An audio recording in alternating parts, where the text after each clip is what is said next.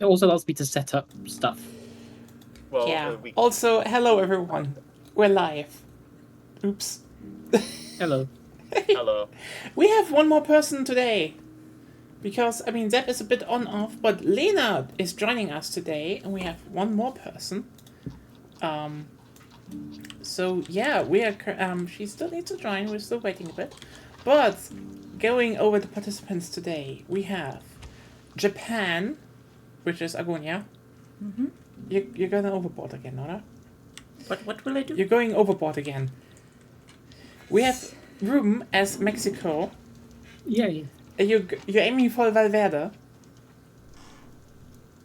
And, Sort of. yeah, well, Cuba. Zeb is currently playing Cuba, but, you know, it's more of a... Probably hop on Mexico. I'll hop on Mexico when Ruben leaves, and Because I'm baby. I go to bed too early for these. and apparently my games. Discord I think my Discord has a problem specifically with this Discord channel. I need to look in. I need to like that properly. Yeah, So so... this doesn't happen with other Discords that I'm in. Oh, that's weird. Also, hello, Sophie. Yeah, Val has been transed. We're playing Transval and trying to make Outer Heaven. Not inner heaven. No, it's Outer Heaven. In between heaven. My voice is shut. I need to find...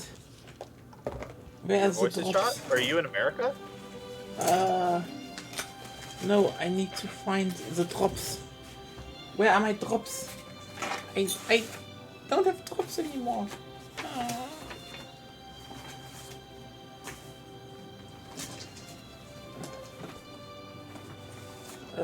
Fuck.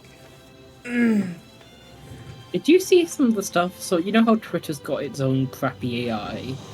I have Grok, Oh. and you can do everything with Grok, and Yes. Including making Trump and Elon lovers. Yeah, I've a seen bunch of people have been people making say that. CCTV photos of Trump like robbing a store. Oh, I haven't seen those. I've seen the stuff of Trump and Elon being like gay lovers. I think Oh, yeah, I've seen that. one of the funniest bits I And Dan. noticed was apparently you can't, because that is like they're okay. If you say the next I think what is Biden the how many president of the United States? What? Biden is the 46th. Yeah. Yeah, it just creates Trump. I'm not surprised. Elon's But a it also very petty person, and so he Yeah. puts a lot of overrides on what goes on in Twitter. Like you can't yeah. say the word "cis" on Twitter. Like Not anymore. I haven't but- tested it, but I've seen people who have. you tested can't it, you and can't do it. It's marked as hate speech, which is so fucking funny. Yeah. But like what also happened is apparently there was this thing that they locked that Trump can't hold up signs saying trans rights. Except when you make him eat a hot dog at the same time. Then it does. It is so horribly broken. You can Did you guys see all the like Musk getting into a big drama with the British government? Oh. I mean, he also pissed. He also basically. Should all be here, right? Yeah, we're all here. Yeah. Then we could start. Welcome, Lena, to the first time. Hello. Yes, you're playing Brazil, and I guess you're in a race to make the Valverde Power Block. I'm sure which one. Yeah, you're we doing. can work together. We can just be like Team Rocket on either side. Yeah. By the way, if Amazing. you want to include Cuba and the power block, then you're going to need to steal it from Spain, and I am going to be, since I'm basically going to be role playing a faithful puppet and colonial administration. Yeah, that's no of problem. Don't Spain, worry, Seth. Until that Fine. happens, at the very least. That sounds So I good. will resist. Honestly, Yeah, like, sounds fun. I also considered playing Lan Fang, but like they're already like a puppet of the Great Change. I think that means they're already in a power block as well. Yeah, No. yeah. And the whole reason Lanfang actually works is because you're in the Qing market. Yeah, So. that's true. Yeah. Hey, thank you, Sophie. Yeah. I guess we're starting then. Let's go. Try to get Bolivia and Chile before I get boats. The Japanese threat. Oh, Get Was it Oh, Antonio Brazil? Lopez? something I general. recommend for Brazil within the first 10 years. Mhm.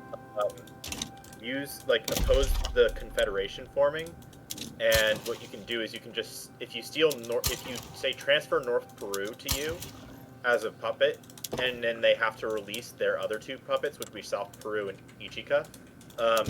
You'll get North Peru, but it'll unify the entire thing. So you'll have all of Peru as a singular puppet.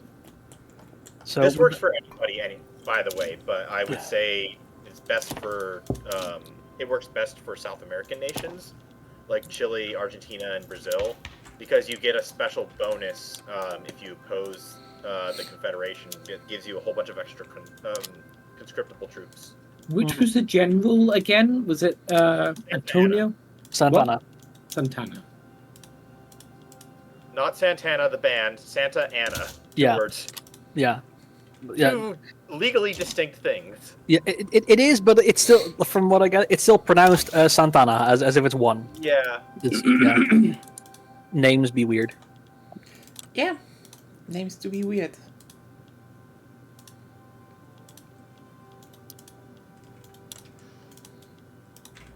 Society. My first move for this game: queue up 20 banana plantations. Ooh.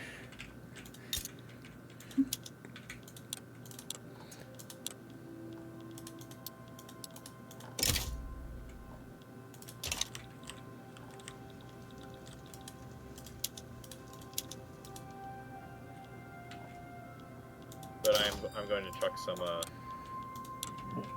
small industry for construction at first.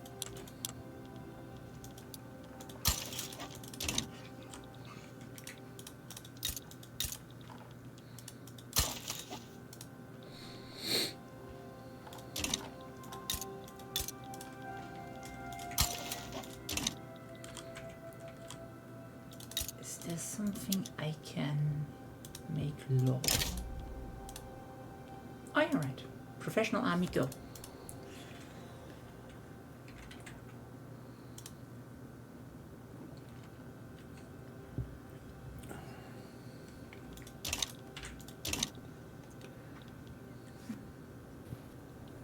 Well, I'm ready. Yeah. Ready as well. So I guess. No, wait till everyone's ready.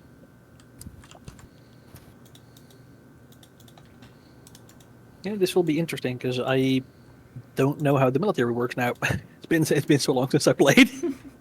Okay, I'm ready to go. It kind of works the same. There's a little bit of it's a little different, but Yeah. for the most part, it shouldn't be too significantly different. What kind of book more? Then let's go. Everyone okay?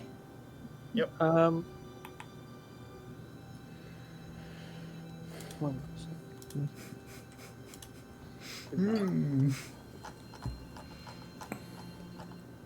and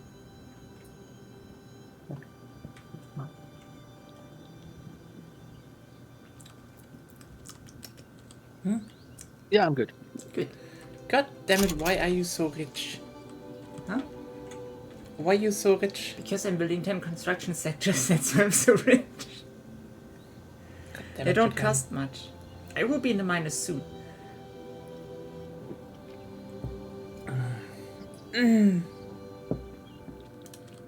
Oh, nice, I'm getting cotton gin.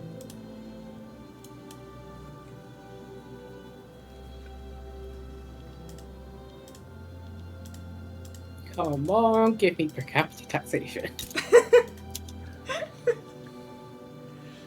That's your goal. No. Why does Britain hate me? You exist? Oh well, it can't be that bad. You exist and you're independent. That's plenty of reason for Britain to hate you. Yeah, probably have something to put into a fucking museum.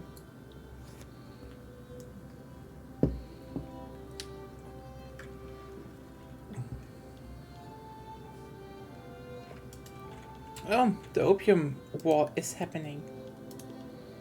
It is? Mm-hmm. Ah, fuck. I sent it in the wrong...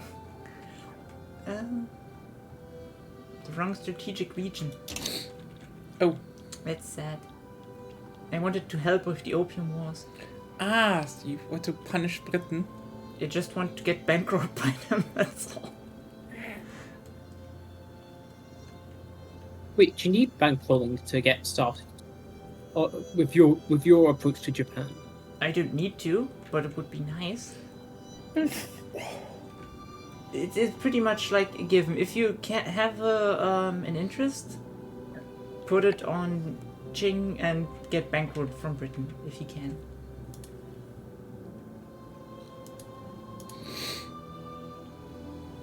We want war against Texas. Now, just to not get invaded by the US. Oh, let's see. Sorry, mate, you're kinda in the way of manifesting the whole Destiny thing. I know, but I want to manifest my own destiny. Dios mío.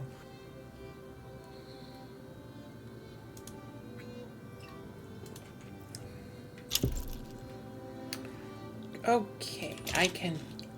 First move, invade Gaza. Are you Israel? Timely. I'm Dutch, so that's close, I guess. Are you classified as Dutch people in this game? Historically, Yes, you're playing they one of the states are, of colonizers who literally just left South Africa in order to not be under UK rule anymore, so there might be some animosity. Yeah, but actually they're in Vicky 3 they're guaranteed independence. Okay, not for long, ironically. So The British usually get rid of that guarantee. But you are a Boer state, which is Low Countries as your cultural trait. yeah. Yeah, because it was colonized by Dutch and Yeah, it's the Dutch people. yeah. It's That's- really independent Dutch settlers. Yeah, Mhm. that's why Locke from Payday speaks sometimes Dutch. Well, Afrikaans, which is an Afrikaans offshoot of Dutch. It basically, this is so funny. Like, I remember when Metal Gear Solid 5 came out. Like, I know people are like, "Oh, what's Afrikaans?" It sounds so. It's like I know. I talked with someone. He was like, "Yeah, it sounds so familiar." Like, yeah, Afrikaans is an offshoot of Dutch, and he was like, "What?"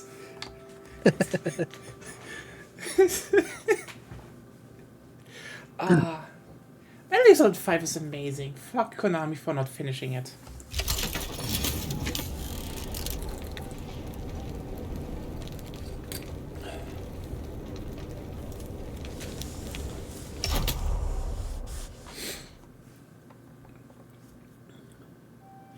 I mean, it is honestly kind of fun to think about the fact that, you know, Konami desperately wanted to crush the association of Hideo Kojima with their games, and in turn just strengthened it. No one will think of, no one will think of Metal Gear in any form as anything but a Hideo Kojima game at this point. Metal Gear Survive, though. That's a joke. Oh god. Oh, that thing existed. They haven't done an Opium Wars yet. I think they're just beefing right now. Also, soon have racial segregation. Yay. That's an improvement. It's better than what you had before. Yeah. I love Vicky 3. You're just basically evil, but also you're like, hey, guys, I now have racial segregation. Like, I'm getting the... It's all about how does one become less evil. Yeah. Like, I get the the evil upgrade from racial segregation to ethnostate, but I can't really imagine national supremacy. Because national supremacy and race seem to be kind of different things in my mind. Yeah, you know what? But you know what I find so funny about that, Sophie, that Metal Gear Solid 5 opened and had a Hideo Kojima game plastered all over it in game? That was simply him. That was simply a petty move. That was done out of spite. Like,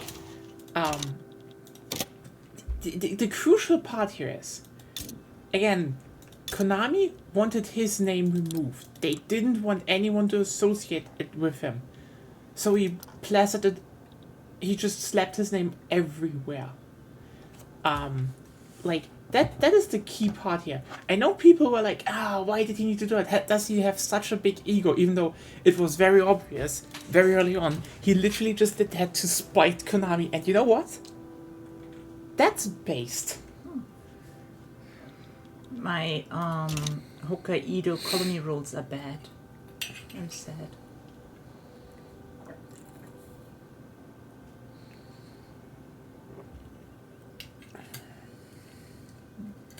Oh no. Oh no. Ideally, I would get to the north of Hokkaido first and then already start conquering, colonizing Sakhalin. Oh yeah. But my rolls are terrible. The colony moves in Oh, a realistic your way. Frontier. Hmm? Your Frontier expansion? Yeah. Yeah, I mean, you get the island pretty quickly. I know. I don't think anyone should be able to steal it from you, so... But I mean- it's nice if you get just the left side up to the north and then you can just start on Sakhalin before you even have most of Hokkaido. I mean, in a similar vein, I think it was Suda 51. Was it Suda 51? But like, he worked once together with EA and he hated the back then CEO so fucking much. He literally made him a villain in the next game he made. But here's the thing. It's not that guy was also like liked at EA. Like from what I heard later, you know, after they kicked him out, they were like, "Holy shit, that guy is gone." And then they realized he left such an irreparable damage to the, you know, image of the company. It's still not done today. And the guy is now doing, you know, the guy is currently leading Unity. That explains so much. Oh god. Yeah, I mean, that was very obvious. Right? That did not end well, did it? Oh, yeah. Oh, what was it? Oh, yeah, we're making money by just charging for every install ever. What? In perpetuity. If you every single megabyte of download that ever happened. Yeah, it's like, again, the Just guy imagine was... if you're petty and wanted to ruin an indie dev, you could just install the game all the time. Yeah, Yeah, people are talking about that. Yeah, again, as said, the guy was hated yeah. for good reasons.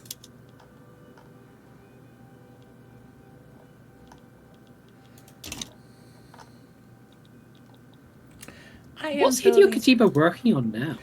He's making Death Stranding 2, that one horror game with Microsoft where I'm like, Weird. no, it's more like, let's see if that ever happens. Don't forget, To be fair, Microsoft, what was the last impactful horror game which they will come to him to say it has to be like that? Probably PT. that's probably the sad part, yeah. So he will have free reign because he knows what PT is because he made that one. So he can make them shut up. Remember how they got a literal Hideki Kamiya game and then kept telling him it should be different? Until the project fell apart. Yeah. That was a move Microsoft did. Did Kojima ever direct an anime movie?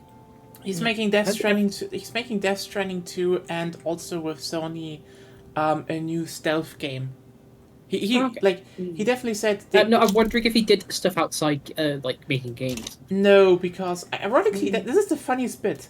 This is the funniest bit where because everyone's like, he's just a failed movie maker, like and like in interviews he's like, no, I suck at movies. I'm bad. Like Oh, he was fair. literally like, I can make games and that's what I want to do. I mean, he says that, but from what I've seen of Death Stranding, it's basically a movie. It No, is. no, It it's is. not. Like would you- most of how it, would most you of make- it is gameplay. It's just like that's the thing. Basically, the whole thing came because Metal Gear Solid 4 had like one insane cutscene, and that cutscene is insane, but also like it was kind of necessary. Like, yeah, it's a 90-minute cutscene, but also that cutscene was literally to wrap everything fucking up that ever happened in this series, ever, which is like, okay, Kojima, I get why you're doing that. There was a lot, but like, all of his games are mostly raw gameplay. Even the core emotional, feelings of Death Stranding get not conveyed by, cutscenes, but gameplay, because it's literally about, it's about connecting with people and building things together, even if you don't see the other people. So, it's literally, you walk through this terrain, and you're like, fuck, I need to get over this, river, and the river is, literally a problem, because you need to think how, because it's simulated water pressure, and then you This is my opinion on Death Stranding. The gameplay is just the parts of the movie that gets cut out. Yes. no, That's not my really. opinion No. personally, but Here's the thing. Play it. That is what it is to me. Play it. Trust me, when you play it, you're like, I have oh wait, played it. it is about the gameplay. Because it's not about the cutscenes and all that. No, I have played it. That is the experience I had with it, is that there's not, you get a little bit of value from the gameplay in that it gives a sense of importance to the cutscenes, but the cutscenes are the more significant parts of the story. I've watched the game the entire way through. The cutscenes are I what mean, makes the game. if you want cut to it say like that that- the stories on a cutscene, then Final Fantasy is a movie, basically. Yeah. Pretty much every Yeah, modern then Final it is. Fantasy But game. that's the thing, that is more like, if And you at that can- point, I would say your definition of movie is wrong. Yeah, the thing is more like what you're currently talking about is a general, it's just general observation about, telling storylines work. But the thing is, a lot of the stuff talked about in the cutscenes wouldn't work if you, didn't have that, very specifically designed journey behind you that you, again, it's not something you can watch. You have to actually play because it is about. Yeah, he played how- it. The journey can literally be a montage, and it would still work. It can. Not really. No. Trust me, But then playing again, it yourself is the As soon key. as you say it's about the cutscenes, if I make the cutscene in game and it's not a cutscene anymore, then it wouldn't be a movie. So as soon as I make it in game rendering, it wouldn't be a movie by your definition then anymore. So it's weird. Yeah, it is like Death Stranding is very specifically about the gameplay experience that they wants to convene. I mean, he is consulting on a Death Stranding movie, but also in an absolute power move, as he said, he does not want to make it a big, he's actually working with A24 pictures on it. That should tell you a lot already.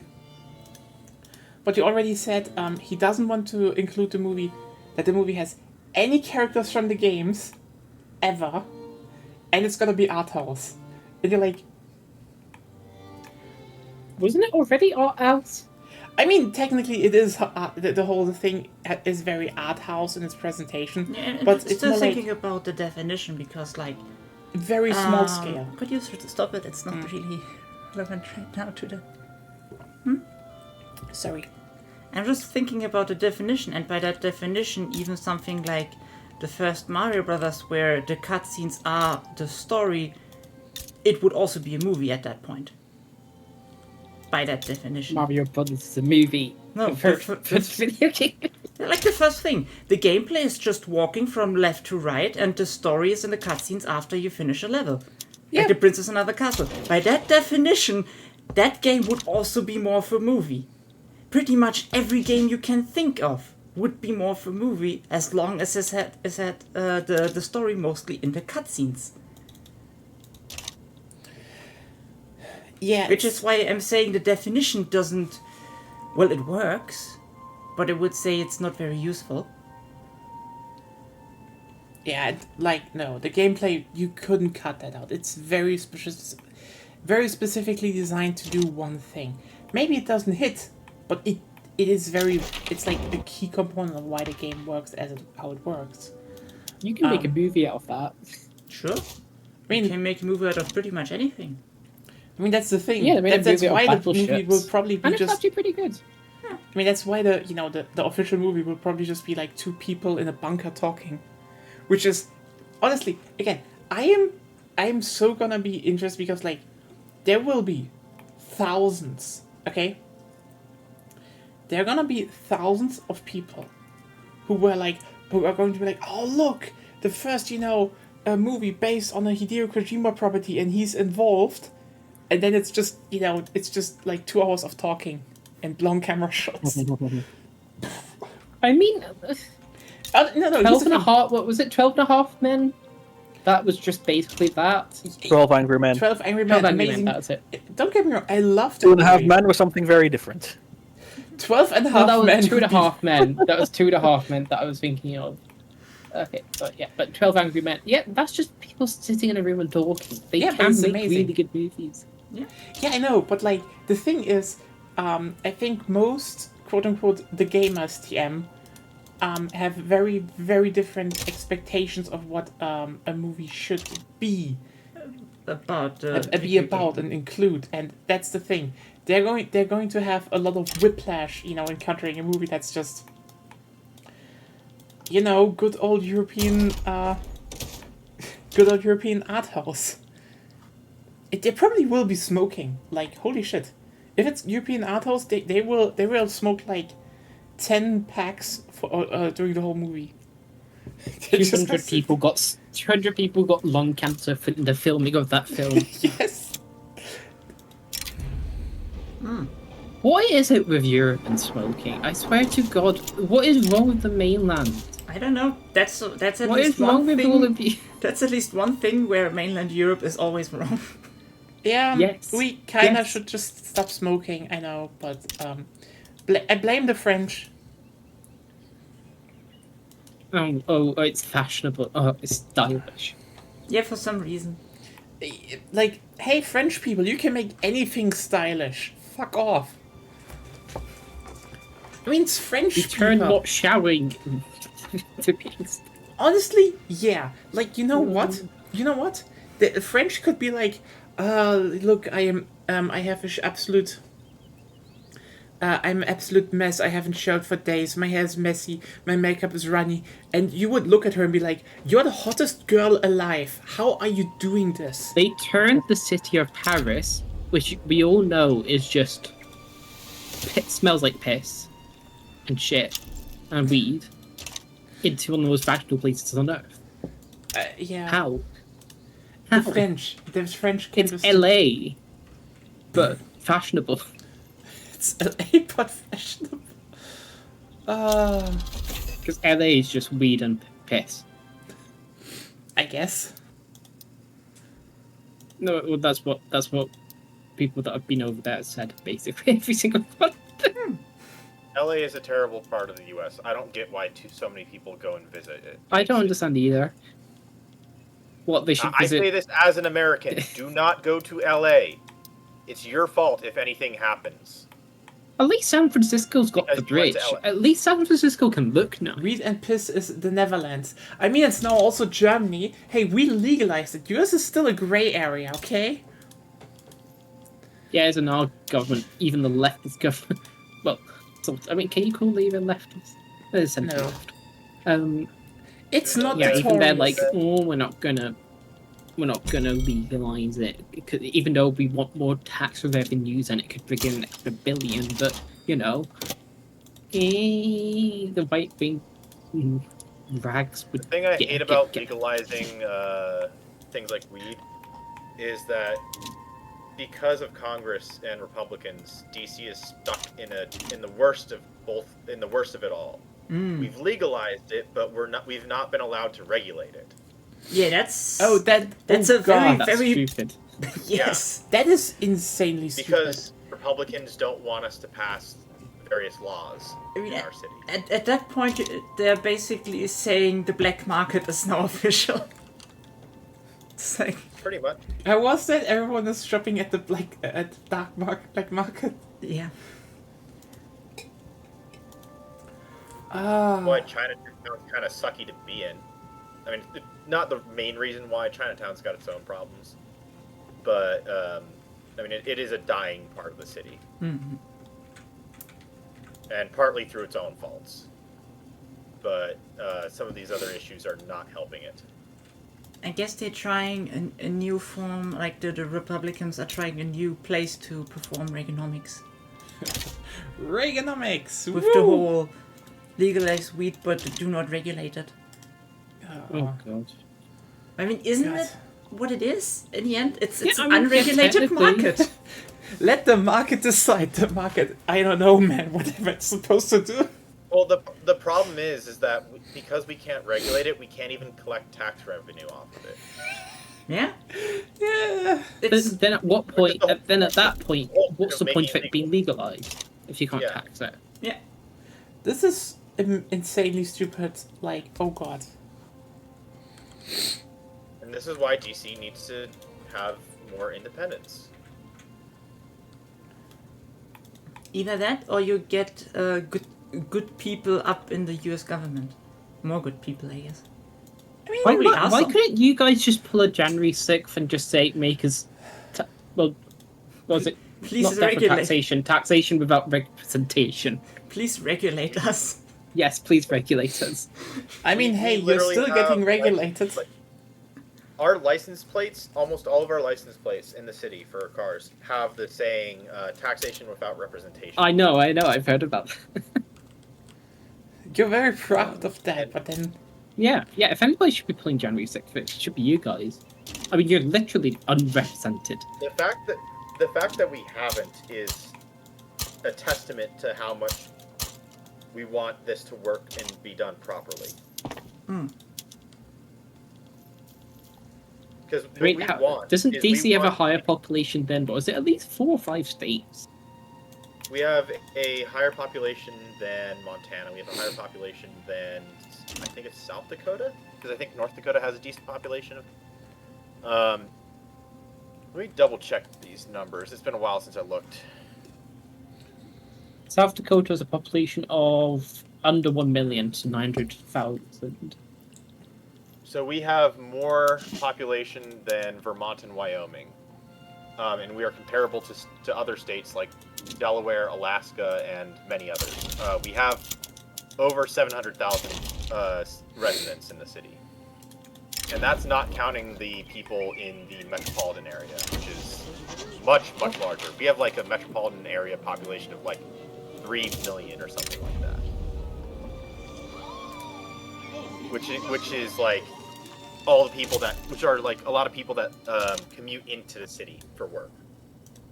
Does that go into, is that within DC land area, or was that just purely... Within, so the 700, so they have 700,000 No, people. the 3 million, the metropolitan 3 million? metropolitan area. Are you talking about that also being within the land mass of DC? So the 3 million, I think it may actually be 5 million now, I don't remember. But we have a couple million people that live within the Beltway zone, so either inside of the Beltway 495 or on the periphery of it. And a lot of them commute into the city to work. Yeah, the DC used metropolitan to population before is 5.5 million. So the population of DC, including the metropolitan population, is the equivalent of Scotland, basically. Yep. Also, have you guys gotten the AI overviews on Google recently? because they've now introduced it in the UK and it's such a pain in the ass. Oh, I don't I've think been getting so. them for months. There's, I'd say probably about 20% of the time it's useful. I colonized the uprising It's away. so annoying. I installed a blocker for it, so it just removes the CSS for it whenever it shows up. The Dutchlands recently Oh, has I 80 never million. used AI stuff over. I You never colonized used the no uprising. one uses Yeah. it. For some reason. So you just colonized over the uprising. They were like, Yes, there was like an uprising starting, then the tick of my colony was, and then they were gone because there were no more land to uprise. so, we are against colonization, but you're Weird. colonized now. Okay. I know people. I don't know what to say about that, but do better, I guess. But 18 million, that's a lot. Sepp had more in his last play. You need to import more people from China is the key. Yes. How many did I have at the end of mine? Like 50 million? Something like that. It was a fuck ton. Yeah. Yeah, if there's one thing I've, like, I think that my play style is conducive towards, it's pop growth. True. I do think that I aim to have high pop growth for my gameplays. Let's see, there it is.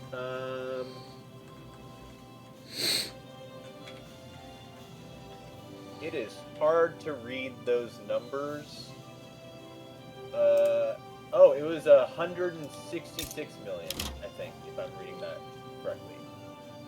But I did have I had 40.6 million Dutch people specifically, and none of my states were in China. I will say that I did not steal Chinese states. Yeah, that was me. Should have. I mean, maybe some Korean people migrated from my puppet of Korea, but yeah.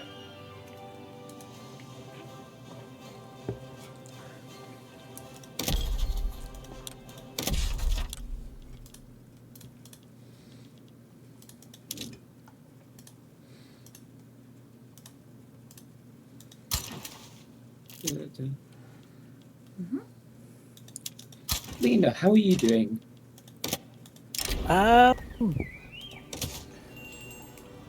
Overwhelmed by our talking? Yeah, sorry. No, it's fine. It's fine. Like to drive home, how what I said about like I don't know how the military works. I started the war with like 2 little breakaway states, and they proceeded to completely kick my ass. Yeah. Oh, yeah. You So, defend Smaller against. Brazil. You I- defend I'll- first.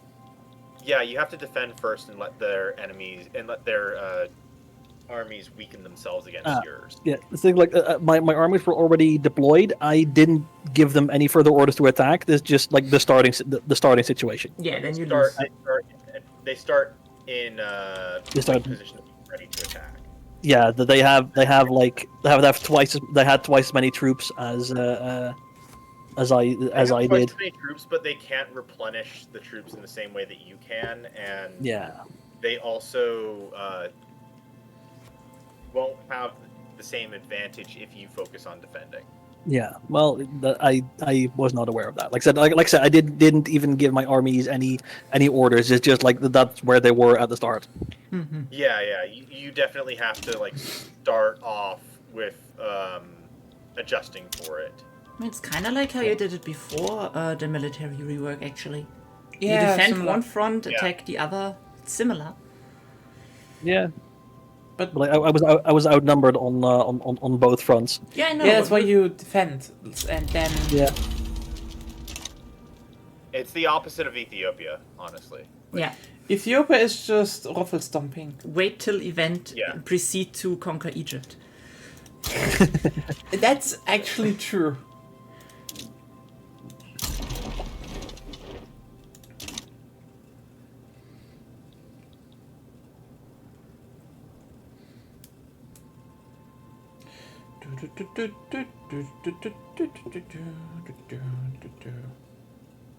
Oh yeah, funny thing. It immediately got made very unfunny by shitty right wingers, but Oh. so German, so I think the German BND or so, now said they probably know who blew up the Nord Stream pipeline. Oh yeah, oh, And it was I know a this. Ukrainian person currently hiding in Poland called Vladimir Z. Which is like... Oh. You really could just do the whole Zelensky with a bad mustache jokes for a second, because, like, it's not the same person, they just sound extremely similar. It was not Zelensky, though. He might have It'd be funny if it known... was. he might have known about it, but apparently it really was just like the work of a few partisans, which is like, listen, it's funny that the names are similar, okay? That is like that's the Mario Wario thing, you know? It's just, god damn it, why do right wingers make So that Ukrainian person could be I mean, never mind. That wouldn't work out. Now that I think No. about it. It was funny for a second, you know? It was just funny for a second, and then it was ruined.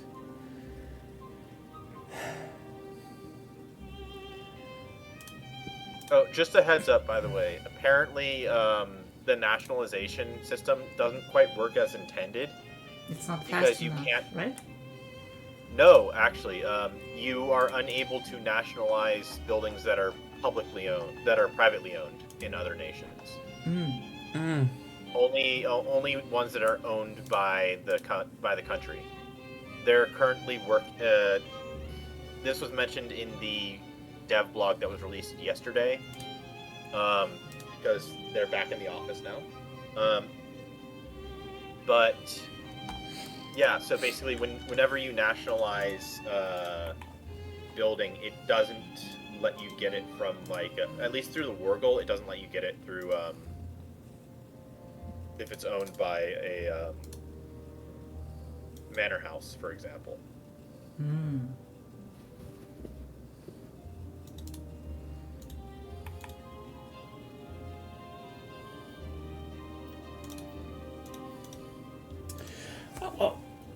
Oh, sorry.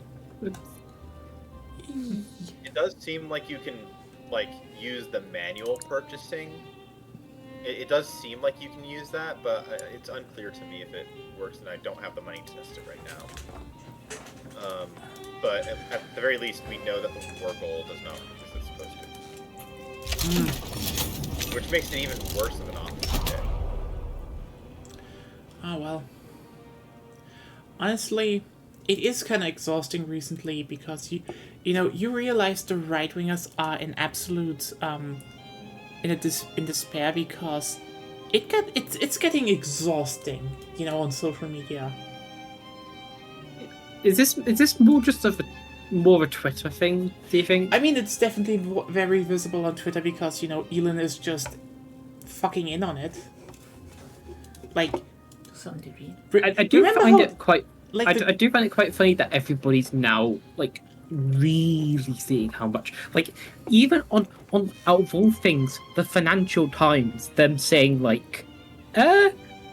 maybe the British government should think about not relying on Starlink and SpaceX because Elon Musk and he's not all that reliable. It is Same very Same obvious. thing for the Defense Department over in the US. Yeah, I'm getting... Okay, Sophie, let me... Maybe they should nationalize. Maybe I don't should know. be a bit more precise here. I think it was My already understanding is that exhausting. It is just getting more exhausting because they are currently in a panic. Because, the whole election thing is not really working out in the USA right now. And... I'll talk about the election in a minute. The thing about Starlink is that back when Elon decided to try and pull it from Ukraine a couple times, I think it was a year or two ago, the State Department got really mad. Oh, I think yeah. I think they threatened to remove him from the company. That's what they should just do. Yeah. Make I it mean- a normal company. At least then you're not got this. Honestly, I think they still This, feared that his image is Teenage too twat. He's a teenage twat.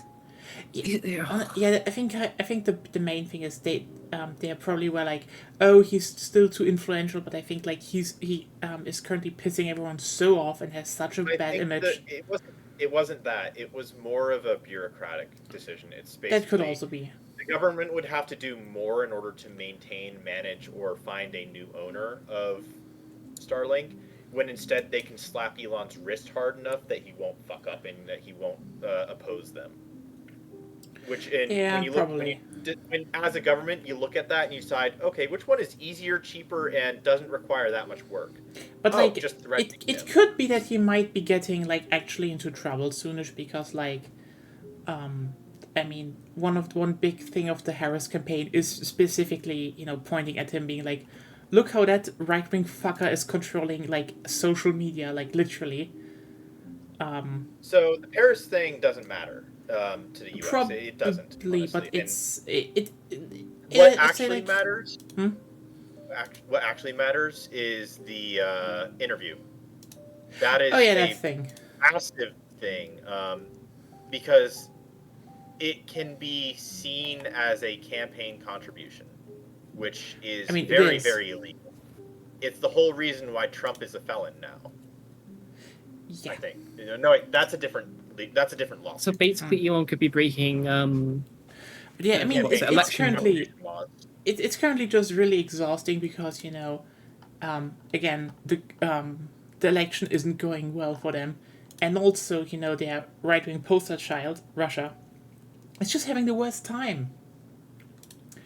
So the thing about the Embarrassingly election in bad. the U.S., it's rumored that Trump is currently suffering from PTSD and does not want to run, but is in a corner where he can't not run. Well, My understanding is that his hope is, I think, that Trump wants to kind of lose the election quietly and just fade into. Where did you hear this? Some staffers are saying. Some of Trump's staffers are starting to say this. Oh, they Like low-level staffers that are like in the room. Well, who did you hear this from? It's being reported on. Oh, is it being reported? Oh, okay. Yeah, it's being reported on. I don't think it's made its way over to the UK. and stuff. oh well.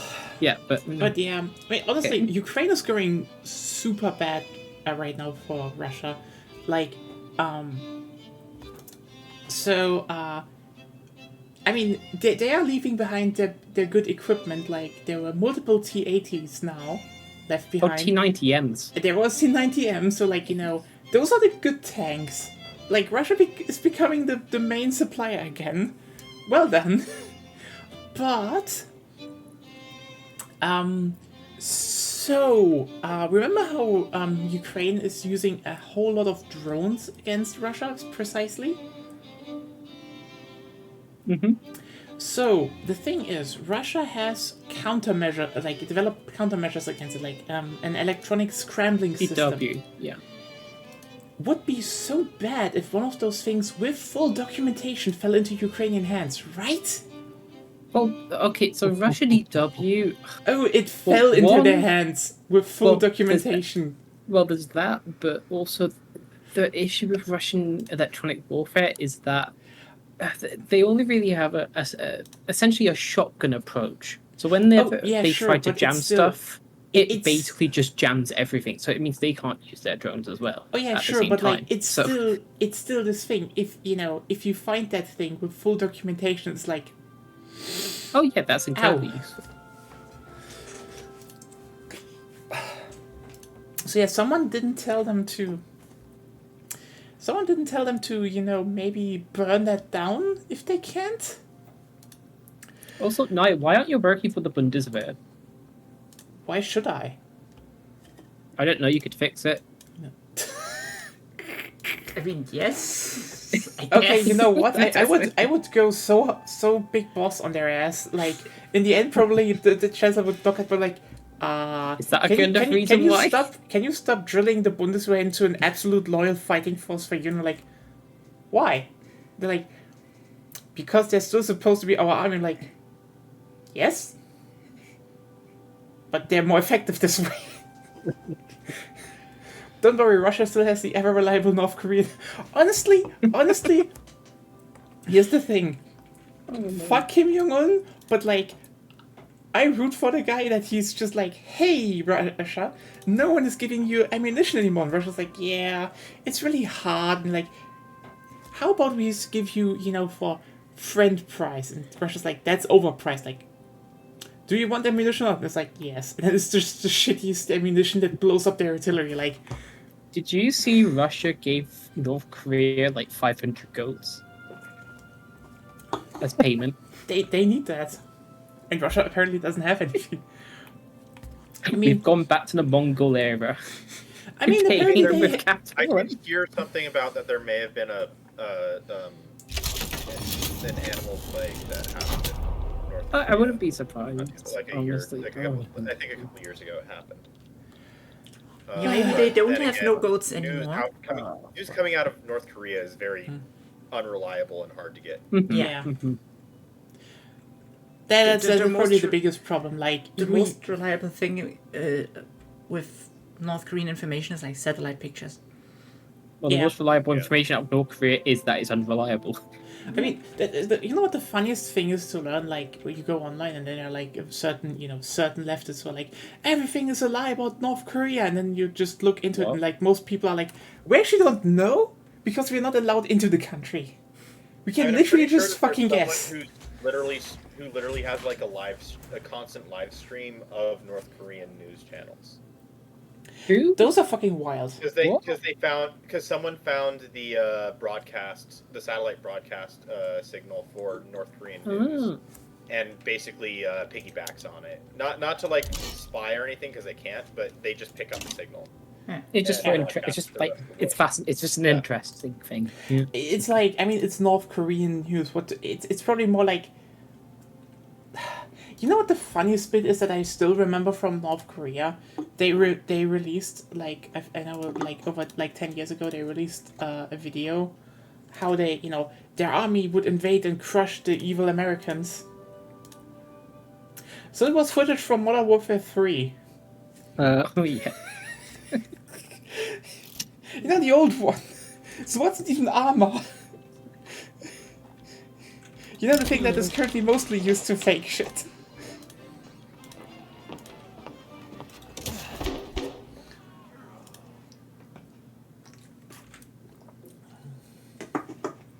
Oh well. But yeah, Kursk is going construction sectors. so bad for them. Build me my shit. It is quite amazing how bad it's currently going. But like, I said it before. I know when it started, everyone was like, "Why are they doing this?" And it's like, it's the one sensible thing to do because everything else would be like, you play Russia's defensive game and Russia will win the defensive game. Right now, it's they encircle shit, break through, and Russia has to send all their columns, and they are like, "Oh hey, there's a big battalion driving in a straight line over the highway. So let's send some rockets that way." It's very effective, honestly. Well, it's hey, annoying Linson. that the Ukrainians are. Sorry. Go on. Oh, Oh, she okay, just I was said gonna say. hi. Oh, okay. It's a shame that the Ukrainians still can't use Storm Shadow attack. But that's on you. All like those. You guys haven't even sent Taurus yet. Yeah, that's on us. And okay, specifically, that's on Olaf. Yeah, no, that is that's something the that Olaf pisses me problem. off. That's with the all of Olaf. them, I know. We have an Olaf problem, We need to get rid Yeah, of the Olaf. and not firing these into Russia is a Starmer problem. Bloody. At least they have F-16s now. That's something. Yeah, that's a start. Ugh. I don't know. It just feels a lot like a lot of people in maybe like NATO are just kind of scared. Like, oh, we don't want to piss off I mean, Russia. it's Oh, not- it's- we don't. It's not It's like, that no, much. fuck them. Fuck them. Yeah, that's the thing why this whole offensive is also good, because, they're currently invading Russia and nothing happens. So you Yeah. know what I think that the whole plan is? I think the plan is to it's the boiled toad Yeah. plan with Putin, where we True. normalize the state of being of the war to him, so that he doesn't think, oh, it's outrageous, push the button and we're all dead. I mean, maybe. that but that I certainly think fast. is what the U.S. government is actually trying to think of doing. Maybe. maybe that's okay, but it's going slow, and it was also already a bit of problem. But like, it's so funny that the immediate reaction to Kursk was, they burned rubber tires in a cooling tower. You know, it would be funny if they actually got to the city of Kursk. Guess what? There's a nuclear power plant right outside I it. know. That's also where they're heading. Like, okay, also to I know. Along the borders and such. They're doing a lot. I think they just encircled in a major city that the Russians wanted to use as a defensive line. Oops. But yeah, the whole burning tires in a cooling tower, that was embarrassing. That's just Yeah, but I think it is meant to send a embarrassing message shit. like, "Oh, be careful, we're I still in mean, control yes, of the power but plant." also Even like though you could have done more if you want to actually send a message. That was just like, look, something could be burning. It's like, you burned tires. Well, the question you have to ask if all people are going to see is black smoke coming out of a big cooling tower. Yeah. Like the image of that, it doesn't look good. Yeah, but everyone realized very soon that it was just fake. I know, but I mean, the normal question. think of regular people. Yeah. Think of regular people. The problem is the intent of the message and the fact that not everybody is going to get the message that Yes. not that it's not real. I mean, for me, it's relatively simple. Have the troops moved from there? Because if that thing was going to explode, Russian troops wouldn't be there. Oh yes, of course they would. That Of course they depends would. on- You saw what they did in Chernobyl. Yeah, The amount of the thing Russian is, troops that sent into Chernobyl during the initial push Russian that got leadership- radiation poisoning. Yeah. Yeah. Russian leadership tends not to have a problem with sacrificing its troops Yeah. without telling them that they're sacrificing. There's a reason. The thing is more like- there's a But massive meme on most of the NCV. troops- It's of the meat cube. Most of the troops nowadays were like not real Russians, quote unquote. Yeah, so they Like probably would and like now to we save their have asses. more quote unquote non-discriminated Russians. Yeah. The thing is, Livingston, with avoiding nukes, it's actually more sensible because the thing is, one of the reasons why Russia works right now is the fact that it's, quote unquote, still a dependable power. This most sensible thing is if Putin loses the support from his country, and that is one thing, by the way, Putin is only in power because he keeps the large population of quote-unquote Russians in St. Petersburg and Moscow off the war. The minorities are fighting. The moment, and he had to send reservists to Kursk now because he simply didn't have any more people. The moment that it's mostly happens- been conscripts fighting there, at least recently. Yeah, but Or like at least he had to send some reservists, and it immediately triggered a backlash because people are like, "Why are you sending Russians to fight the war?" That is like, again, destabilizing his power is one of the major factors in how this probably will be over in the end. But also, I mean, yeah, they would definitely not do that. Or like, you would need extremely loyal troops. And the thing is, those who, who are quote unquote loyal, pretend to do. The word run out of mercenaries. No, but not every mercenary wants to fight for Russia because here's the thing, Russian warfare sucks. Russian warfare really fucking sucks. They hired a lot of mercenaries from, for example, what would I call it again? I think Nepal. Nepal sent a lot of mercenaries actually, but they all came back because the thing is, Just one in between. and because one of the main things that happened is that they realized this sucks. It's not worth it.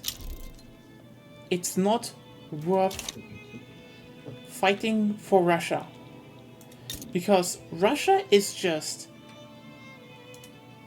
Again, they're basically doing a grind fest. And mercenaries want to survive. Well, that's why Russia had started essentially kidnapping tourists in order to make them into mercenaries. Yeah. They They're did just... that with a whole. There's like a whole battalion of Indian tourists that they made that into a fighting group to fight in the war, and Yeah, it's... they weren't able to come home until like a year later. Absolute bullshit. But Yeah. Well, it's Russia. it's Russia. Is it surprising Was to it? anyone? No.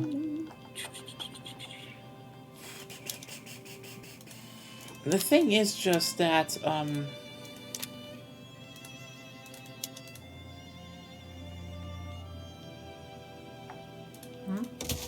but yeah, and again, for example, Wagner already rebelled once. And the moment they were told, you're going back to like Wagner, there's a reason Wagner is currently in Venezuela and African nations. Because basically, the moment some of them were ordered to go back to Kursk, a lot of them like joked in Telegram groups about like, "Hey, why don't we help the Ukrainians reach Moscow? It's not that far away. We did it once." Because the thing is, the Wagner group is still very pissed about what happened. They were not loyal to Putin. Keep that in mind. They were not loyal to him. And now that they're, the person that that kept them loyal died, they're basically like, So they're a powder keg. Again, mercenaries, they're not that stable as a lot of people want them to be. Because, yeah, mercenaries usually are just like there where they, where the money is. The Another. thing is that people like Putin think that mercenaries are their own private army. They're not, because they don't operate out of loyalty. They operate off of contract. Yeah, that's the thing. If you can keep that contract, Yeah. if you can keep that contract, you will have, some solid people, but again, they won't do everything. But I can guarantee that Putin started giving orders that went beyond what the contract stipulated, which there's probably like clauses in their contract that basically say, if there's a mission that we think is too dangerous, we can back out. I am certain there is no reasonable mercenary that would not have that kind of clause into their. I mean, that sort of stuff's been done by Wagner in Mali quite a bit. Like, you can't abandon a mission midway through without permission. Like, Yeah. There's like other stuff like that, but the key of the point of this is that they have the ability to refuse a suicide mission, essentially. Yeah, that's one thing. My guess is that Putin probably asked them something that was tantamount to suicide mission. And they said no. Putin said, fuck you, you're going to do it or else. Yeah. And probably threatened something, maybe threatened family that lived in Russia, because he loves to do that. That's how he keeps his athletes in check. And other like celebrities and famous people in his country. Yeah. And so that's why the little rebellion happened.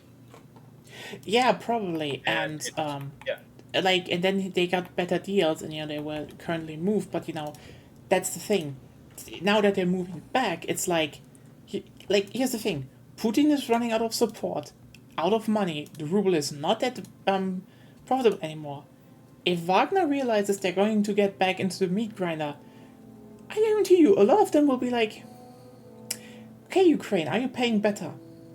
I guarantee you that. Most of the leadership that are still part of Wagner, they still remember when they got sent into a meat grinder against the U.S. in Syria, and so they know how to sniff out something that could potentially be a suicide mission. They also know that they are not equipped to have direct confrontations with standing armies. Yeah, but that's the thing.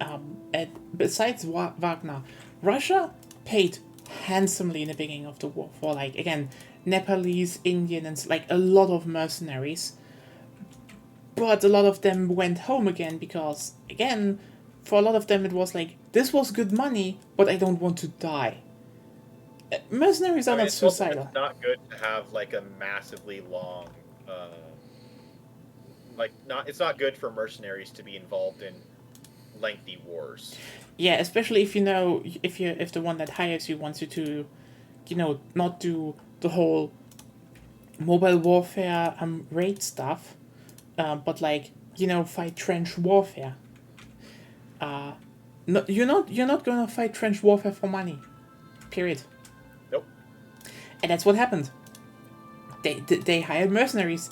The mercenaries were experienced trench warfare, and like, keep in mind, every time Ukraine actually conquered a Russian trench, they were like, "Holy shit, this is miserable.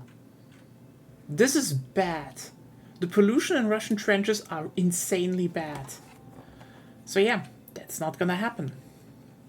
Yeah, that's because so part of this is because And- Russia suffers from what a lot of countries suffer in World War II and World War I erasure as well, and glorification too, where essentially you stop teaching about the scary parts of past wars.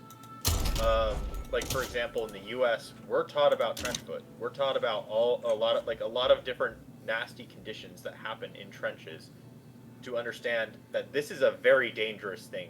Yeah. And it's not something you want to be doing or be And part like, of. the thing is, And, the yeah. thing about trenches is they still save lives. Like like you don't want to have a stable like a frozen front line without trenches, but you do not want trenches. Or if you do want trenches, Yeah. you want trenches that you are in the process of fortifying into a sanitary and Lesson one. secure location. Lesson 1: do not get trench foot. Yes, Sophie, that's true. Do not get trench foot. Yep. But yeah, also about the whole loyalty thing. I mean, Russia has one group that poses as super loyal. You know, the Akhmat, aka the Chechens. They ran. The moment Ukrainians came over the border, they ran. Just keep that in mind.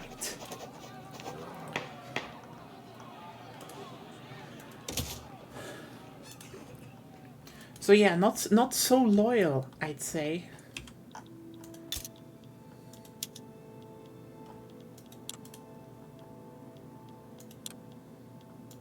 But that's a normal thing, you know. Again, no one really wants like.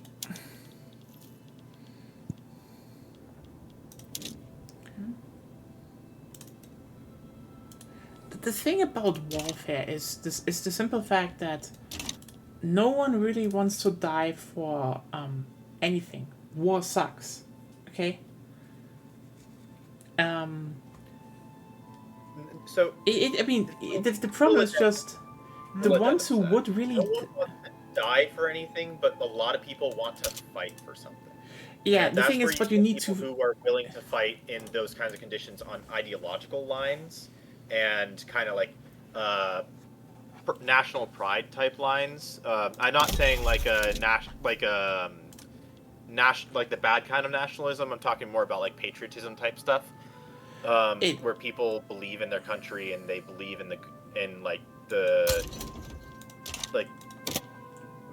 I think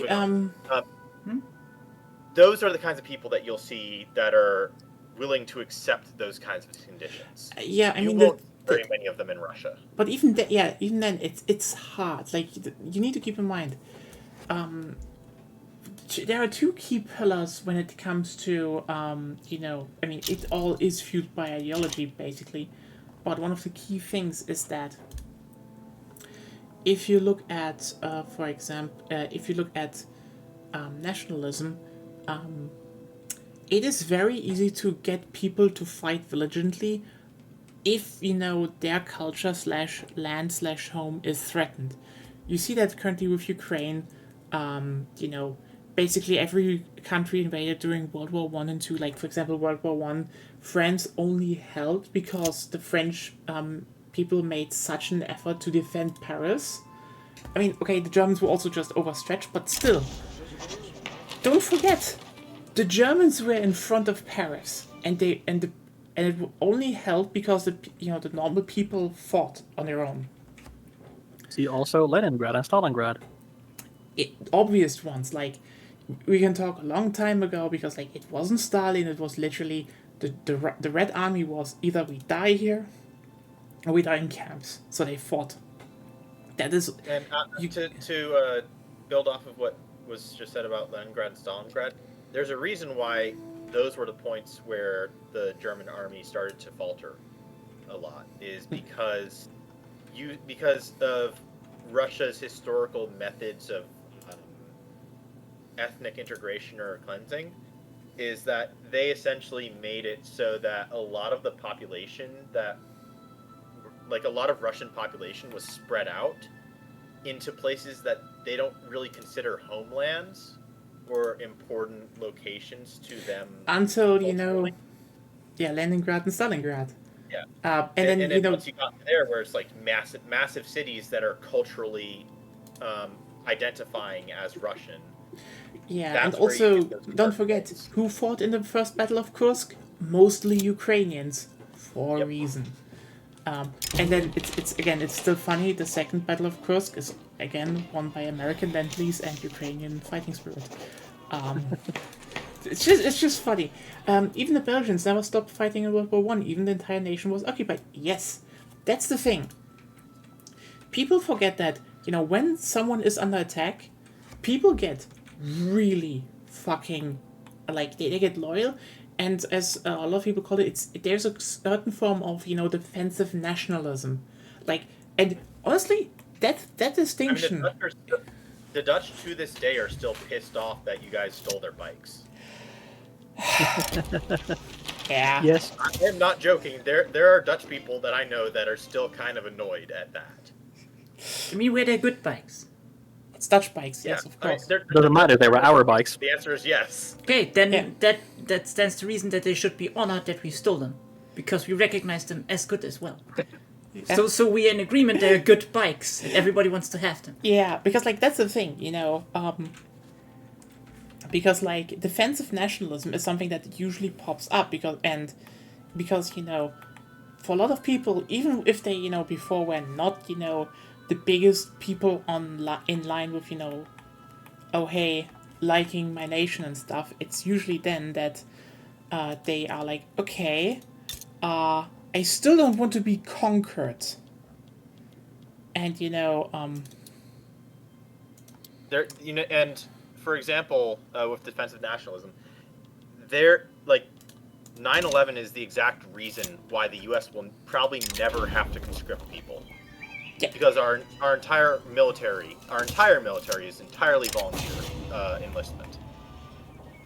Yeah. That Yeah. No and professional pay. that and circumstances of the housing market. Lions led by donkeys call it the grand unifying theory of fuck that guy. Yeah. And honestly, it definitely fried a lot of people. Is defensive nationalism just based on disliking someone else more? No. Defensive nationalism only arises under direct threat of someone else. Again, a good example of that is currently Ukraine. Because, for example, let me just be clear. Before that, there was a lot of there was a lot of criticism and general people had problems with the government and stuff. But the moment Russia invaded, most of the country rallied behind it, and you see how the government is we petition that stuff like Chernobyl is written differently because that's actually Ukrainian. They want to be we want to be acknowledged that we are Ukrainian and not Russian, because that is a form of nationalism, but it's also a form. For example, defensive nationalism is in this game. If you look at certain generals, they have traits that add to defensive bonuses in homeland states. Yeah. That is a in-game example of defensive nationalism. Yeah, to a degree, but it's a bit more because again you whole something that was not discussed for decades, something that okay, we want to be defined like that. Stalker 2 literally got renamed because of that. Or what fried a lot of people's brain was why are suddenly people using a slogan that was mostly used in nationalist circles before that? Because stuff like that emerges again when a culture nation/culture, because that's the thing. We should not only talk about nations, we should talk about cultures, Because that's the thing. They're definitely going back on the cultural part that is invaded, which is, true.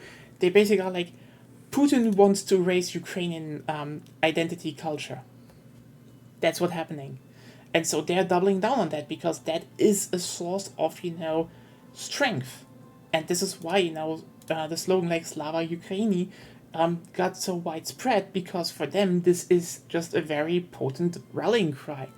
And this is something where I would say, when this is over, and I hope they won, this will calm down again, because that's the thing. Defensive nationalism usually arises when, again, something is under attack. This is also why, other forms of nationalism always have that part inside of them, because the key is that you only really get people to actually, get, certain nationalist ideas / feelings when they feel threatened. But that is, the other side, threat can be physical, external, like an invasion. The threat can also, unfortunately, come from people feeling financially threatened from sources that aren't actually threatening them, which can be anything from like immigration to they just need to feel threatened other stuff. financially, and what the fears of isn't necessarily rational. Yeah, and this is by the way. Not to say that the fears aren't like they usually hark on something, but a lot of it is bogus. They do build off of something, whether that's an insecurity about your cultural standing. So, like, there's a whole thing in the south of the U.S. where a lot of people are afraid of losing the value of their cultural heritage because of immigration. But it's usually part of why that gets perpetuated. It's not just a racism thing. But even then, it's usually also, conflated, because, like, where does it come from and stuff? But, like, that's why I say you usually need to focus on cultural stuff, because, you can't really, like, again, nations are made up. Cultures are actually a thing, really. Like, but most importantly, what I would add is the fact that this is why, again, in the opposite, like aggressive nationalism, they always have that part, but also aggressive nationalism is fucking hard to maintain. Like, let's just put it like this: the only time we have seen it, put into like action in like an effective way was Nazi Germany. And just think about how radicalized those people were to make that happen. Because, like, a lot of people will go, again, to make an autocracy and, keep power. There are a lot of ways you can do that. A lot of, and like the most are, you just keep people loyal by giving them also power. Not as much, but you make them dependent on you to have power. And also, that then you usually make it so that one type of group in your country has more privileges than others, and you're like, okay, I will expand your privileges if you're loyal to me. That is important, because basically every autocracy does that. But the thing is, this will fall apart very, very easily, because a lot of people play along with ideological posing on the outside, as long as this power balance is maintained. This is what you're currently also seeing in Russia. Again, the thing is, a lot of the Russians are like, hey, we're playing along as long as we don't need to go to war. Because if they do, they will get pissed, because they don't want to go to war. Again, they're supposed to be the upper class that should be profiting from the war, not fighting the war. And while there is like a fuck ton of propaganda and stuff,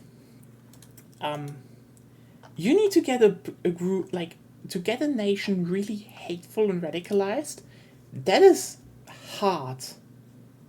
It's not impossible, don't get me wrong. That is easy. That can, like, if you get over the tipping point, it's actually quite easy, but it is still kind of hard. But, like, you generally saw that to a degree with the USA, but they had great help from Al Qaeda because. Yeah, you know what? After 9/11, it was really fucking easy to push that we are under attack feeling. Like they could just profit off of that. We kind of were under attack. I mean, they were like, yeah, we're gonna do a lot of terrorism across your country, and so everyone was like, we don't want a second one. So yeah, the thing is just, it was the perfect PR to do that, because again, the sole defensive feeling is the strongest part of fueling nationalism. But yeah, long story short, I don't know where I wanted to go with this. I don't think we were really going anywhere with it. I think it was more of just like kind of explaining what the concept is and where and why it exists. By the way, Lena, if you think we're talking horse shit, just slide in there. I mean, like, you're talking horse shit. I just didn't really have much to add to the conversation. I'm trying to keep my country from imploding. Okay, it's not that bad, but like I am not very good at playing this game. Yeah, So It takes some time to get used to it. I'm just enjoying the podcast and trying to do better than I have been. Yeah, it's fun just to vibe and listen and listen to country music at the same time as playing it. we need to open the window though. It's getting warm I here. can do that. Thank you.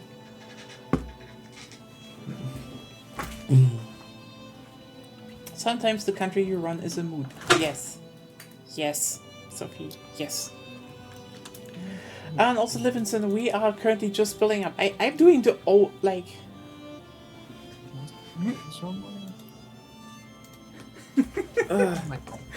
Did you have to look at Twitter and see this message? What happened? Oh, people are currently trying to disagree with me on the fact that if you, that people who say they only play single-player RTS, like, it's just like, it's just like, You just wrote basically that if you watch a review about an RTS and someone they're is- just saying, I'm just playing single player, you generally do not watch the review unless you want specifically yeah, then the people single are like, player. but single-player are important. Here's the thing. You tell that to yourself. Here's the thing. Yes, people play single-player RTS, but most of you who buy it for the single-player, you're just bankrolling it for everyone who's playing multiplayer. Because the thing is, every single RTS that survived to this day survived because of a multiplayer community, not because of the single-player. StarCraft didn't survive because of the single-player. Supreme Commander didn't survive because of the single-player. Dawn of War didn't survive because of the single-player. All the RTS, like, it's just...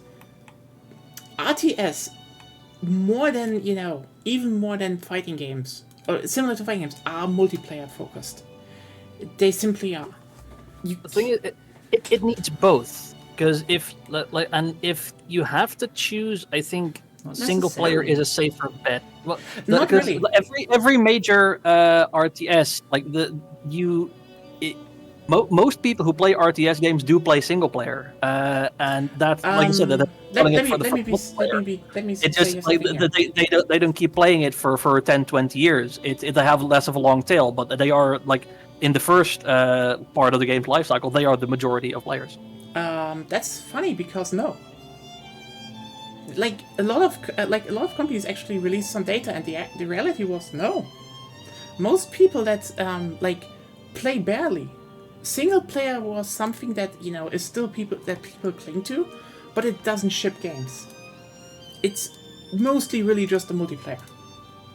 Because, yeah, some people play it, and I think having some context in terms of storyline is always sensible for a game, in general. But like the thing why single player campaigns were a thing was basically technological limitations. You could only tell certain types of storylines in the RTS construct because other genres just didn't have the technological advantage to do it in the other way. It's like basically every single RTS that sold itself on we have a good single player campaign failed over the last decade. Every single one. those that had multiplayer and had some multiplayer focus, they survived usually. But then again, most RTS failed. It's kind of wild to me that this is even a discussion right now, because like most people that I know that I see online that are defending, RTS as no, the single player is important.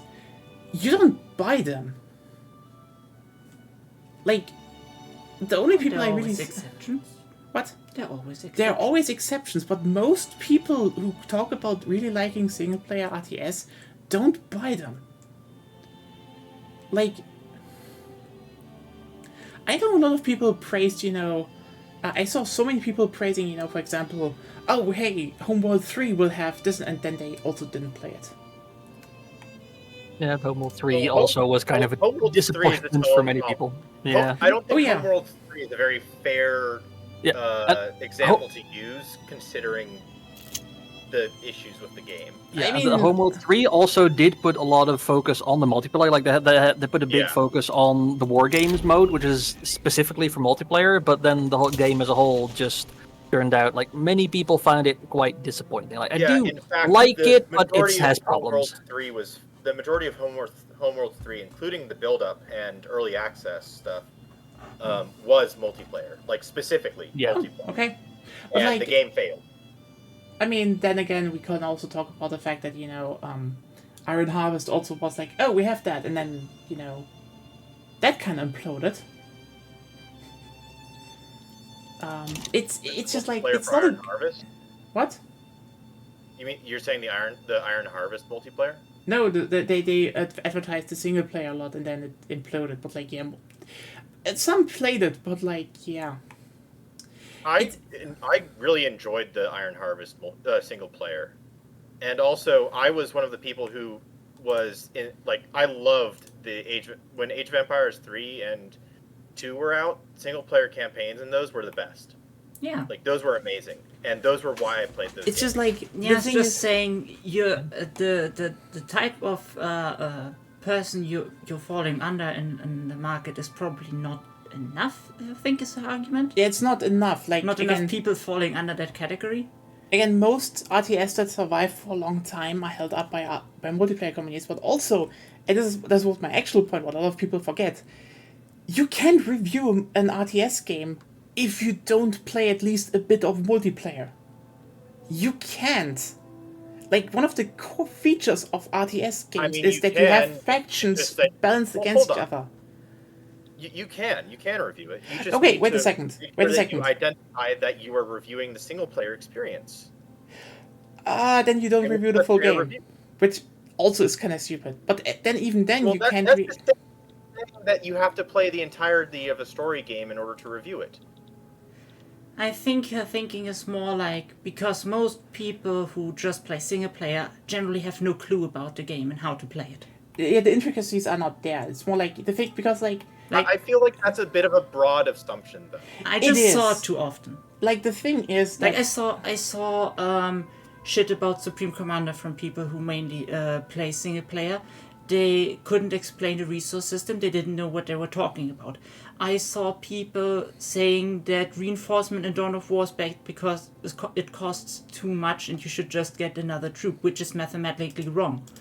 And those were all people who all declared themselves to be, I just play single player. And that's just a few examples. The things, though, the majority of people who play the single player experience for RTSs are not in that sector. Like, they're not the people that talk online about it. But then you need to... Right now we're talking about people who review RTS online and playing mainly single player, if you forgot. But I mean, so it doesn't matter if there are other people, because they're not reviewing the game and not trying And this is probably the funniest bit, that people get offended when I say I don't think you can review an RTS game if you don't play a bit of the multiplayer and just play exclusively of the single player, because this is just, again, one of the core features of RTS is the fact that you're supposed to play it against another person, and certain mechanical depths or shortcomings only get revealed when you play against an actual person. That is just a thing. Because, like, again, in fighting games it's probably the most obvious, because the AI will never be as good as an actual person playing.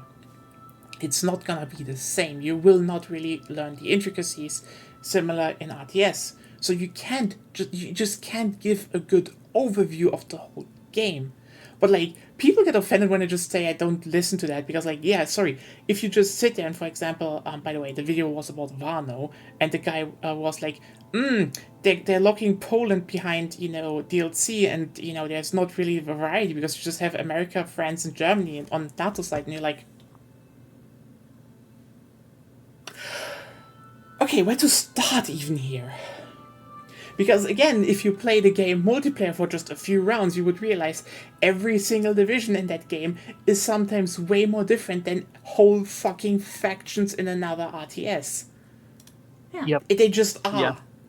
Yeah. Well, so the key of this is that But the thing, single but can I player say, and multiplayer are completely different games in a lot of cases. yeah, that is definitely that is the Even biggest if it's problem the of same RTS. game technically, Yeah. the game plays differently. That's true. Whether you're But playing up against an AI, even if it's the same, even if it's like the same multiplayer mode, the same everything. If you're playing up against an AI, the AI is going to behave differently from how a player would behave, even True. if it's been trained to act similarly to players.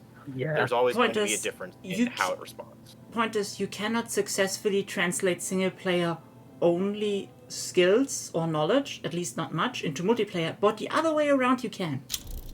Yeah, I've noticed that. Yeah. Yeah, it's like Moral International. Oh God, United Cursed. States. That is so cursed. That is a fucking cursed name, yeah.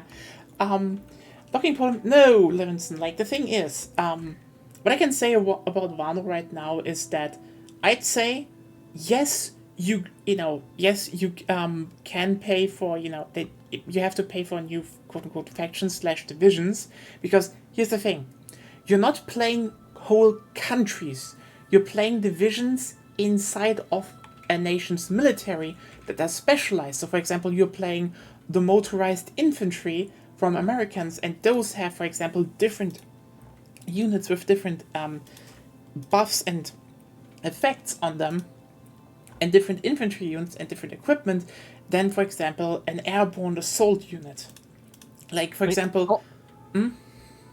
Also, like, think about like some of the classic RTS games. The thing about like the Command and Conquer, the later Command and Conquer games, where in Command and Conquer Generals and in Red Alert 3 and in CNC 3, like you had the DLCs that came with these sub factions that took like the base faction and they remixed it in some way. Yeah. That's kind of what these are. Like they are you're not you pay for an extra thing. You pay for whole new factions essentially. Like they may be Americans, they may use stuff that's already in the game, they may be Polish that use a lot of new stuff, but you are still getting whole entire new factions. And like a lot of the factions are already in the game that are already out are just really good.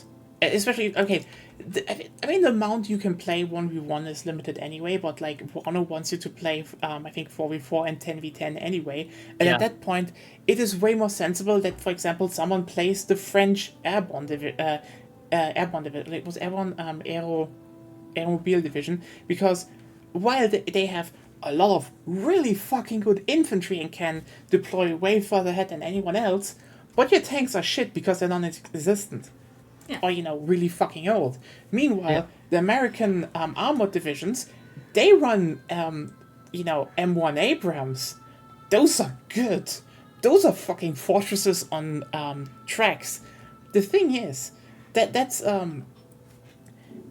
if you just look by, Poland isn't in there, Poland is coming, and they're probably just gonna be $5, which is like, yes, it's locked, but like, $5 is fair. I mean, what else would you say? Would you sell? Honestly, you could do it like Dawn of War back then. You sold a single player campaign and 2 factions for like I think €20 or something. Yeah, that's what they did back then. But yeah, if you want to play online, you have to finance it somehow. The servers don't pay for themselves. Yeah, and the thing is, you need to be like, something has to be sold. And like, honestly, Wano, in my opinion, is one of the fairest set up RTS games that I've seen so far. Or you could do what Total War does and just does everything peer to peer. So it's not fun. It's more like keep developing and updates and stuff. I mean, peer to peer would be a good thing. I think pretty much every multiplayer game should have peer to peer. Some form of that. But I mean, my point is that also the Total War community is has been begging Creative Assembly to give them dedicated servers, or at least the ability to host servers on their own. But because Total War has a unique problem with its experience in that it tends to lag a lot. Like, you need a good connection, and some people's computers also, like, you need a good connection and you need good graphically standing computers who can handle the game well without the lag. And so it's been getting better over the last few years, but the game does it could do well with dedicated servers. For server-based gameplay. Yeah. I mean, it also kind of depends from where the person comes. Like the infamous how's it called? I forgot the continent name. What was that? You mean Oceania? No. Australia. Yes, Australia, right. It was Australia. How did I forget that? Australia is Oceania. Australia is Oceania. Yeah. So. Yeah, kind of, but. Different people will give you different answers, including people in the geography and stuff like that. But like, just generally, people from Australia will always, by necessity, have a better connection. Yeah. Like, yes. I think the thing is just why I want to say, again, the problem is you cannot fully review an RTS well, is the AI will let you do a lot more things that, a human player would not allow you to do. That's part one. You will learn like, even if you just played a bit online, you will play differently. It will be different.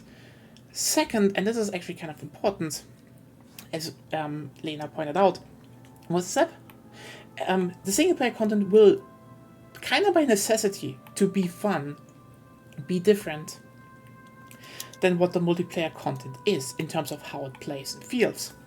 Like, here's the thing, that can be good. Why you have, that's why you have Hearts of Iron 4 channels that are dedicated single-player channels and ones that are dedicated multiplayer channels. Yeah, but like, here's the thing, I am a different game. What I wanted to say is, like, if you play against the AI, you can do infantry pushes how much you want against a human player that knows what he's doing. You will die. Yeah. You will just die. I mean, if you try you have stuff like... To an extent, with Hearts of Iron 4, to an extent, there is the fact that even if it's multiplayer, you can still do the infantry pushes if you have the air supremacy, but that's just the nuance of the game. Yeah, but even then it's like highly ineffective. Yeah, I mean... If you have them down so much that your infantry can push, you have won anyway. Yes. Yeah, and what I wanted to say is that by the way, why the fuck are my conscripts not working? I have 14 conscripts. There should be more. Make sure qualifications. Check your qualifications. Well, let's pause and... You might have a problem with getting officers. Yeah, that could be the case. Could you tell her how to look for it? So you're gonna want to look at your barracks, see how many officers are. Well, your conscription sector. So, oh, you don't have the guns. Yeah, she doesn't have guns in the first place. Actually... Hello, British Empire. I actually said...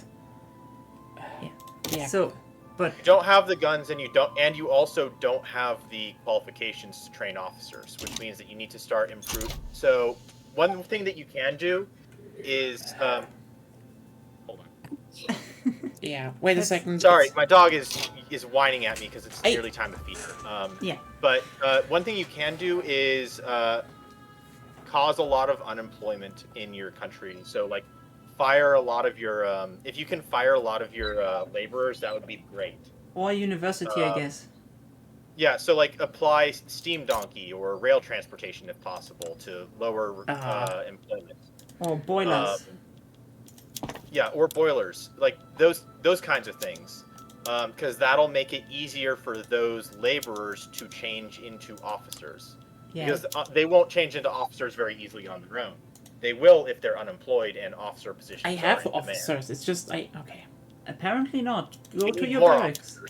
And you need more guns. Yeah, go to your barracks. They're coming now. Go to your barracks finally. Barracks. Wait. There. So barracks are for your professional troops. You have to go to conscription centers, which yeah, are right. always newly hiring up people, which Yeah. will always struggle on no organized training, because that's your problem with your training rate. So you want to enact two things, which is you want to enact your enlistment efforts and also social mobility. All right, I'm going to go and feed Yeah. my dogs. Yeah, Stop do yelling. that. Yeah, then All right. try the enlistment effort, I would say. That's a decree. I did actually, I think. Yeah, you had it. You've deactivated it. Let's do it everywhere. Let's see if that happens. If that helps. It helps a bit, but not much. There's just If anything, you should build a university. Oh god. Yeah. Also, why are you building cotton? Because it makes money. Yeah, it's just bad to build in general, but yeah. Okay, should I delete it then? Your I- choice. I want to do a bit for my clothing industry. Yeah, I'd rather build more ranches, actually. Mhm. They are not as efficient in building fabrics and stuff. But they hire different people if you look at what they employ. And you know what? I just You can look at it and decide for yourself what you want to do. You should first look what they employ and when. okay. Wait a sec. They employ farmers and laborers. Yes? Um, Ranches are in rural and you have several. more branches and farmers and laborers. Yes, and now you look at the production methods. And look, less laborers, And more mechanists. machinists. Yeah, you know what? That's You're right. why I built them. Because if you upgrade the cotton plantations, or like in general, you get laborers, and if you upgrade them, the production method, you get a few machinists, but way later. Yeah, you're right. Let's just not. And do I that. don't like getting laborers. If you can avoid it, especially if you want to industrialize and liberalize, I would say get as many machinists and engineers as you can. Yeah, you're right. That sounds sensible. Oh well, but then, the thing is, it's kind of wild that always people. Hey, the funniest bit is just that every time I say that you can't fully review, an RTS game if you don't play at least a bit of multiplayer, because again, And what you can review is basically the story and Yeah. how fun you find it and why. but you will look but over most- intricacies. But for example, you will probably miss mechanics and how the balance is set up. And as soon as you start talking about that, you will probably give a not so accurate picture. Yeah, because mechanics that you maybe don't even need to use because you're playing against the AI might be some of the stuff that would be fun in the end. Or shit. Or shit. Like, for example, I still remember when Dawn of War 3 came out, basically no one talked about forward bases because no one built them. They all played against the AI, never had to do anything like that, and just complained that, we have to pull our troops so far back to the base again. And, you can build everywhere. If you played a bit online, you would see that people would build their bases at the front, not in the back. You would have noticed how people would play differently very easily. But people get really fucking defensive if you point that out. They get really defensive if you say you can't grasp the full picture of an RTS game if you don't play multiplayer, because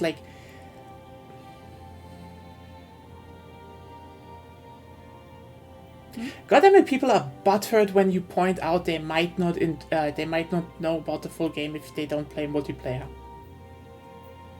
Here's the thing: I don't have a problem when people play only single player. Okay, that's your choice. I'm not here with a gun to your head saying you have to play this. But stop making it a virtue to say, oh, I only play single player. Come the fuck on.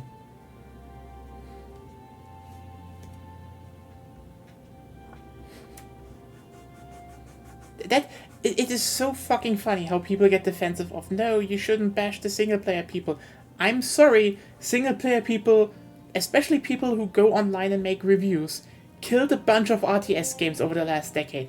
I saw it happen with my own eyes. Dawn of War 3, you mean? That's one example. Yeah, it's the latest, I think. That was sad.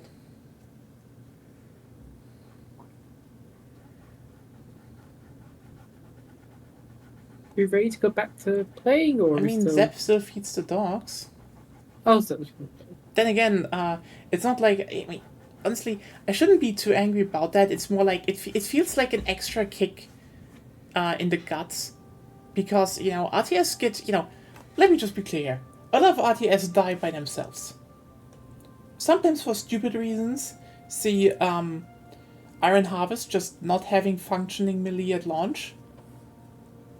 That was stupid. That was stupid. I didn't have much of a problem with it, but... I mean, they didn't really have a choice to release it in another state because, you know... Yeah, I'm just saying that the melee system didn't really work. Was okay, you could play around that. It changed the balancing, obviously. It was doable. It wasn't the biggest problem. Like, honestly, the fact that Iron Harvest died was the biggest of. That game was good. That was legitimately good. The basis was fine. Yeah. Like, it's like, hey, it's like, hey, how about we just, you know, how about we look at Company of Heroes and we're like, how about we make it, you know, less micromanaging, clicky, a bit more casual, and then just add mechs, and you're like, hey, that's good, and you play it, and you're like, oh, damn, that's good, you're onto something, and no one plays it, and it's like, cool. So that's promising down the toilet. And again, then you have stuff like people uploading from the Dawn of War 3 beta, and they're like, this mechanic doesn't work, and you're like sitting here being like, you can't fucking play. You literally uploading gameplay, just exposing yourselves as not playing. But hey, not like, you know, we keep having people who are like, we come from legendary studio that developed legendary RTS. We're making a spiritual successor. The spiritual successor sucks ass. Because they were not the main devs. Oops! It's not like that happened again, right, Stormgate? God, Stormgate is... Oh. I mean, spiritual successor sucks ass It's isn't a boring. problem just... Yeah, like spiritual successor sucks ass isn't a problem in just the RTS sphere. Like, yeah, there have been several games that tried to follow up on Alpha Centauri, and every single one of them was bad. Oh, it's kind of wild. You'd think Alpha Centauri, that should not be hard to... Oh, it sucks. Oh, hey, we're making a spiritual XCOM. Oh, it sucks. How the fuck do they all suck? Oh, we make a spiritual successor to Final Fantasy Tactics. Oh, it sucks. Oh god, why do they all suck? You know, the funny thing about like Civ Beyond Earth is not great. It has problems. It has some fundamental design flaws, but it had some potential. They just needed one or two expansions. Yeah, exactly. Yeah. Like the Rising Tide did add some really cool, interesting mechanics that honestly would be cool to see in other Civilization games. So in other words, you're telling me it was like Civilization. It only gets good after 2 expansions. Yes, I know. I want to stupid. I know. What I was gonna say. Like the point is, like it had some potential. Like it did have some fundamental design flaws that would never really be fixed, but it could have been better.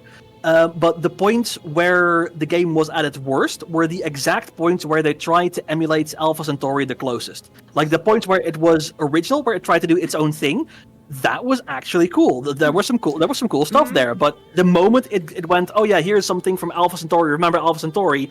It just instantly became shit. Yeah, every single instance of that is garbage. Also why I'd say a lot of people. Zep is back, right? I think I heard him. No, it might just be me. Okay. But like that's also the thing that a lot of games try to emulate like the old games and overlook the fact that a lot of parts of old games weren't good. Old games just had the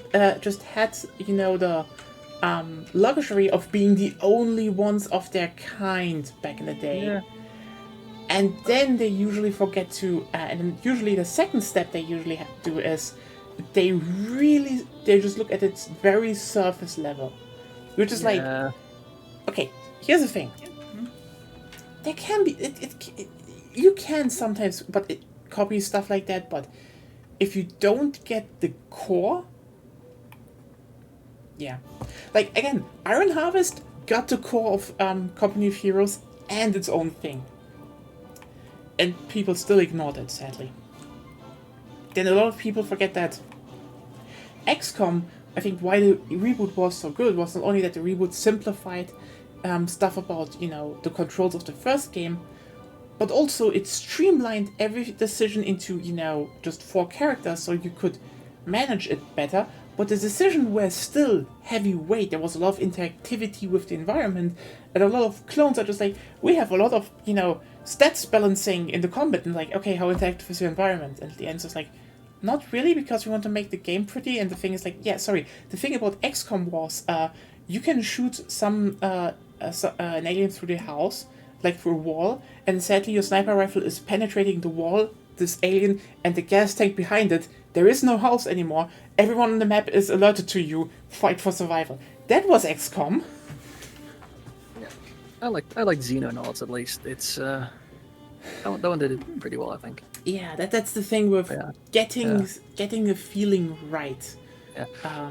That's the thing. Like, if I'm like this is something that I can actually rant about. To go back to the Alpha Centauri thing, because one of the other major spiritual successors was Pandora First Contact, and they tried to stay so very, very close to Alpha Centauri in so many ways, and they completely missed the point of everything. And so it's like Alpha Centauri with the soul sucked out of it. Like they even down to the factions, like the fundamental ideas for the factions, every single one of them was basically directly based on the Alpha Centauri faction.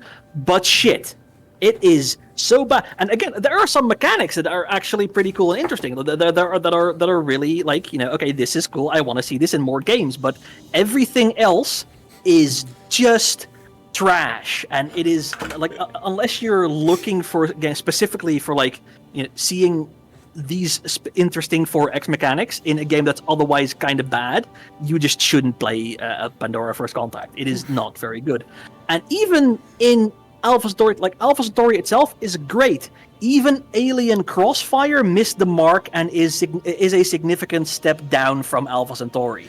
Like, the very expansion loses a lot of the soul of Alpha Centauri, and still has, like, there are some good elements there. Like, I had a conversation about this earlier with some people. Like, these new factions, they are supposed to be like, they actually lore-wise originate from the vanilla factions, like reactions and developments from these factions. So you have these that are like specifically something that stands in conversation with the existing factions, but that never happens in the game. You only play with 7 factions. Everybody lands on the map at the start, and so it's like, what are we even doing here? Like, why?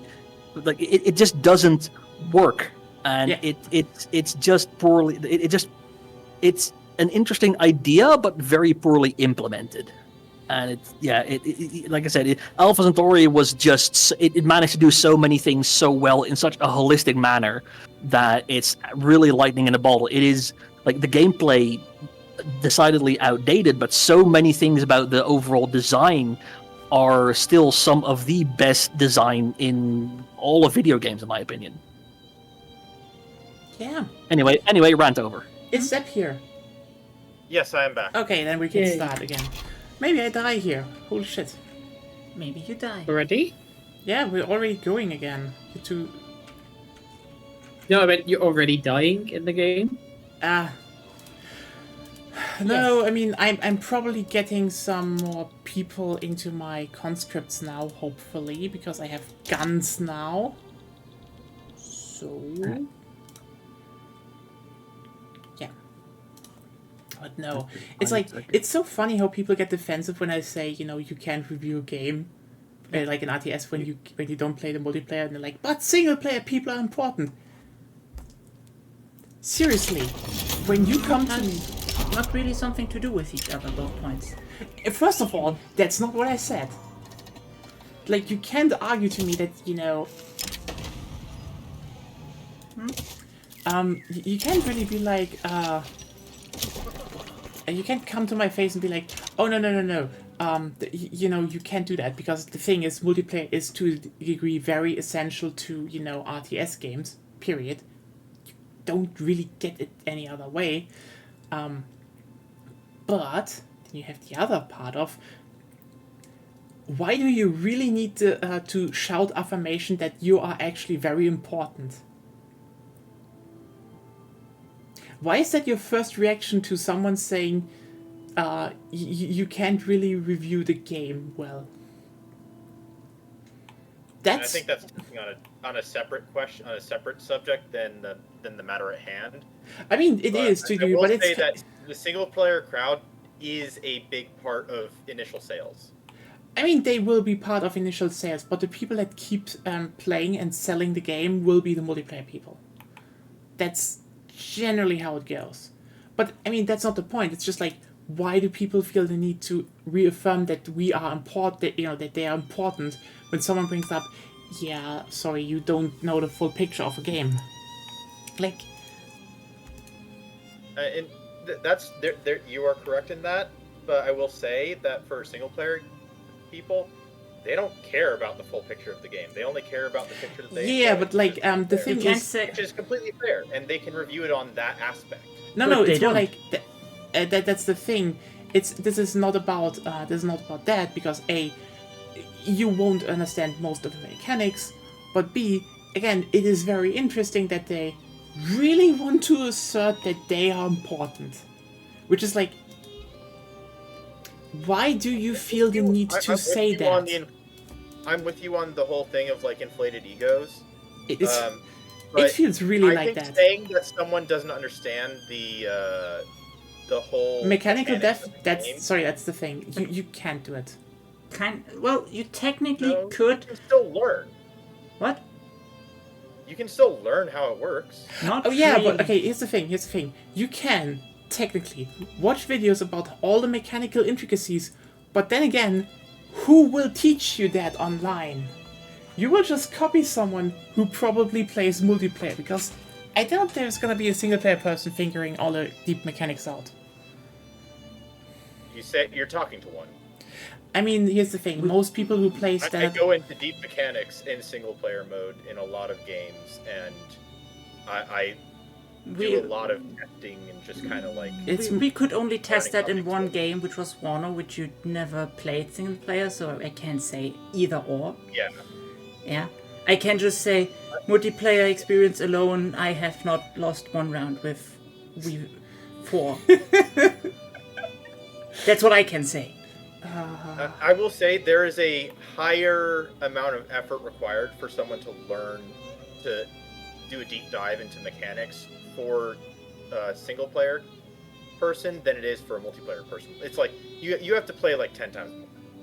And I mean, you get less, and you get as much, if less, experience as the person playing multiplayer. Less, so way less. When you're talking about like a time efficiency thing, the multiplayer player will learn the game a lot faster and a lot more efficiently than anyone doing single player. Yes, guaranteed. Because you never have the opponent to incentivize that. You can technically figure out how to do it specifically efficient, certain missions, for example, because the AI requires a different strategy than a human opponent. Oh yeah, obviously.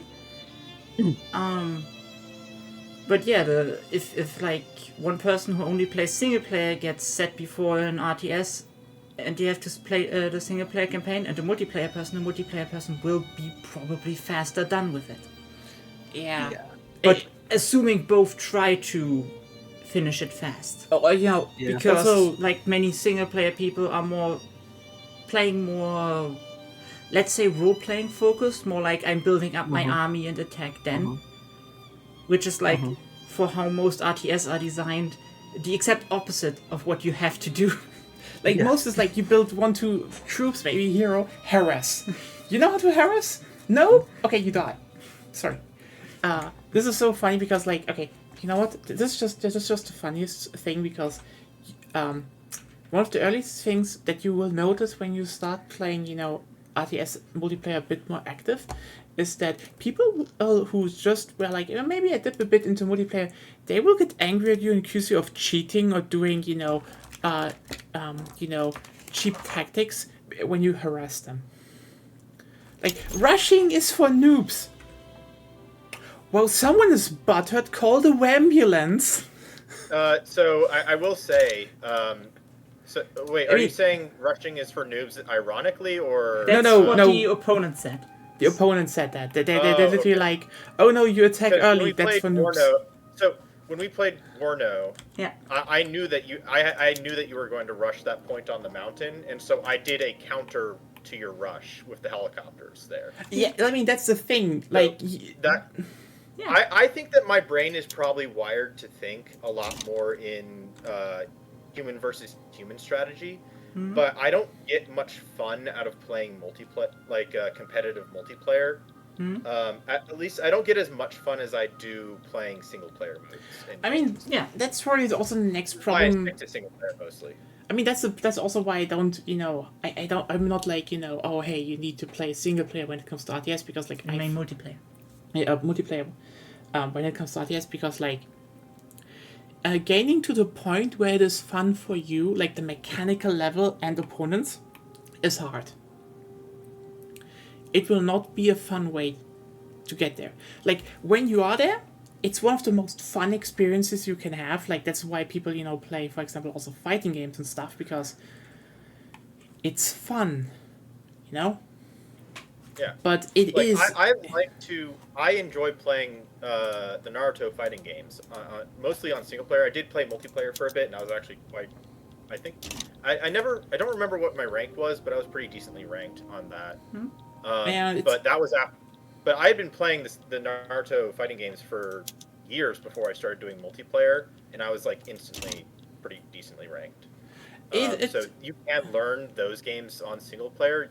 Depends how the ranking system works, Seb. It does.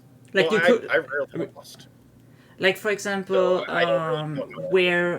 where is your first ranking? How does it calculate rank, etc. So that alone, sadly, doesn't tell It depends. much.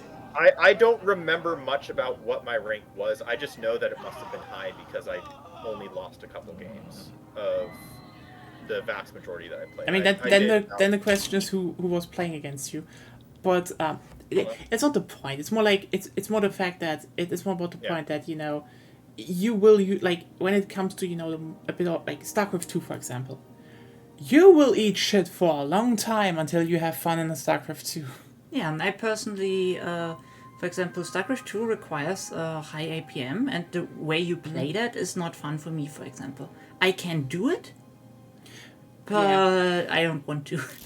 Yeah. Yeah, I don't like high APM games. It's not enjoyable for me because it feels stressful. And that's part of why I kind of steer away from multiplayer multiplayer in general, is because there's always like that like even for low APM games, multiplayer is inherently stressful. Like, because like assuming you're not playing against someone way weaker than you, it will always be a head-to-head race, which is why people find it enjoyable, because of the adrenaline and the uncertainty. But if you don't like that, for whatever reason, then of course multiplayer, not a good idea. Yeah, I mean, that's the irony. Like, I'm not holding people. This is why I find it so funny, because like I'm not holding people a gun to people's heads. It's just like, sorry, we're talking about a genre where the multiplayer is such an inherent core, and yes, the multiplayer community is kind of the reason most of them survived. Like, I don't think the Let me just check.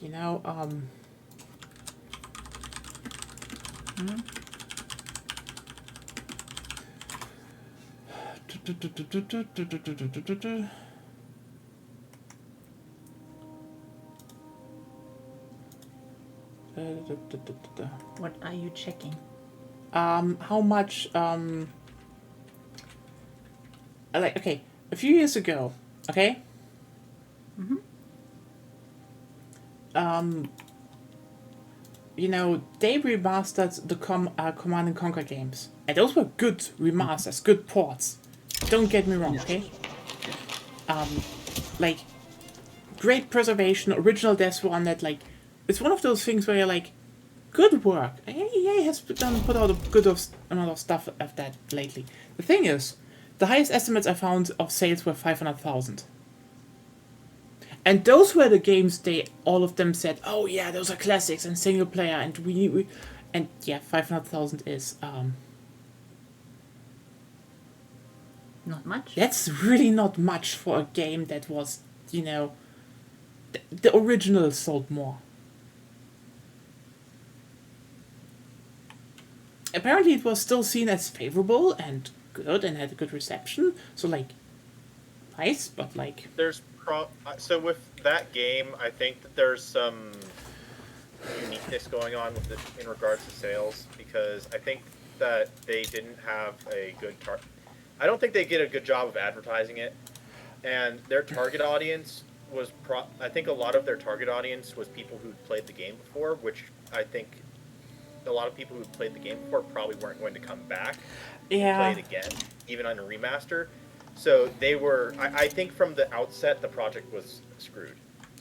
to a degree. I mean, it's still good that it exists, but it's kind of interesting to look at one of those games that people really hold hard. I mean, okay, Warcraft 3 Reforged was just bad, but I don't think it would have sold much either. The thing is, what I'm saying is when I look at RTS sales of the last decade in general, and then I hear people oh no, have butthurt reactions to just me saying people who only play single player have not the full context of the game, 99.9% of the time, and they react butthurt we are actually important for RTS games, and then I get angry because I look at the last sales and but where were you when you claim you're so important? Because you know what the sad reality is? People who played single player RTS games moved on to other genres. And it's I think that's partly because there was such an emptiness in the genre for so long. I mean, let me They put. just weren't making good games for single player. Can I say what I think? What probably was more the reason? The thing is, as I said before, one of the reasons devs made RTS games was you couldn't convey certain stories, in other genres. The technology level was just not there. Nowadays you can actually have an FPS, depict a war pretty well actually, because you have cutscenes, you have big missions. You can actually get the feeling across in that, in another genre. But before that, you wanted to show any kind of invasion, war story, you kind of had to do an RTS. That was just a thing, The thing is just, people that came for story. Turn-based strategy too. There was that. What? Yeah. You could also do turn-based strategy, so it's not just pure. I mean, a lot of people move to that because it's it's slower, but Feels slower. yeah. But let's just look at the last hurrahs of single-player RTS campaigns, and I'm gonna be honest with you here. I like those.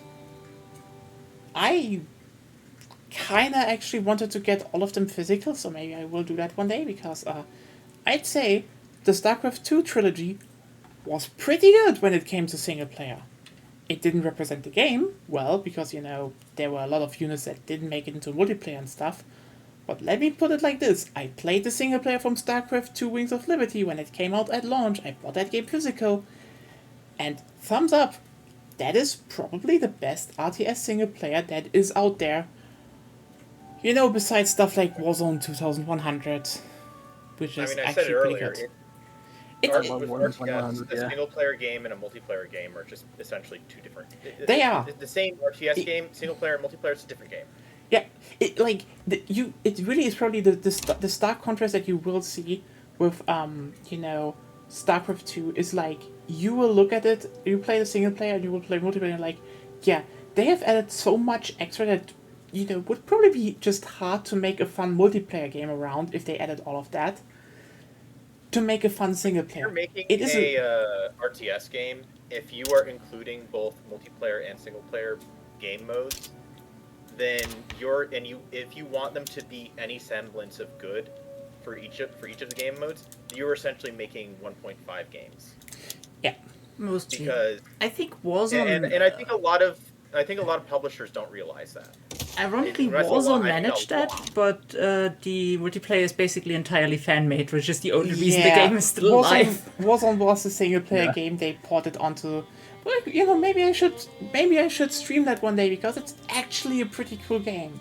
It is really good. Like, the only thing that makes it kind of unfortunate to play is the pathfinding sucks. Yeah. But other than that, and setting up multiplayer, the host has to jump through some hoops to set it up. Yeah, but like I say, but other than that, like if you can put up like the data, the graphics, and the sound design, which doesn't really matter, like it is an incredibly good game. Which then feeds into Zep's point, because if you play the multiplayer against other people, plays completely different than the single player, because you're suddenly swarmed with medium, how would you call it, the medium machine guns that have like loading time on hover modules. Yeah, it's so funny because I mean it's probably the best example because for everyone who doesn't know, Warzone 2100 was a single player RTS developed by Pumpkin Studios, published by Square Enix. I know, wild, for the PS1. The whole idea of the game is that a lot of the missions are based on, like, you start on one map and then it's basically the same map but expanded. And so to have this idea of continuity of campaigns, as you unravel the story, until you switch to a different team which has its own map. Yeah, finds its find technology, etc., etc., etc. And one of the ideas is that you, for example, have a vehicle builder, and there's only basically one resource you have to look for, oil on the map. So the thing is, this game has a few upsides that it could use in multiplayer, and some which just ended up being very goofy. But the thing is, the community just rolled with that. See, because that game just kind of had a very, it has a very strong community, but it didn't sell well. And basically I made a port for PC, and Square gave them the okay. They're like, yeah, do it. You get full freedom, just make the port, keep the game alive. And so they gave the game a multiplayer. So the thing that were favorable was, for example, the base building and base upgrading, and also it was just one resource, basically two resources, but like one resource system, was pretty simple.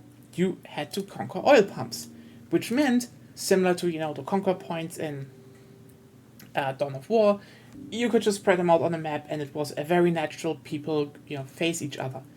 The thing is, now comes one of the most interesting parts of that game, because Warzone 2001 has the biggest tech tree in all of RTS gaming, period. Yeah.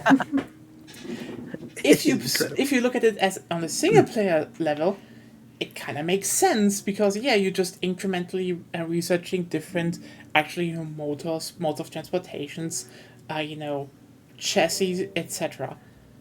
And you do that over the course of multiple missions. Yeah. And sometimes you defeat someone who uses hovercrafts, and then you can build hovercrafts. It's very natural. Or you slap that all in a tree that you have to research from the beginning onwards, and it's like, holy fucking shit, this is insane and no one should do that. But, as I will always say... You have basically you need to know kind of like how do you research the beginning, like the first 3 texts to unlock specific stuff, but other than that, you're pretty flexible, I think. Yeah. But that's funny. I need to say this before I forget it. What you just mentioned gave me the idea of how you would create a RTS live service game type thing. And I don't mean like a traditional live service game. I guess maybe I do. Let me explain my idea.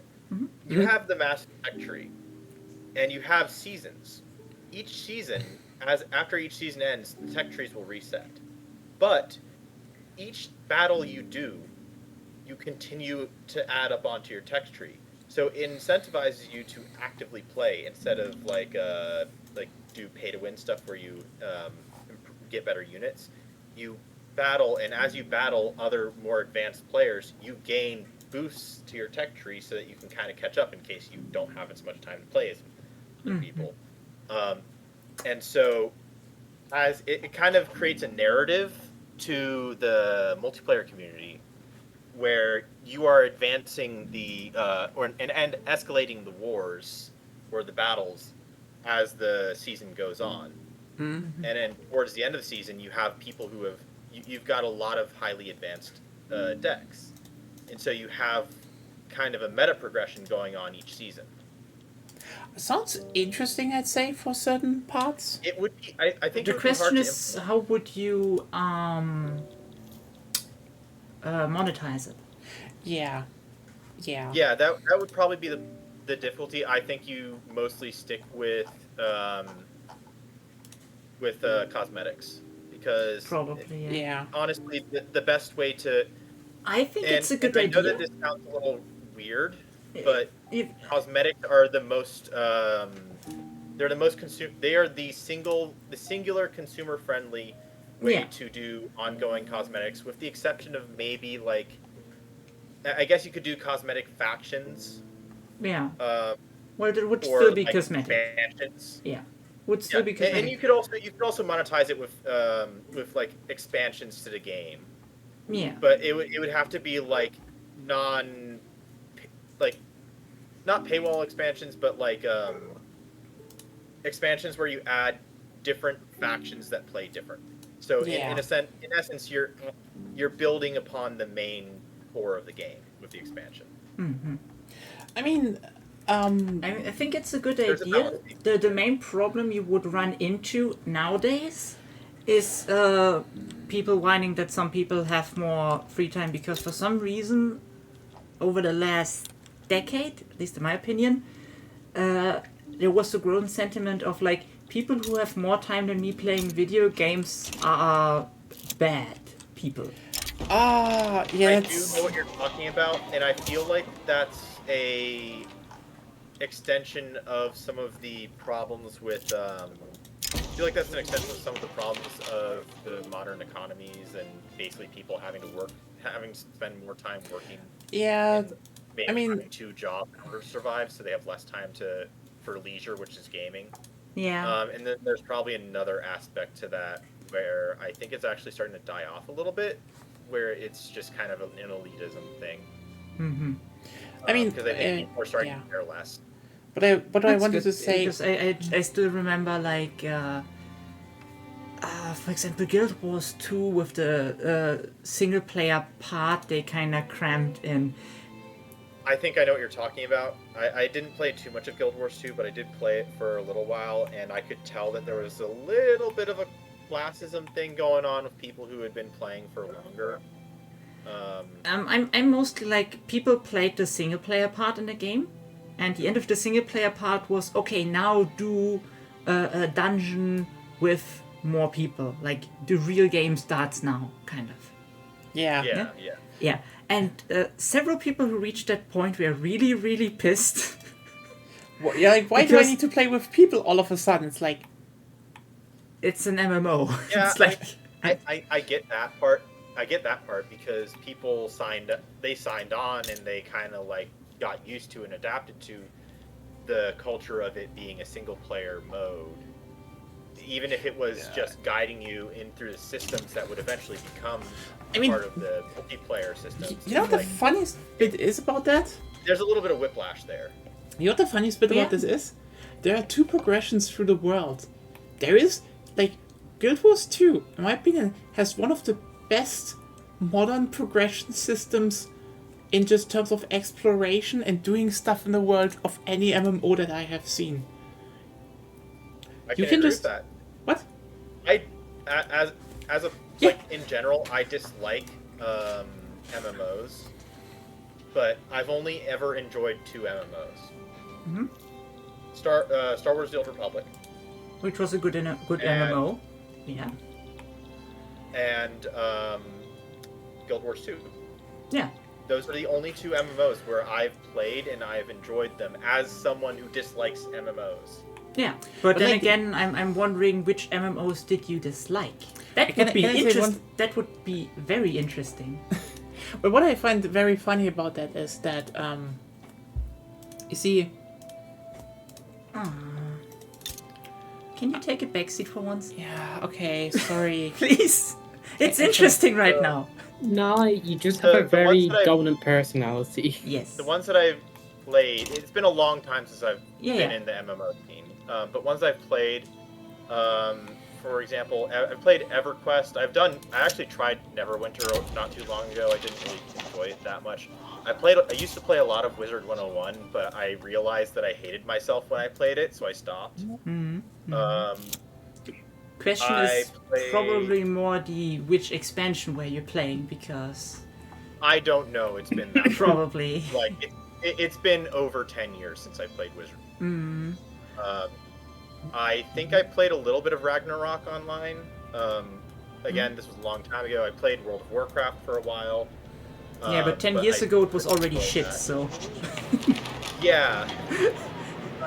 Well, so it's honestly with some of these, it's probably more like 15 years ago at this point. Yeah. Like I was 13. I mean, playing. at least for me, World of Warcraft, I think, started to become shitty after Wrath of the Lich King, I think. Yeah, that was the start of the downfall, sadly. And Wrath of the Lich King. being a Star Wars game could not save galaxies. I will say that. Yeah. I mean, Galaxy's Old Republic. Galaxies. Galaxies was just fucking cool because you could just do your own cities with people. Like, it really depended on the server. But, like, they Everything also killed that. Everything I've heard about Star Wars Galaxies makes it sound like just one of the coolest games ever made. Let me just be clear here. It So was... I didn't really like Galaxies, but I did like Old Republic.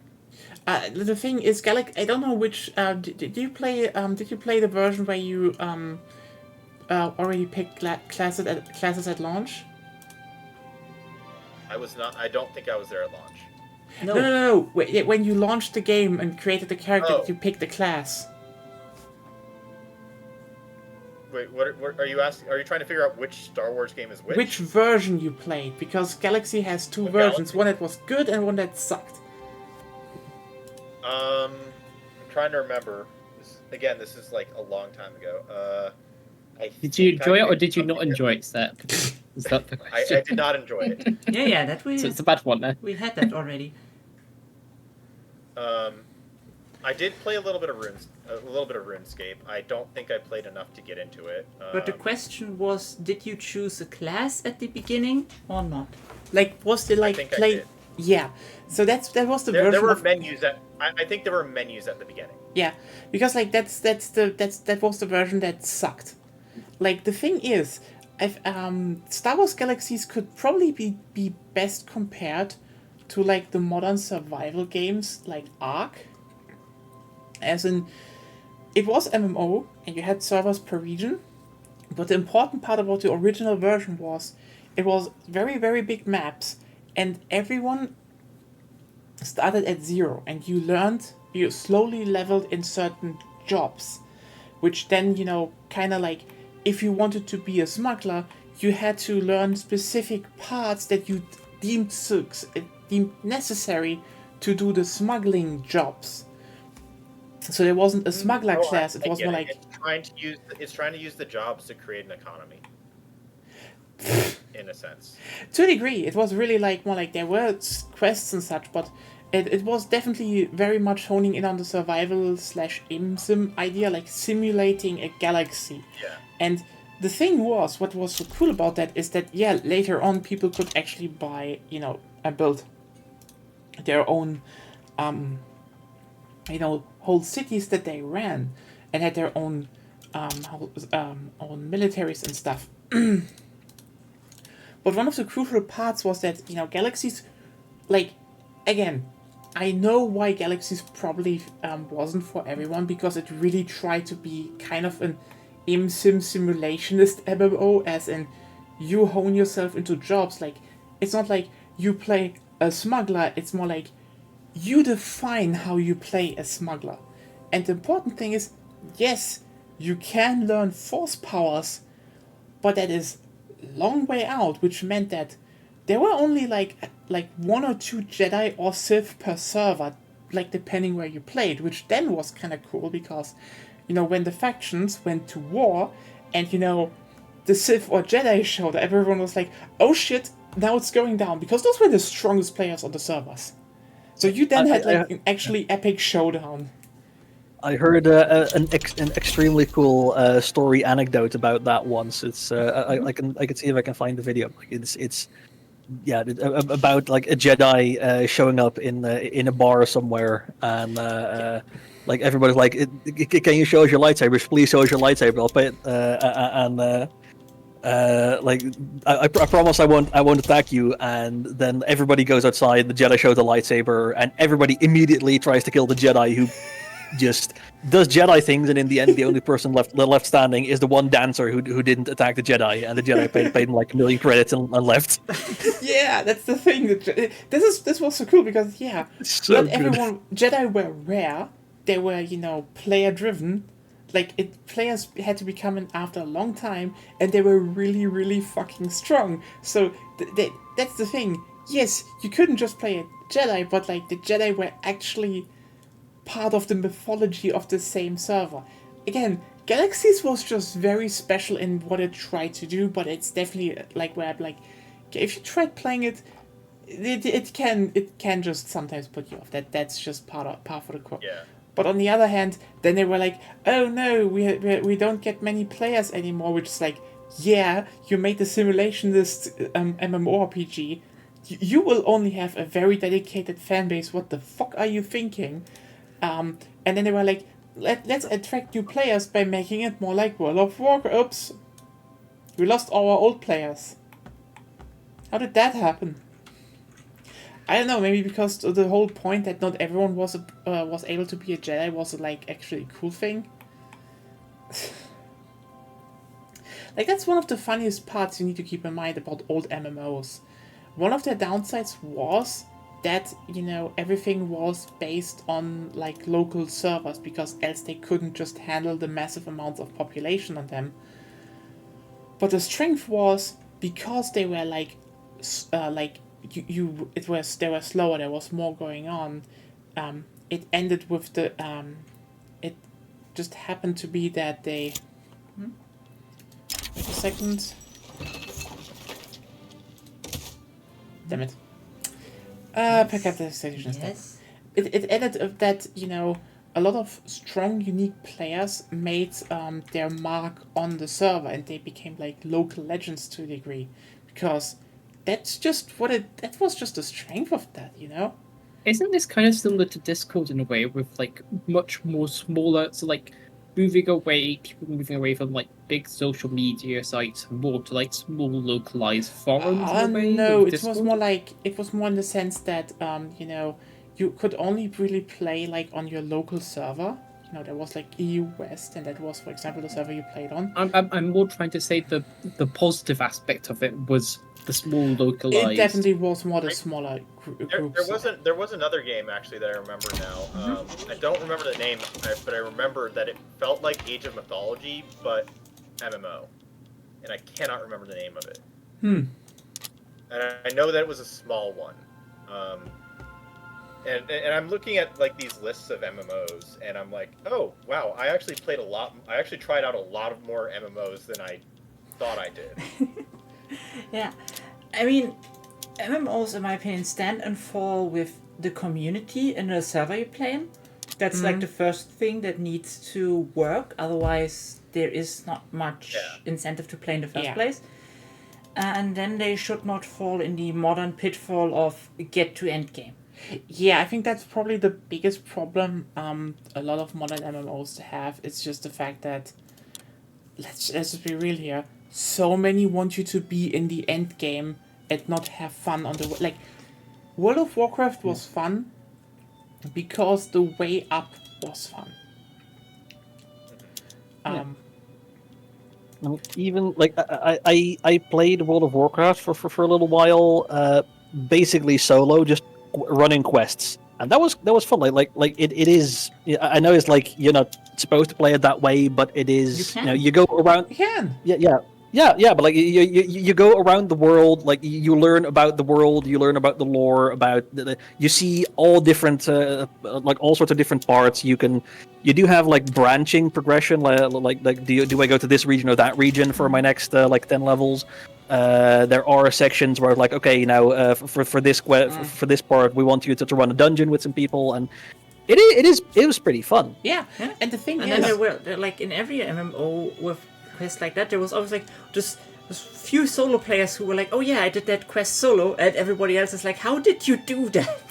yeah, like I still remember how there was like this one woman back in the classic days of World of Warcraft that soloed every single dungeon, and people were like, "What the fuck?"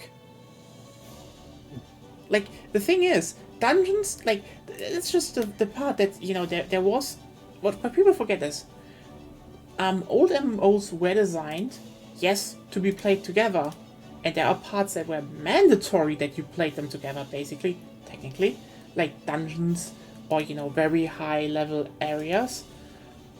But there was always parts, for people that were like, oh, I just want to play it now alone, or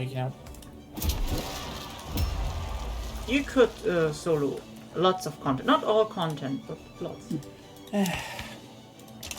If you like knew what you were doing and you were less efficient than a full party. I think a good way to incorporate solo play into an MMO is if you make it so that you have to do. So if you look at things from like a macro point of view on how do you do progression for a guild or a group of people or a clan or whatever, you create a dungeon or a raid set area, and you have a build-up to that's more than just, oh, we're going to farm some equipment to prepare for it. And you could have it so that more solo inclined members of the guild or clan, or maybe even like a freelance player who would kind of like do solo stuff for a guild, could go in and do like some kind of, I guess, like a recon mission inside of the that's what you already did. Map it out. That's what you did do other things. to the degree. That's already that's what most guilds did. Like, but back then, like farming gear was like the bare minimum. Like the way to the dungeon was mostly the problem in the first place, because just like dogs. Anyway, the thing is that like I think it was all EverQuest where the open PvP zones were and stuff, right? It was EverQuest. I do not mix them up, right? Yeah. It was EverQuest, I think. Yeah, where like there could be PKers on the way. Yeah. And if you lose your healer on the way there, yeah, goodbye dungeon probably.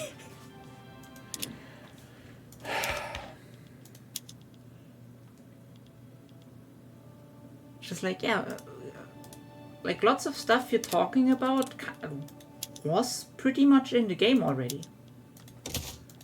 I mean, I guess I just didn't experience them very much. It depends, I'd say. Like, I would say... I would probably guess you didn't really connect much with the people there, right? I tried my hardest, but... it could be that they were just assholes. Really. Yeah, I think part of why I don't like MMOs is because in my early years of playing them, I ran into a bunch of assholes. Yeah, that could very easily be the case. I'm not saying that being a fact is going to change my opinions on them, on MMOs in general, because I think that there's like a mechanical side of it that I just don't really enjoy too much either. Yeah, that's understandable. Kind of like, oh, that's gonna beat the nail of the coffin. But anyways, I tried to get into groups and stuff like that, but it just didn't work out most of the time, and I would get ghosted a lot. I don't know why, but just a lot of the people that I tried to play games with would ghost me, or they would just do like advance the game without advance gameplay when I couldn't be around, or they would just kind of like stealthily kick me out. I think I got bullied a lot on MMOs. In MMOs, there was like it really depends. Like the behavior you described mostly falls under the MMO of like we want to get to end game thing. What you describe as a behavior, I know mostly from there. Otherwise, even people like above your progression basically would just come back and play with you. Yeah. Yeah, so the one time that I did, so with one of the reasons why I liked Guild Wars 2 was partly was because, and Star Wars: The Old Republic, is because I was playing with my cousins who knew me and liked me, and like we would like hang out on and play the game together sometimes. And, Yeah. I mean, we didn't always have the time to play together anyways, so Yeah. that's why I kind of fell out of playing them. But being able to play those games with my cousins were part of why I enjoyed the experience when I did. Part of it. The games, I think, at their core were still pretty fun to play anyways. But yeah. Yeah, Yeah, as I said, MMOs mostly fall with the people you meet there and can play with. Yeah, it's like, for example, we also, kind of play a bit. We play on certain private servers Ragnarok Online from time to time, and sometimes you have the best server with great, like, you have a server where it's like, you disagree with some of their, inputs, but, the people on there are nice, and you can play with them, so that's that. And then you have, like, servers where, so one server we played on that had, like, a really early version. There was a bit more unique things to the maps, and like we figured out like a way to be like, oh hey, wait, you can, if you have a group, you can actually power farm on this one map in this version, which then became like kind of a thing on the server that when people were like, wait, you can do that? So that there were usually a lot of groups just in the chat like, hey, you want to talk? You want to just farm, a chat in between, and like it was fun. Because you could hang out with people, and it was like, yeah. It was great, yeah, okay, sure. If you played the mage, you just stood there in front of the bridge and then nuked some goats when they were pulled along. But you know what? That was fun. Okay, so basically, the two farming things that happened on that server was, there was one map with like a higher level demon monster called Dokkaebi. I know. It's from Korea, that game. And the thing is that they are passive. So they only attack you when they are attacked. And everything on that map was also passive. And they do not change targets. Important. Meaning the idea was someone with a bit of range that was either, an archer or, more likely a swordsman with provoke. A thief that could throw stone. That was already way too high level. If you can throw Really? stones. Yeah. But yeah, swordsman with provoke and stuff. Just basically. Or smite. No, smite. Sorry. Stop trying to add stuff. It was provoke. Basically, I provoked them. It ran behind the swordsman, and then everyone else, control left click on the monster, and auto attacked it to death. It took a long while, but it was a lot of XP. And meanwhile, the one person just ran in a circle. Yay! But hey, you could chat. It was good XP. It was fun. And then the next one was people transitioned to goats, because there was a map with just so the funniest thing about that map is there were a few flowers that were stationary you had to dodge because they could kill you. Yeah, the flowers are aggressive in this game. And there was one monster called Paper, I know, but just one on that map that was really, really high level and could kill everyone. But there was a weird thing like up in the left corner of the map with like very narrow, weird ways where the AI wouldn't really get through on their own, with random movement. So it was like someone puts paper in prison, and then everyone, who's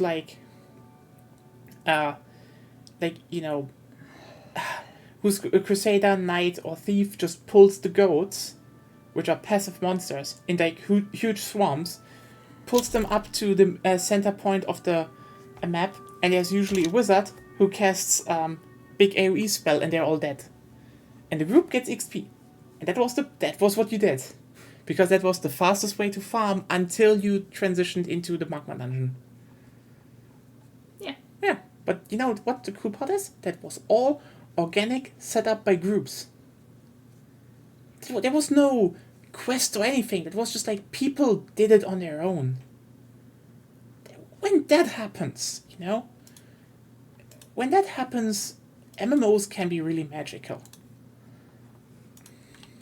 Yeah, I mean, there are versions where the map doesn't function like that, and people moved into a Glassheim Tower. Just like 4 maps, like 4 separated maps basically on the same map, which means you can teleport in between, and so rogues just stole monsters from one map so that they're not respawning, but are not where you're farming, and that's how the group farmed then there safely. Yeah. I do feel like, so the thing about quests, I do feel like quests should not be, I mean, maybe there should be some game master based quests that are like basic level, just to kind of like be a baseline for the quest economy, as I dub it. Not sure but what I you feel mean. like what I'm not so sure. what I'm talking about is, I feel like quests function, or at least in my view, I feel like they function better when they are player to player quests. So like a player would post a quest saying, "Hey, I would like this item," Yeah. and someone would go out and get that item, and they'd turn in that item with the quest for a reward of some kind that the requester had provided. Yeah, there are similar things. And possibly subsidized a little bit by the game. Yeah, I mean there are similar things like players wanting certain items and set buy orders and shit in Ragnarok Online. It's not subsidized by the server, so it's not as much as you would like, unless it's a specific item which the guild needs for shit or something. I mean, I think your method is better to some degree. I wonder how you implement it exactly, but yeah, I would agree with that. I mean, and to add to the whole quest thing, I mean, there were quests in Ragnarok Online. I'm not talking about the new, early quests even. But there were things you needed to find, and some unlock the ability to make juice, which could be really helpful. Or you got some items. Or you got some specific item, or you got access to a dungeon, like if you wanted to go there. Yeah, I mean... But they were basically standalone quests, some with multiple steps, but... That's one thing of, They were not this main storyline you had to follow. You could go anywhere in Ragnarok. The question was, can you survive where you're going? Yeah, I think one of the more interesting parts was, like, if you look at, early quest design, for example, in, what's it called? EverQuest, for example. It definitely shows how they try to more hide it, quote unquote, inside of the game. Like, you had to find them because the game was supposed that you go out and kill stuff and get loot with people and do dungeons, but quests were like a thing you could do, and that gave you a small bonus if you played alone. And that was still the idea of that in World of Warcraft. They just were like, maybe we shouldn't hide quests. And this is ironic. This is ironic how this domino effect evolved, because World of Warcraft was like, let's just make EverQuest but more accessible, which that was a fucking huge success. Let's just not forget that, because I'd say classic World of Warcraft was very popular for a good reason. I mean, also not forget that one of the lead quest designers in World of Warcraft and game general designers was Jeff Kaplan, notorious rage poster on EverQuest forums. No, seriously, Kaplan played EverQuest like a lot. He was a guild leader and he constantly raged about the bullshit in EverQuest and how you could do it better. And his last post on the EverQuest forums was like, I joined Blizzard to make an MMO. I raged all the time here to make a better MMO and I will prove you all. And he kinda did. Which is like, good on him. I think didn't he leave Blizzard? Oh, I don't know. But it's always interesting to see like Yeah. how MMOs have evolved. Like nowadays there aren't many, especially like raids and stuff. WoW, like World of Warcraft, has killed itself basically with third-party programs because now they're basically necessary. Yeah. To play certain stuff. Meanwhile, shit in EverQuest was like, oh, here are 2 raid bosses. They revive each other. Yeah, that was funny. Like, the thing is, I'd say World of Warcraft Classic was still very much, hey, what made EverQuest work, and let's cut out the bullshit. And then they, smoothed it out a bit, like, for example, this high amount of players for raids kinda sucks. So, let's reduce it to 25 and let's make better raids.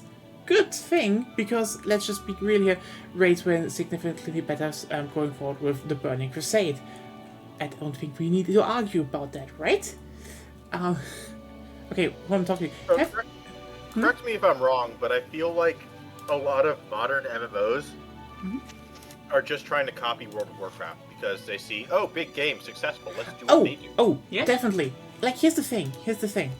I think this is the interesting domino effect, because you had for once, like, you had the early ones, Ultima Online and EverQuest. Ultima Online tried to be so much of a simulation game, and it still is. It's gloriously janky and weird, but people still play it due to that.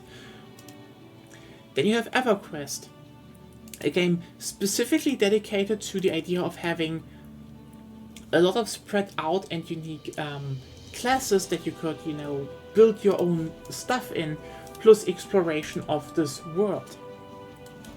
And that worked out really well.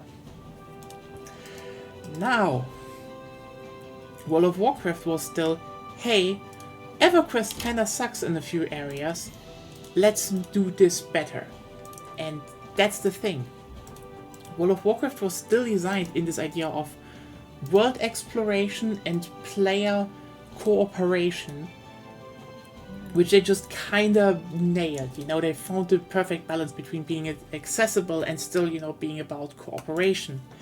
The thing is just, everyone started copying the internet's guide's version of World of Warcraft. Like, here's the thing. Remember how I said World of Warcraft made the quests more visible? This wasn't like... This was a pretty harmless thing in the beginning, because you'd probably think like, oh, well, they just make make the quests more visible. Obviously, that will probably just be, a little less of a problem. Yeah. Because are we circling back to the whole Elden Ring versus Ubisoft discourse from years ago? Not directly, About but the fuck? mini-map and... Indirectly, I guess. It's indirectly the same, because what happened is with MMOs, funny that you mentioned that, but we get to that. Elden Ring is just, it's just kind of funny how time is a flat circle. Oh, also on the topic of Elden Ring, Can I please just finish this before that? Okay. Before we divert here? Because the thing is, because, quests became more visible, there, a lot of people were like, hey, so this is the most effective way to go through the game. Remember, a lot of quests were back in the day still running on cycles, so you couldn't do all of them at once. Like, it's just more like, oh yeah, if you find that guy, kill him, and he respawned on like a longer timer. This is why, for example, when World of Warcraft Classic came out, there were literal waiting lines to kill, the NPC person in the overworld. Because the game was not meant to be played that way. It wasn't. They wanted you to just find quests and be like, oh yeah, maybe do that on the side or not, as you do your own adventures. But because, internet guides were like, this is the most efficient route to the max level, devs were like, hey, let's design that this is obvious that you can follow along. And then World of Warcraft also copied that. And then World of Warcraft was like, hey, and I quote the lead designer. Everyone was just copying stat builds from the wiki pages anyway, which was the reason they got it. Stat allocation. You see how this is kind of starting to be just like, it's starting to devour itself?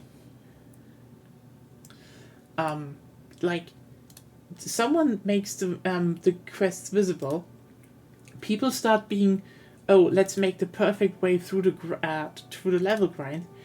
Then devs are like, oh, maybe we should accommodate that. And then everyone's like, oh, hey, I really want to play raids on dungeons. So the devs were like, maybe everyone, like the most important part, is doing the end game. So everything the MMOs are now is basically an irrelevant quest chain, and then raids, which are streamlined so you can play them with pubs.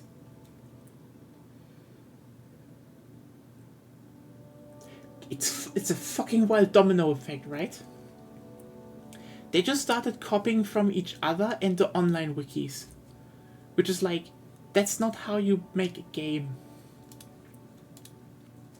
This is the point where I yell out, "Forum's bad. Screw you, Reddit." Like, you know what? There will be parts of a game that just will be analyzed. You can't avoid that. There will be a best build in Dark Souls. There will be a best build in Elden Ring. There's always going to be someone who has a spreadsheet. Always. Spreadsheets will be there, and that's fine. I think it's always fine that the information is, when the information is out there, it's fine. It's always just like what kind of decision do you pull from that? Because there are devs who look at people making a spreadsheet, and they want to burn it down. Or there are devs who look at people making spreadsheets and they want to make those their core audience, and it's like, it's just spreadsheets. Or just... The best thing you could realize is that, if a spreadsheet person points out that one class is just clearly dominating, or like one weapon in a multiplayer game is clearly dominating, you could be like, maybe we should tune that a bit. But most of the time, if you just support or are angry at the spreadsheet, you will probably run your game into the ground. The spreadsheet will always happen. You can't fight it. That's just how maths work. The key is not to. The key is actually to not fight the spreadsheet, and to let the spreadsheet exist on the periphery. Yeah, it's just there. Because It will always be there. The second you try and address the spreadsheet, is the second that you lose the battle, because all of a sudden you're bringing attention to it, and so more people are going to see it. And if you try and go the way that you mentioned with the other game, where you incorporate the spreadsheets data into the game, Yeah, World of Warcraft and basically every MMO. you've also lost at that, Yeah. because you're defeating what was enjoyable about the spreadsheets, which is finding them and learning instead of having the data shoved in your face. Yeah, and you know what the funniest part about this is? If you then look at, for example, Ragnarok Online, there are certain builds that are, baseline the ones you use for certain things, because it will always be that way. But then some servers looked at the data and were like, oh hey, we now know what was, too weak and not used. Let's maybe buff that a bit. And suddenly, we are now building different, builds on our server we're playing on right now, because they kind of reworked a bit how the luck stat worked, which was good. That was necessary. Yeah, because luck is basically useless in the original game. Yeah, which sucks, honestly, because luck is actually an interesting stat to have, but now it's actually kind of useful, and yay! suddenly you started, thinking a bit more. Because again, some you can learn from spreadsheets, but it's like It's always the question what you take from it. it's all but embracing or fighting it is probably the it's just a surefire way to just kill a lot of stuff. Because Yeah, but Ruben wanted to go to Elden Ring. yeah, right, Elden Ring. So, Ruben. Thank you. No, I love you. You can talk for days, and that's Sorry, that wonderful. was just a topic I needed to get out. No, don't worry, it's fine. Big What was mood. it? Oh yeah, it was the Black Myth Wukong came out today. Oh right, not yeah, favorable reviews. Is it not? I see. At least the ones Nope. I've seen are pretty good. From what Okay. from what I saw, it is apparently that the game has how's it called? It chucks on a 490. Ooh. They didn't send out PS5 review codes. Last time that happened was Cyberpunk.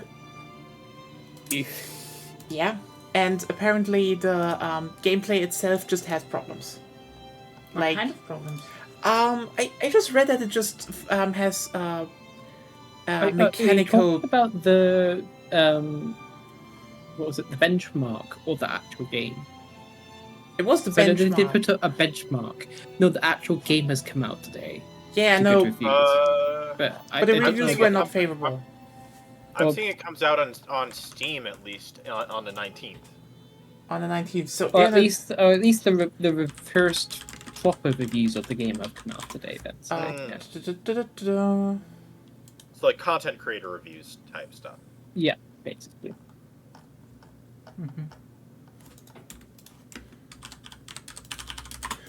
Like it's 4 out of 5 and 8 out of 10 IGN and stuff like that I've seen. She's not bad. Nice. But the benchmark. I'm currently looking. I mean, it's a benchmark. It's kind of funny how the highest rating ones are all small, very small things. Like, oh, IGN Brazil again. God damn it, the bootlickers are at it again. But the major ones, the more bigger ones from Western. Like that's the thing, a lot of gaming. A lot of gaming magazines, not based in, for example, USA or something, they have been in the last years they've been generous to nearly everything. It's fucking funny. But yeah, apparently it's mostly 80 but also 70 a lot.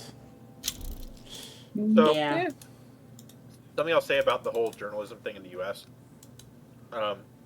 For games journalism, they had their own little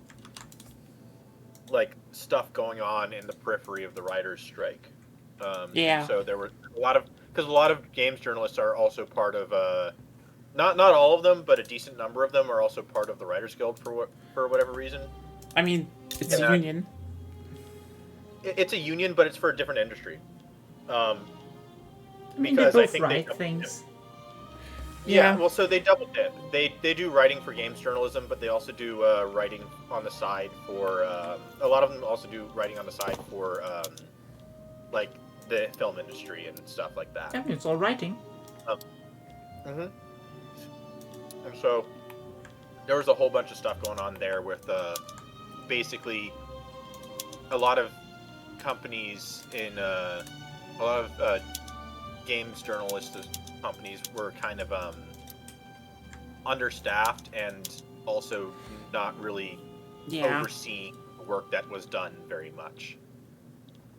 Oh, it's So- more like I would say in general, like besides probably a few outbreaks. Like I know this is probably heretical to say, but like over the past decade, I would say I've seen myself agree more with reviews from IGN that I would be like, it's like it's weird. You grow up and you're like, oh, so that's where that people are coming from because like they're usually onto something. It's just like, oh god, people are still so pissed about review scores. It's funny. But yeah, apparently they have technical problems. Oh, there was a whole drama with review scores. There was a whole drama, which reached into the anime community about scores and why you put certain scores at certain ratings. I mean, the scores are Because generally people- like. yeah, well, because people start. It's because of the whole mid discussion, where a 7 is a mid. Something that's got a 7 out of 10 is mid, and that's missing the entire point of giving a 7 out of 10. A 7 out of 10 means it's a good game. It doesn't knock your socks off. It doesn't do anything super special. It does well. It sells well. It's kind of. Yeah. It's not shovelware. It's like it doesn't have bad things, but it's not outstanding. Is it That sort of like 7. ratings inflation in a way? A little bit, yes. Yeah, that was always the case. Like, Kind of like Crunchyroll ratings inflation. Oh my god, their ratings. I mean, If it's originally, not, people were fine with like a 4 out of 10. Now it's already terrible when it's under 7 or 7. Yeah. Like, scores, not really relevant in my opinion. It's like, you can ignore Yeah, I them. don't look. Because I pretty much ignore scores. I look more at written What- reviews. Like, Yeah, what- why do you not? yeah, what is actually said. Because in the end, you could make what is said into a score, but the score itself doesn't tell you much because how the person arrived there with their specific preferences, and them telling you that is way more helpful than any score ever. That's actually true. I've seen Yeah. a score that was attached to a review, and that score was a 5 out of 10.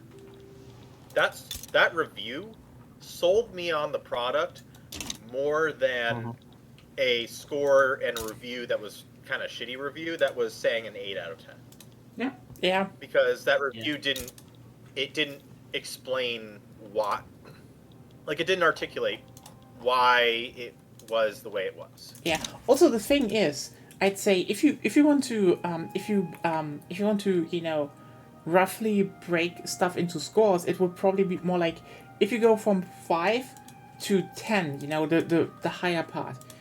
Look at it more like a gradient. The more it is to a 10, the more it probably is gonna be a universal a game that generally people universally like,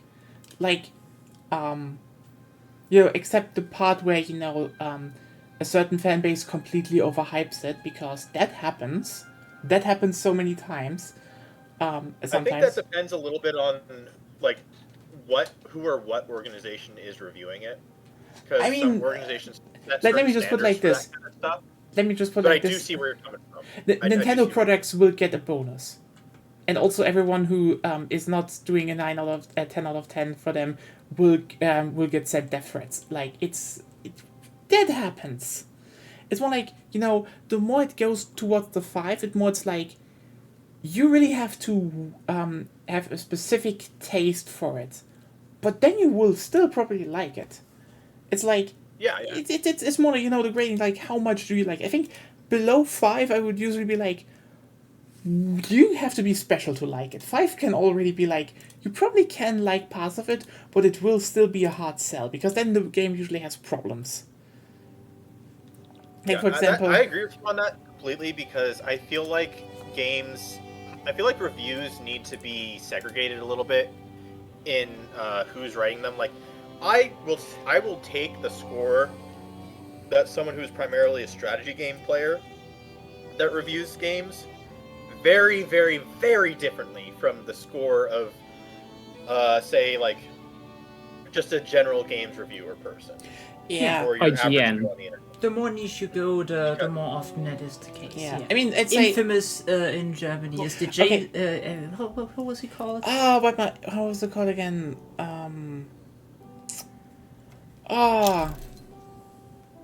It's at least for us pretty infamous. It pissed off a lot of people. So that we have this magazine called GameStar Doesn't here. matter. I just want a name. I just remember his name. Fabian Sigismund. Yes. So A guy who reviews shooter, yeah, he mostly plays shooters. Okay. and he got set on Supreme Commander Forged Alliance. No, 2. So Subcom 2. No, Subcom 2 was it? right? It was Subcom 2, and he Okay. reviewed it favorably, but also made comments like, Let me explain real quick. We're not. That game has guns. There you go. So he's perfect for the job. No, it right? was more like they probably didn't have anyone else, and they were like, we need to get this review out. Yeah. And the thing is, I'm not blaming him completely, but like, holy shit, reviewing a game favorably that was really fucking hated by the community, and then just make comments like, no one understood the original resource system anyway. It's like, oh boy. Again, this is probably one of those examples of, yeah, if you really don't play RTS a lot or multiplayer, you won't understand that in a good way. Like, again, that happens sometimes because, sometimes they just think like, oh, well, the person will probably get it. Sometimes they do. Like, don't forget, one of the earliest magazines that, IGN back in the day reviewed, like, Demon Souls and stuff and such favorably. They were like, no, this is good. It's janky, it's a bit weird, but, it's good. They also been like, hey, Dark Souls 2 is good, and hey, no game got more vindicated after one fucking video than Dark Souls 2. Also, I don't know if gold mines are better or worse in Trade League Power Blocks. I probably won't be at the Power Block stage soonish. They mint things. They mint things, so I guess they're doable. No, I'm more like, what's the difference? It's not really... I think I lean more towards the difference of they don't matter. Yeah, they probably don't matter, yeah. Because gold doesn't get consumed by anything. Yeah, that's the thing. Gold is converted into minting, and minting has a cap.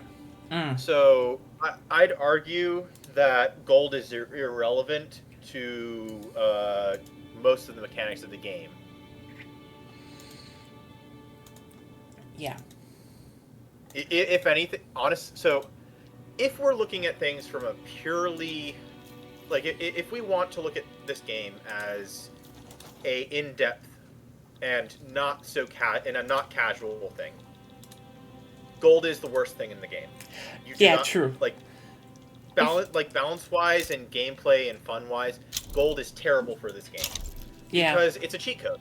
It's quite literally a cheat code, and that is why you always see people going for Transvaal and Orange and the other gold provinces, because it makes it easy. It makes it easy to multiply your economy because you have basically free money. I mean, Orange for the beginning, yes, but I mostly go for Transvaal because there is iron and coal in one state. Yeah, that's probably more like... Yeah, I'm just kind of like piling it all together as the examples of gold states. Like, I could say the same for Guyana or Borneo. Mm-hmm. California. Lanfang is entirely a cheat code. Like, the entire country is a cheat code. Yes. Well, assuming that you can get the pop migration from China. By the way, Heavenly Kingdom. Oh. What? Hey. Oh, hello, Heavenly Kingdom. That's also actually in quite a powerful position, economy-wise, compared to where they normally are.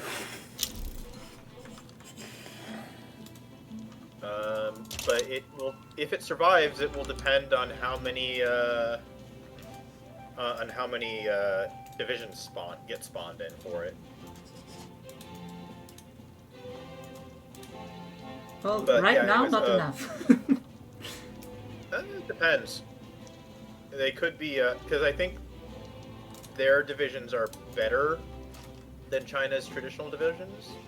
Because China is still running a lot of irregulars. And let's see what the First Taiping Army has.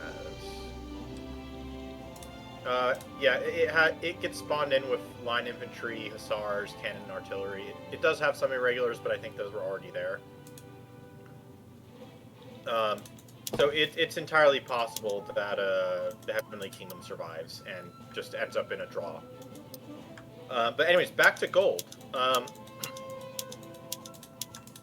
Gold doesn't matter what, until they add in a power block thing that specifically focuses on gold, which I don't think that they will do. Yeah. They will. Gold will just be its own thing off into the side of the game. Yeah, that's why I was confused by the question. Yeah. Because as I said, gold doesn't have any buy orders really. It doesn't interact with anything. It gets fake buy orders, which is buy orders for your minting, Yeah. which is also an unlimited number of buy orders.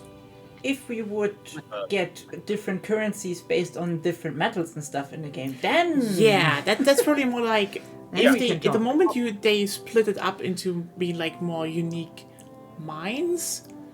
Like, because here's the thing, gold is more like a catch-all for, just valuable metals they find. Well, it's the gold standard back then. So Also, it is important in one sense in the gold rushes, which were quite important in population movement, and that is something that they do have in like Yeah. they do interact with that. So that is the one thing where it's like, yeah, as a good, it doesn't do anything, but as like, oh, there's gold, and suddenly everybody goes to this otherwise inhospitable area. That is, yeah. So because of that, I will backtrack a little bit By the way, and say that gold does have a value in depeasanting yeah. and creating a capitalist. It has that value. yeah, I'm just gonna do some tea and stuff. Sure, you do that. I have time anyway.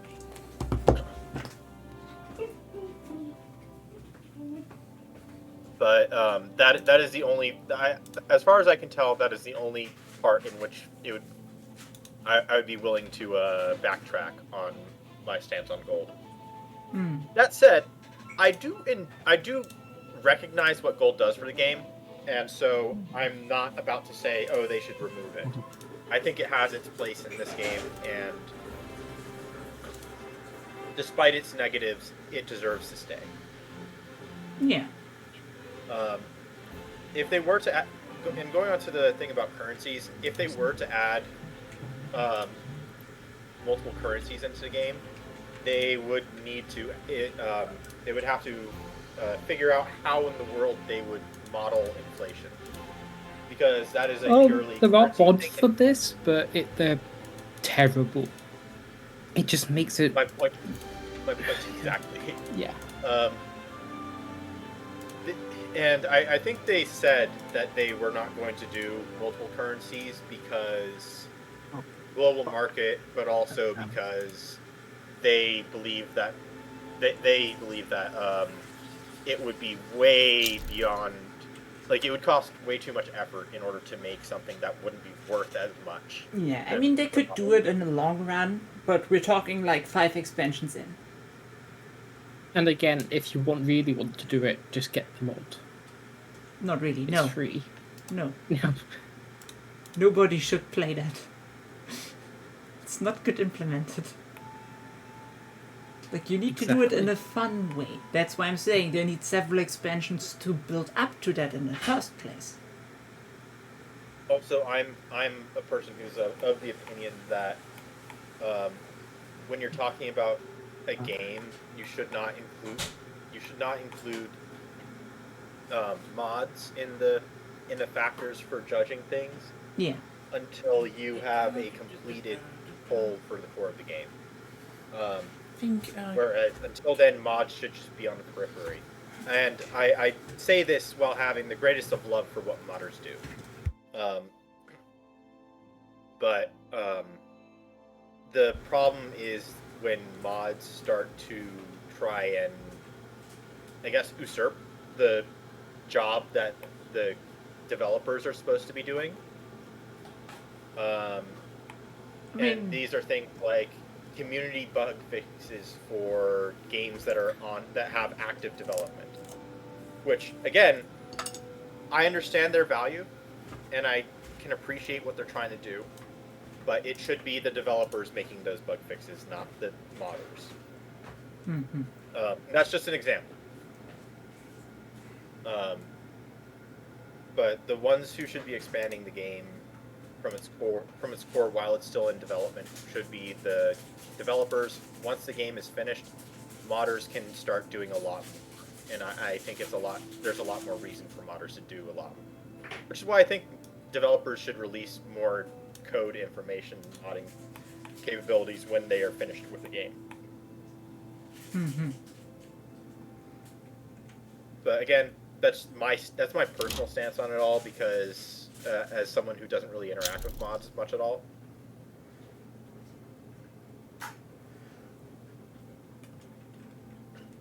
I just don't really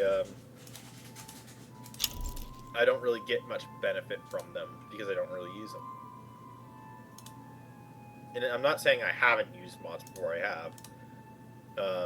But I feel like modding takes away some of the fun for me of games. Even if it's a shitty game, and the mod, in a traditional sense, makes the game better, I still feel like I lose out on the fun. Yeah, you lose the intended experience, you mean? Yes. Exactly that. Yeah, that's always the problem with video games as an art form, right? Yeah. In the end, even changing something for the better changes the intended experience of the developer. Which, well, I mean, if you already had it or don't care about it, it's fine, but... Yeah. It's not a simple thing to solve. I don't want to. Sorry. I don't want to give foreign investment rights to Great Britain, right? You want to. You want to? Okay. Yes, otherwise you're dead. Were you playing? Yeah, you're playing Brazil. Yeah, I mean, I have a defensive pact with them already. So yeah, I've already signed it. Whee! You kind of want to. You're big enough, and if you Yeah. don't, they tend to declare war on you. Yeah. Well, I already have a defensive pact with them, so I have good relations with them. Okay. So the declaring war thing with Brazil also depends on where you are on some of your journal entries. Yeah. Yeah. Also, like I've already ended slave trading. But like I am finally like, I think one of the big problems with why I lost the first war is I looked at the military interface and I just didn't understand it. Like, Yeah, you didn't know what to do. yeah, and now I'm like, okay, now I've fought a few wars, I've crushed a revolution, I'm actually winning now. Yeah. But like what I will say, it's functional, but the part where you like give order, like attack, defend, is should be way more obvious. It is. In my opinion, It just gets lost in the clutter. It just gets lost in the clutter. I understand. Similar the several attack and defense moves per general can stay, in my opinion, but you would need a general override thing like okay, you remember all your orders, but for now everyone defend. Or just, on the front line, like one defense button, like everyone defend there for now. And if I go back, what I would do, in addition to what you're saying, actually, is if you change that little circle, so it's actually in fact 2 circles. Maybe you move the rank to another part of the menu, and you replace it with your defense order, and you have on one side your defense orders, and on the other side your attacking orders. So you don't set a general to be either or, and you can set an army to be, okay, do you want them to push or not? But you'll set the different defense orders from like defend front or any of the other available orders, and then you'll have one that they could do on the attack. That way, I think would be a bit more friendly to people who are learning and don't quite know. Oh, you should click on this to open up the menu. What I'm mainly thinking is like, there should be a much bigger button, like one of the big bar buttons that says like this is the attack order, this is the defend order. Because right now it is a tiny little button in the corner of the general portrait, and I was just scrolling through my army looking for like where is the attack defend button, and it's not even a word. It's just a tiny little icon, and it is. It's obvious that it has to be that way because every general has different traits, so you want to micromanage that. Yeah, I agree, but like it should the UI should be redesigned. Like I'm fine with it being per general, but right now it is a tiny little bit of screen real estate that has a tiny little icon with no words. Like it's not. This is the most important, like one of the most important aspects in controlling your army. Like literally, you are literally giving your army orders, and it should be. Oh, I just saw some. Britain offered me something that timed out because he didn't know this thing. But like, it should be it should be much more obvious. Like what an attack defend order. This is the attack defend order. It is such a tiny icon. It is almost hidden. It is bad UX. Yeah, I would agree. Yeah, they definitely need to do that better. They need to redesign that, at least that part of the UI. I wanted to say something, but I forgot. Didn't we originally wanted to go to Elden Ring? Yeah, I think, but I don't know. I just enjoy this because I don't have to play Payday 3. It You is don't so. have to pay. You don't have to play No, Payday 3. Yeah. Zep.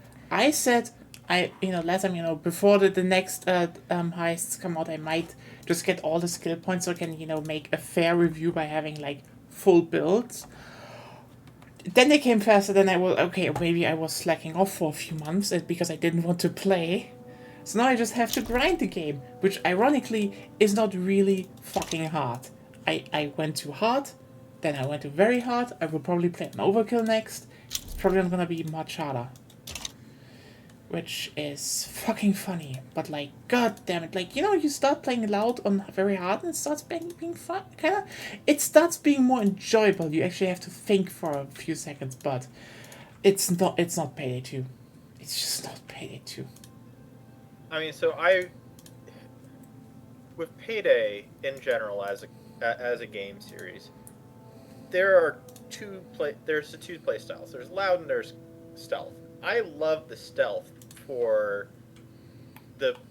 love it when it's stealth and you have to think. You have to think about, okay, I love treating stealth as a puzzle game. Well, every game is technically a puzzle game. And what I don't really like too much is is loud when you have to play it when you have to like do a lot of in-depth thinking about it, because I kind of like to just zone out a little bit when I'm doing loud gameplay. Well, it depends on the difficulty, I would say. I mean, on the difficulty and the heist and the build you're playing. I mean, usually loud is, in the old time, in Payday 2 at least, is either get some stuff from point A to point B, or defend or defend/wait until a progress bar is filled. Defend point. I mean, so you know how I am in 2. I am gung-ho on like staying with the turret builds. Yeah. And making them work. And you should just play stoic, I tell you. Have fun. Making something like that work is what I enjoy about playing those kinds of like beat 'em up, shoot 'em type things where it's very like. Well, we're not saying we're not saying that it doesn't work. We're saying for most missions, it's way more investment and skill required to make them work than what you get out of it.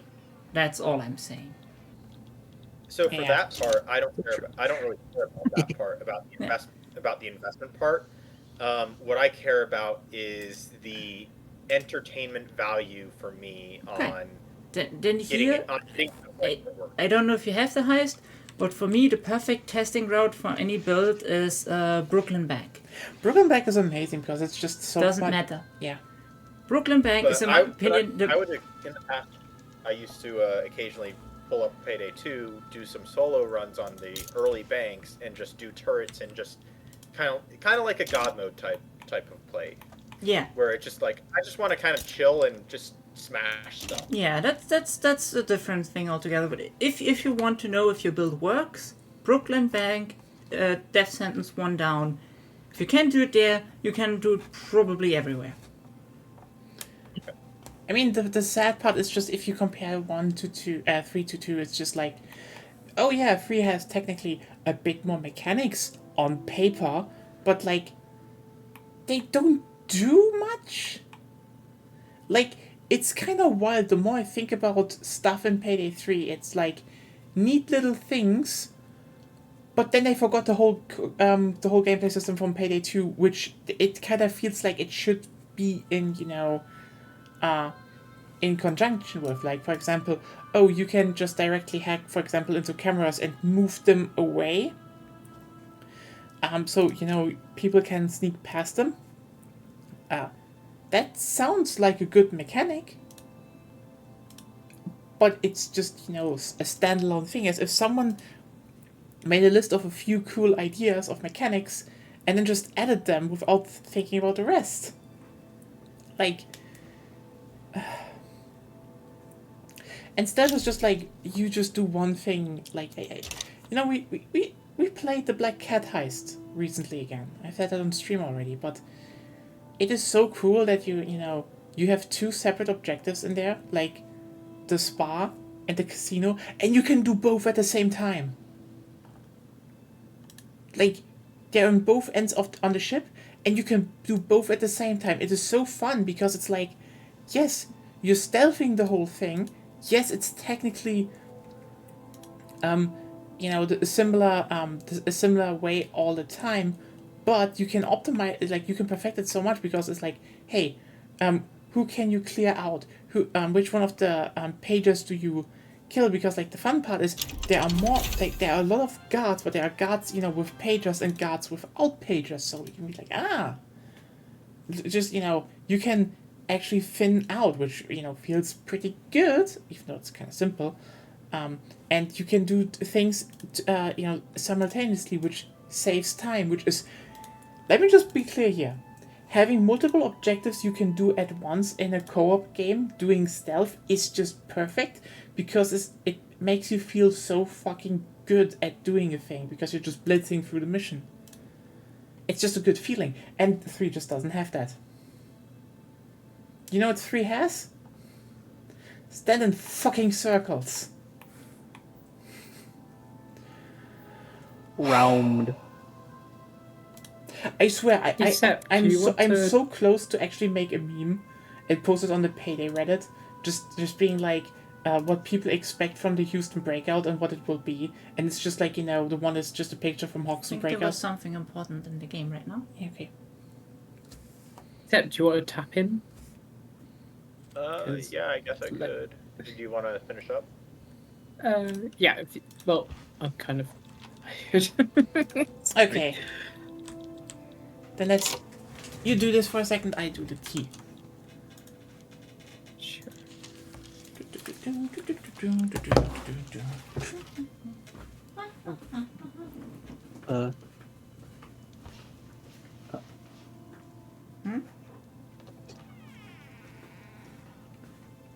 Right, I guess I gotta leave the game, then re-enter because it doesn't let Do me you? switch over. I think. I think you can escape in multiplayer lobby, right?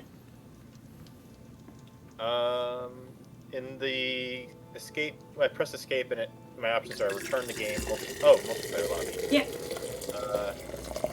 Yeah.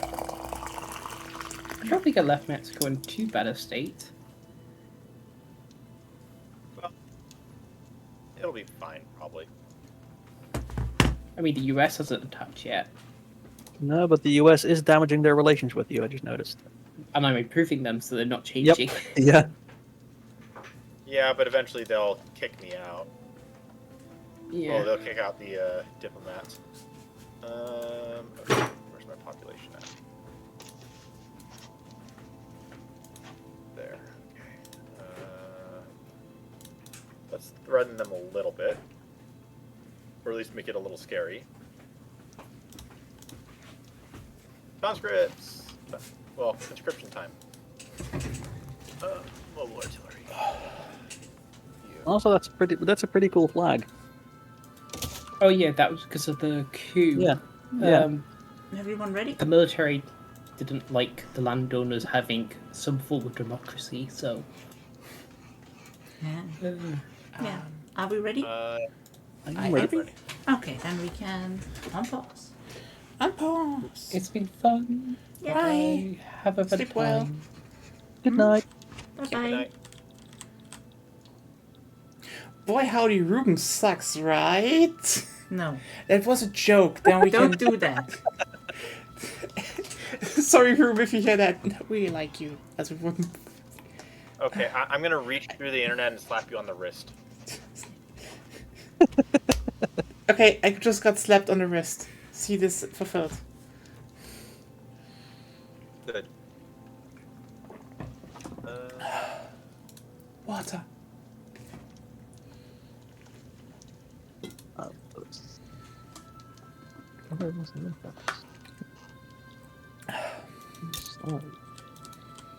Oh. Are you sure about that? What? Me? I saw you started the return state diplomatic play against Los Altos. It looked Los Altos. They're in the power block, British Empire. Yeah, they're in the power block. They're not a subject. Yeah. Okay, then it'll be fine. Okay, And the then British it's fine. they didn't seem like they were that inclined to protect them. Okay, Are they don't? then it's all good. Then it's all good. Oh.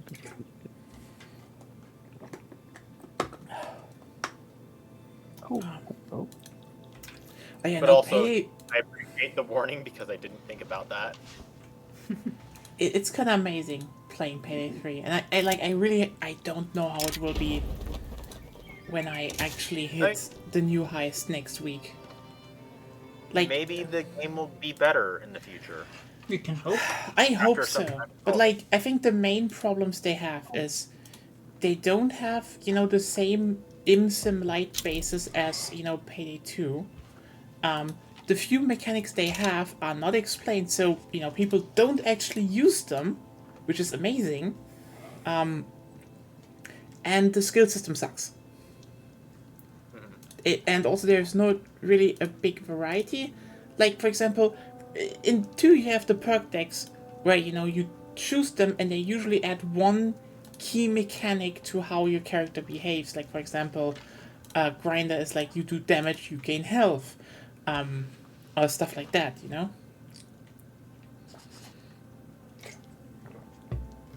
That's just missing. That's just completely missing. You have one build, you do, and that's it.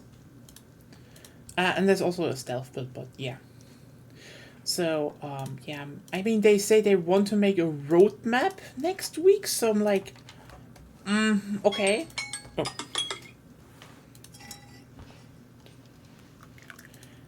It's gonna be very interesting what's on that roadmap.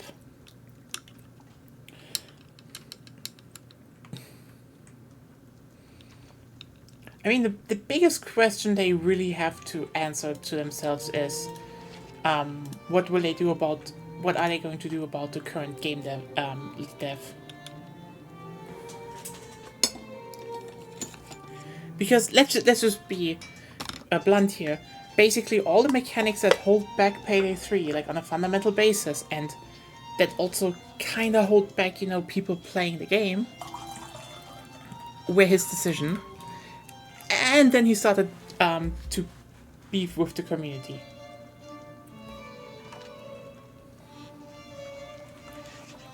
Which is kind of a feat if you think about how way too nice the community is to the game devs. Oh yeah. They targeted a YouTuber that is actually like really nice and still covers the game. It's like as being he's toxic and tries to tear down the game, and everyone's like, what?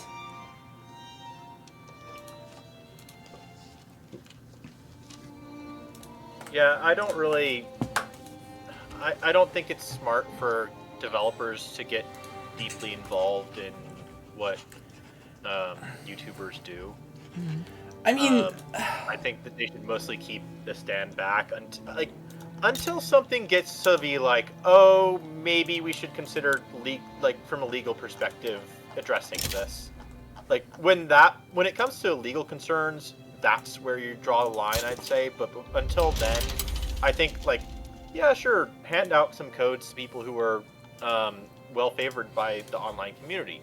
But yeah. keep it at that, not much more. I'd say also, like, if you have someone, again, who still covers your game and is, again, generally nice, but you don't really vibe with them saying, there's basically just, like, one real build, and then they, add, like, a few other builds afterwards to be like, here, just for good measure, I just found a few ones who can also kind of work if you want to be a bit more creative. Like, and generally it's nice. You're just like, God, mate, why? Like, this is like, here's the thing. There are people in the communities that can just be shitheads. Okay, where I totally get that people just have beef with them. Okay, like.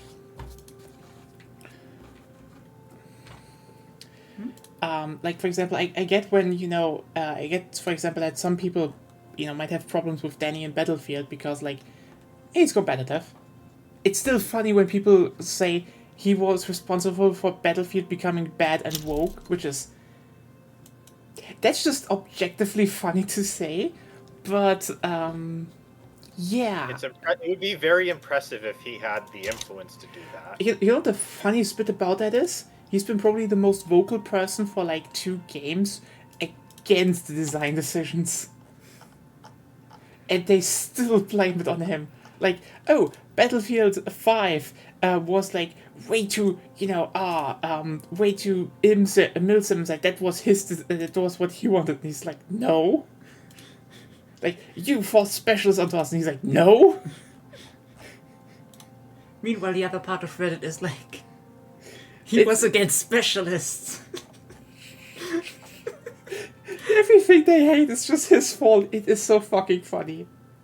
But yeah, the thing is, I get that. But like, if you have someone who's just genuinely nice and whose criticism is like, yeah, sorry, the game is boring, but I still try to be here because I kind of hope that it gets better in the future, maybe don't call that person toxic. Because it really just comes over as you're like being really fucking butthurt.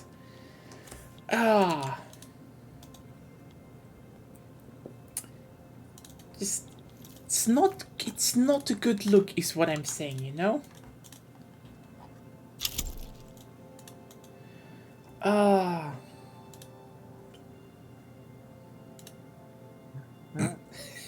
that's actually true.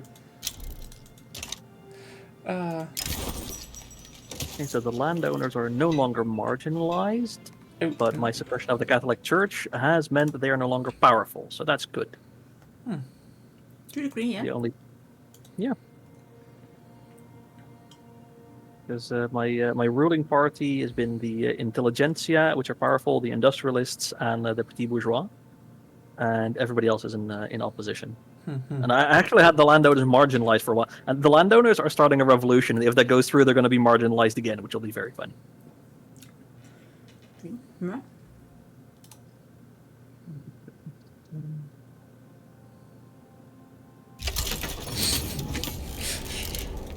God, you know what? I just kind of have to laugh a bit because just treat having a cat is great. If you make the right sound, a cool little guy comes out from an unexpected location. That's cats. But also, greatest community note ever, because there were like post by Daily Mail online.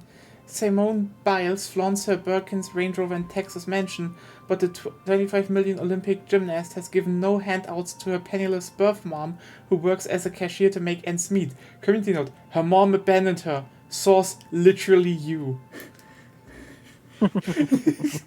It's like, why is she doing that? The mom sucks. Who said that? You. The fuck? Let's go raid some Chilean culture. Fun.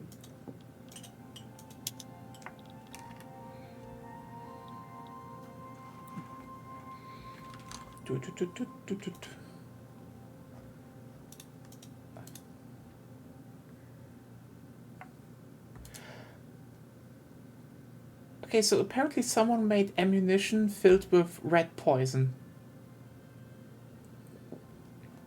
What? 50 that BMG surprised. rat shot. For rodents of unusual size. Who is this made for? Well, No. either rodents of unusual size or any question people. It just... It's one or the other. I put it up on the stream.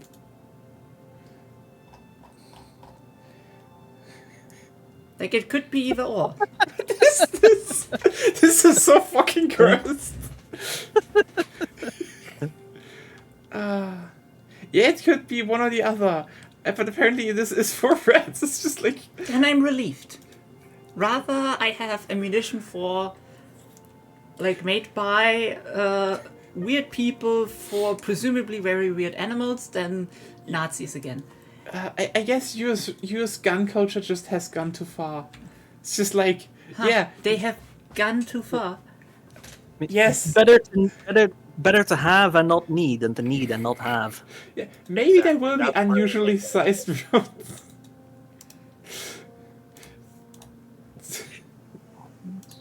It's just like, yeah. Like, you literally fire this at a rat. The rat is just fucking everywhere. By the way, I found something. Well, I came across a meme in one of the other servers I'm in. Very funny. Let me just... Oh, it's Calvin and Hobbes. Perfect. Yes. Let me just check. Oh, that one. Yeah, let me just put that. Playing a record, I show you something interesting. The two types of games are menu and parkour. All games fall into these two categories. Counter-Strike, menus. Apex, parkour. Baldur's Gate, menus. Minecraft, parkour. Despite jumping around a lot, Destiny 2 is menus. And I will, That one is I will great. add to this meme The funniest thing the is... fact that all of these games are on a slider between menus and parkour. You know what the funniest bit is? The original comic is also amazing. Like, Yeah. Yes. like, I have like one or two books of Calvin and Hobbes sitting Yeah. on the shelf in the bathroom. I used to sit on the toilet for like an hour and read. Yeah, sometimes didn't depending on think the to take bathroom, that it's one. just really comfortable. It has a certain mood. Yeah. yeah, yeah, I think the funniest... I did not think, it did not cross my mind to take the book out of the bathroom and read somewhere else. I was like, nope, this is for reading on the toilet. there we go. Here. The original one. Playing a record, I show you something interesting. Compare a point on the label with a point on the record's outer edge. They both make a complete circle in the same amount of time. Yeah, but the point on the record's edge has to make a bigger circle in the same time, so it goes faster. See, 2 points on one disc move at 2 speeds, even though they both make the same revolutions per minute. And it just kills Calvin. That's the original one. I remember that. It's amazing because it's just like his dad just tried to be nice, and it was just too much for the kid. How can you make conventional physics sound cursed as fuck? There you go. Oh god, like Calvin and Hobbes just such a good. I fucking love it. Like my mom had a few of them in a collection. I fucking love them. It's one of the reasons I think I even started reading in English, like learning English, because like it wasn't English, but let's learn Calvin and Hobbes, because it's really good. Like it's also just relatable, you know, to a big You know, degree. I just realized the German and Austrian YouTuber that I occasionally Calvin and see on Hobbes, yes, I know. Calvin and Hobbes, yes. Yeah. I just realized that connection. I'm like, shit, yeah. And Yeah, it's, they're making it's a not joke out too of different that. a vibe. They sometimes also have just great ones, like, you know, the Yeah. how's it called? The one with, you know, German stories, how we teach kids not to take drugs. Yeah. And the organ donor one that came out recently. That was Oh, I haven't seen that one yet. Austrian versus U.S. organ donors. Need to watch that And still. I'd say, you know what, accurate enough. And there's another German one that I came across recently, which is the Your German Mother shorts. Okay, don't know that Let one. me see if I can find this. I am building mines. I am building mines. Then I have enough money to build ships and invade people. I do not have much because I will- Britain forced open my market. You have open markets. So my landowners are a bit... You have stopped having it be closed. Yeah, I mean, if the landowners weren't like that pissed At me? That would be nice. It wasn't me. It was the British landowners. We don't care. Like, and every time in Japan when I get a modern conservative and I try to enact interventionism, he always dies before I can get it. It's terrible. Okay, I picked out a short from Oh God. channel. Where is it? Which channel? Where do you want it? In general or Yeah. so? Okay, in general. Okay, Oh, by the way, I'm for just- another no, I'm just looking. classic.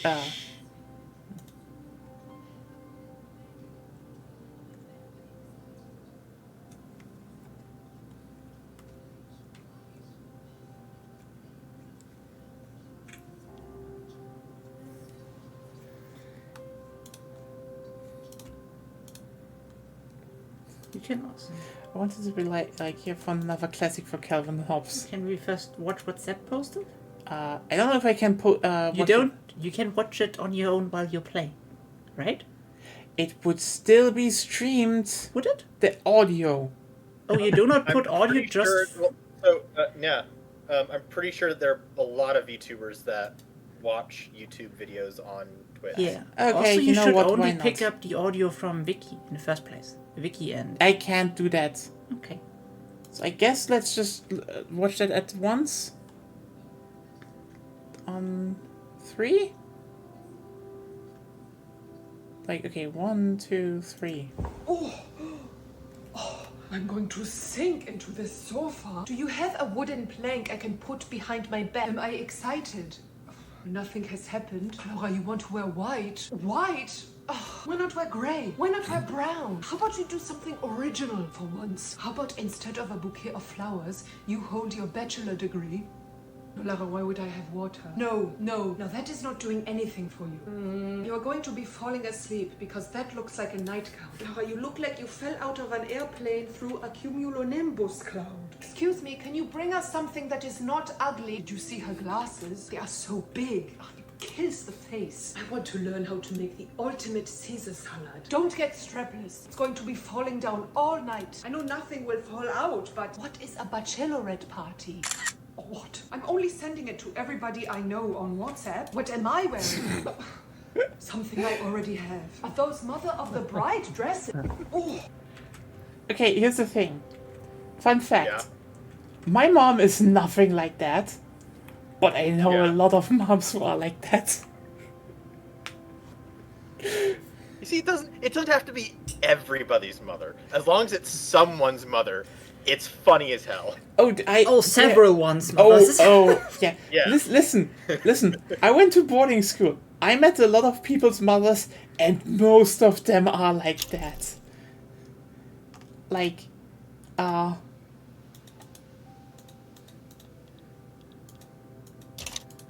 But there's another one that's titled "My German Mother When We Go on Hikes." we can. I feel like this is a new thing that this channel is doing, or at least it's not something that they've been doing super frequently. But they've got a decent. You know what? They've got a decent number of them. But yeah, that's just one of the German adjacent, I guess, parts of YouTube that I have encountered. Mm-hmm. There's another channel that I've seen that's basically like, oh, an Englishman becoming German. Where he's like, he starts disassociating, he starts assimilating into being German from having been English. I mean, there are a bunch of them. I think they can be fun because it's like a bunch of the overlapping parts. I don't like.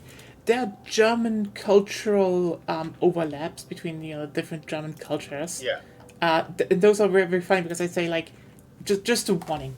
If you ever be like, oh, I want to move to Germany. Hey, we're a great country. We're generally very nice. We are weird. Just be fucking ready for that. Heads up, the entire world is very weird. Yeah, but like weird place. we're culturally weird on our own, like on a very very unique level, I'd say. and most of it is holding back online. Most of the people online are very much holding back in the description of German. I hope Germans are. Yeah, I kind of got a sense of that when I visited. My government has 95 legitimacy. Nice. Actually, you know what? You're Brazil. That's impressive. Brazil really struggles to get a legitimate government. I mean, by the way, I'm almost at legacy slavery. I just hope I pass it. Ooh, congrats. Well, Who's hosting the... We're going to throw a party just for your change from one form of slavery to another. I'm just almost done with it. It's I so started abolished, so Yeah, I know that's one of the things. yeah. But one thing I have to say with Japan playthroughs is like depending on what movements you can get a pretty different game each time. So they're very random, I would say. Yeah. I do think that that's a kind of fun aspect of them. It can be. I wouldn't say it's a amazing aspect, but I think it's nice that they have some variety in their playstyle, in their plays. That said, that variety is kind of based on RNG, so it's Yeah, that's the problem. a little bit of a toss-up. Because it also means it's not like you cannot really plan a Japan playthrough much. Yeah, I mean, you can plan out the first 10 years or so, like, okay, how do I industrialize? But beyond that, Yeah, what you build, but depending on the movements, like if you get like land voting first or the homesteading first or something, it will differentiate how you have to play. So you can't really Japan. Yeah, at least not as much as you can with have a other plan, countries. but expect to scrap it, basically. Like if you have a plan for playing Japan, then like 80% of the time you're probably going to be scrapping it after 20 years. Yeah, or even earlier. Yeah. Because it dictates. Most of how you play gets dictated by which movement you get. And then you have to think like, okay, how do I handle it? Can I get the support high enough to get that thing through? Is it even worth it? Should I just let it run out? Will Britain force your market open? Yes or no? Because... Or will it be France? And if it's France, they're probably going to ask for a shit ton more stuff because France is a greedy fuck country. Well, the good thing is they now ask you to like, we force your market open. Do you accept or do you want war? So you accept and they can't do war. Yeah. That's the good part. But the problem is then, if you already have homesteading at that point, like your corn laws can't trigger. Which is very useful to have because that's how you get off traditionalism. If you do not get that, you will just be slower than you would be otherwise. And there's nothing you can do about it because it's just random. I guess the only other thing that you could do about it is to rush tech and try and get commercial agriculture as soon as possible. I mean, that's pretty much what you always do, but like, even interventionism would be fine. Going for like an earlier commercialized agriculture before you get any other tech. That you like, maybe not like a straight line to commercialized agriculture, but at least like you prioritize it a lot more than you normally would. Because you can subsist off of tenant farm. You can, and you can still grow quite a lot off of it. It's just not as efficient. But if you're doing other things, it doesn't hurt to hold off a bit. Because you might just go naturally too. It does depend on your country though. And for certain countries, you don't want to go homesteading because if you go homesteading, you kind of screw yourself over with certain countries like India and China. Yeah. Because the rural folk gain way too much power. Yeah. Also, well, in Japan, you want them kind of to have power in the first place just to keep the shogunate out. Yeah. Japan is one of those weird places where it's actually useful to have the rural folk have power because they're a unique one, I think, or at least they have a unique aspect to them. Let's see. Agrarian, particularists, isolationists. Actually, no, they don't. No. But in general... The infrastructure they give is really useful for Japan. The infrastructure is useful, but then on the other hand, like, rural folk as an in-between can always be helpful if you cannot make the switch to full industrialists. What is? I want to say, I just saw the most insane thing on Twitter, because, like, quite literally, to the date, 10 years ago, someone wrote, you know what the secret to comedy is? And today, 10 years later, to the date, he quote tweeted timing. How do you do this? Like, imagine you just... so loud. Sorry, imagine you just set up a joke for 10 years and wait 10 fucking I'm pretty years. sure that you can schedule tweets. I don't know if you could do that in 2014. I think you could. I don't know. It would still be like, damn. Or at the very least, they may have revisited it at some point within the last 10 years and been like, you know, I'm going to schedule the tweet now because it's a system. Yeah, maybe. Like, you don't have to do it immediately. Who knows? But still, it's funny.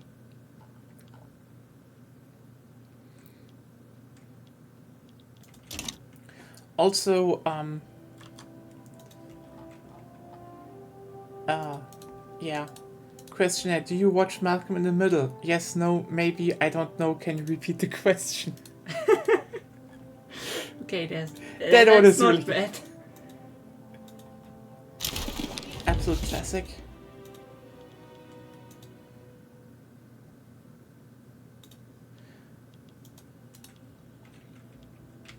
What? Oh, was there another bot? Or did I miss something? Items. My brain is poop. We have landed voting. Yee. Yee. Oh, looks like the intelligentsia and the rural folk may be getting together enough.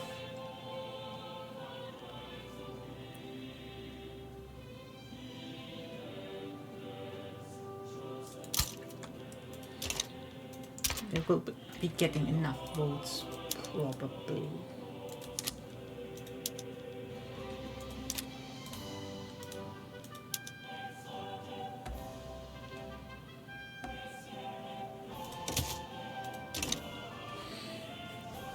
Another shot at per capita taxation.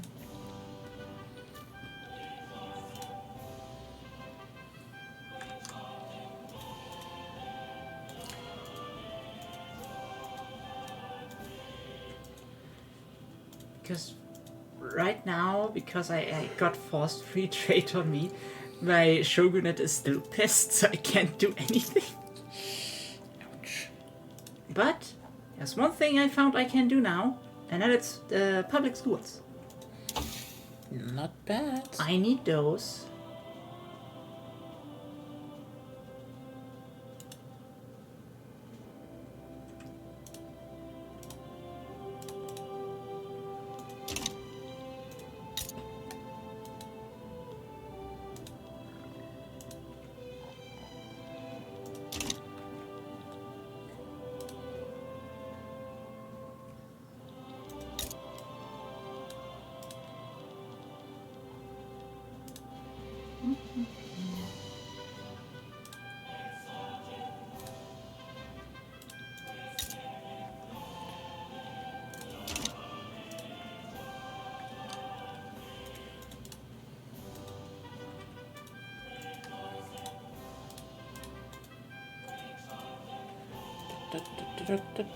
Any topics we can still talk about? Any fun things?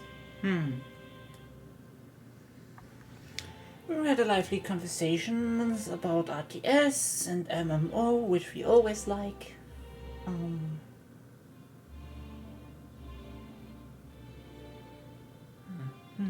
Oh yeah, when do we want to do the whole community anime watching? That's a question. Yeah. Yeah. You know what? It's not helpful if you both should say, "Oh yeah, that's a question." Definitely a question. I do not feel asked because I'm just participating. I think Lena brought it up, so Yeah, we could do Tuesday maybe, because I don't think you're streaming on Tuesdays usually. Should not. I think the whole. Yeah, I don't think. Except if something is on Tuesday, no, I think the payday heist is coming on Monday. So that should be doable, I guess, yeah. Then you can tell us if you like or don't like Perrine Klostermann. is there choice? I know, maybe she vibes with someone else. And you can. We'll see. We'll see. But there's like one correct choice. No.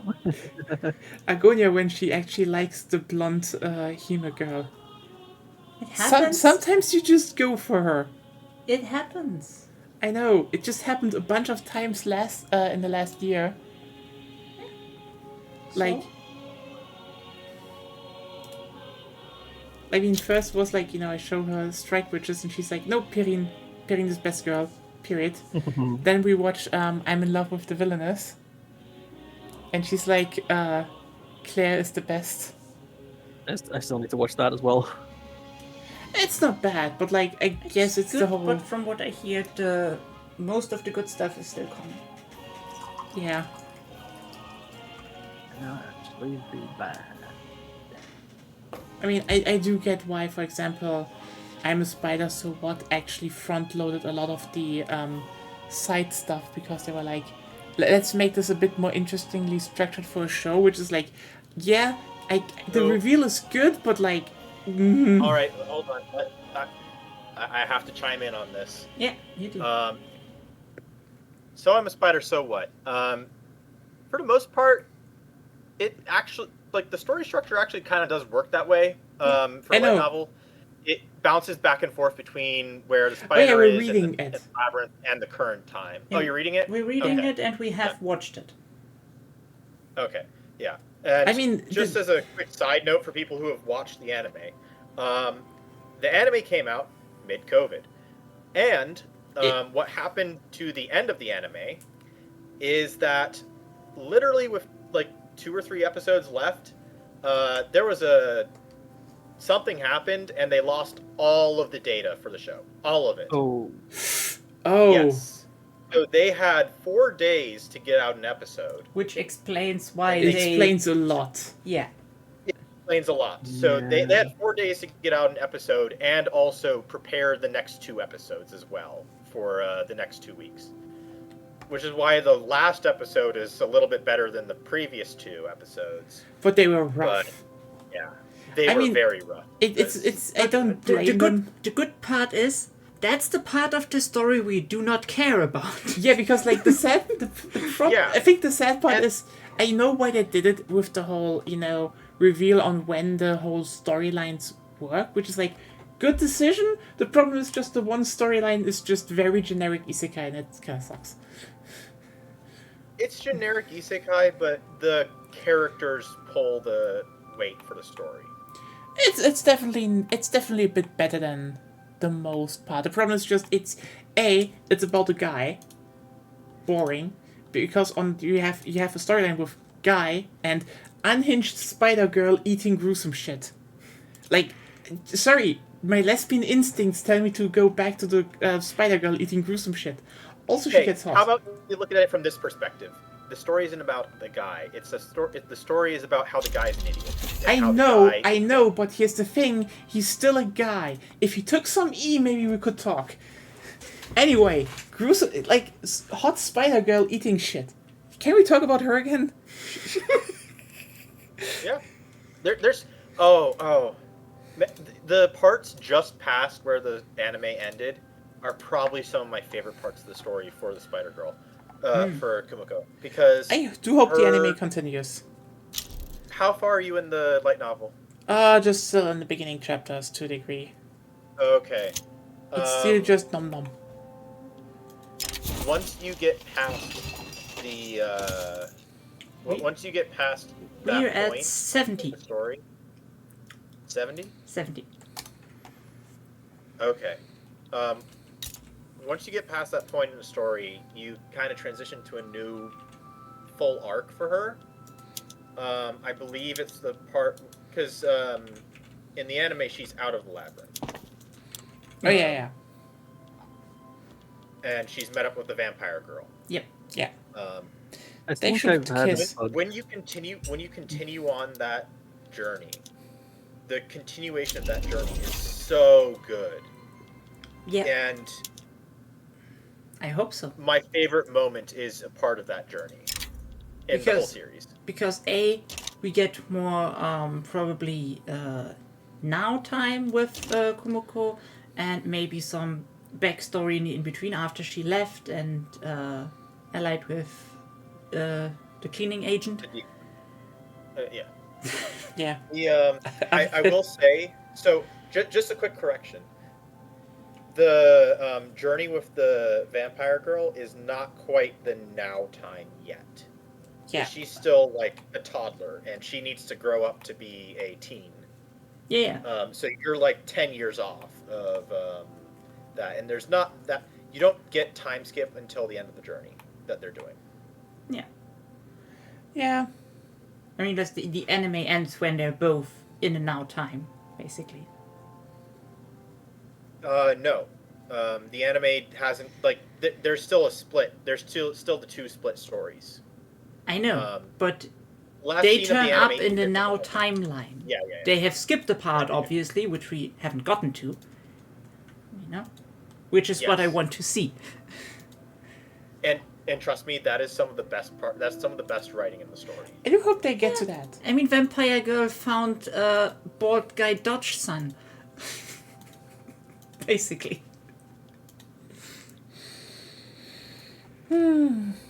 Oh well. Which is probably something only people who have read the novel can understand.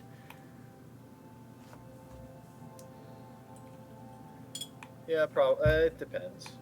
It was there- brought up there- in the there are anime, enough hints, I but think. not much. You know what? I'm There currently were enough thinking. hints. Yeah.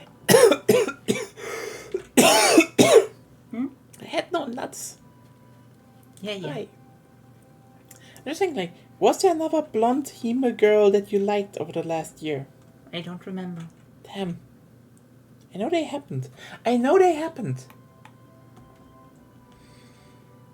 Right, let's look at the recent. Let's take a look at what recent anime have happened. We didn't in the have. last We year. didn't watch that many.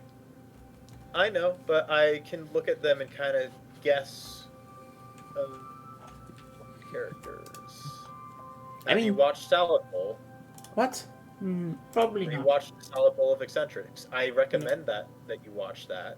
There's a blonde Hime girl, and she's adorable.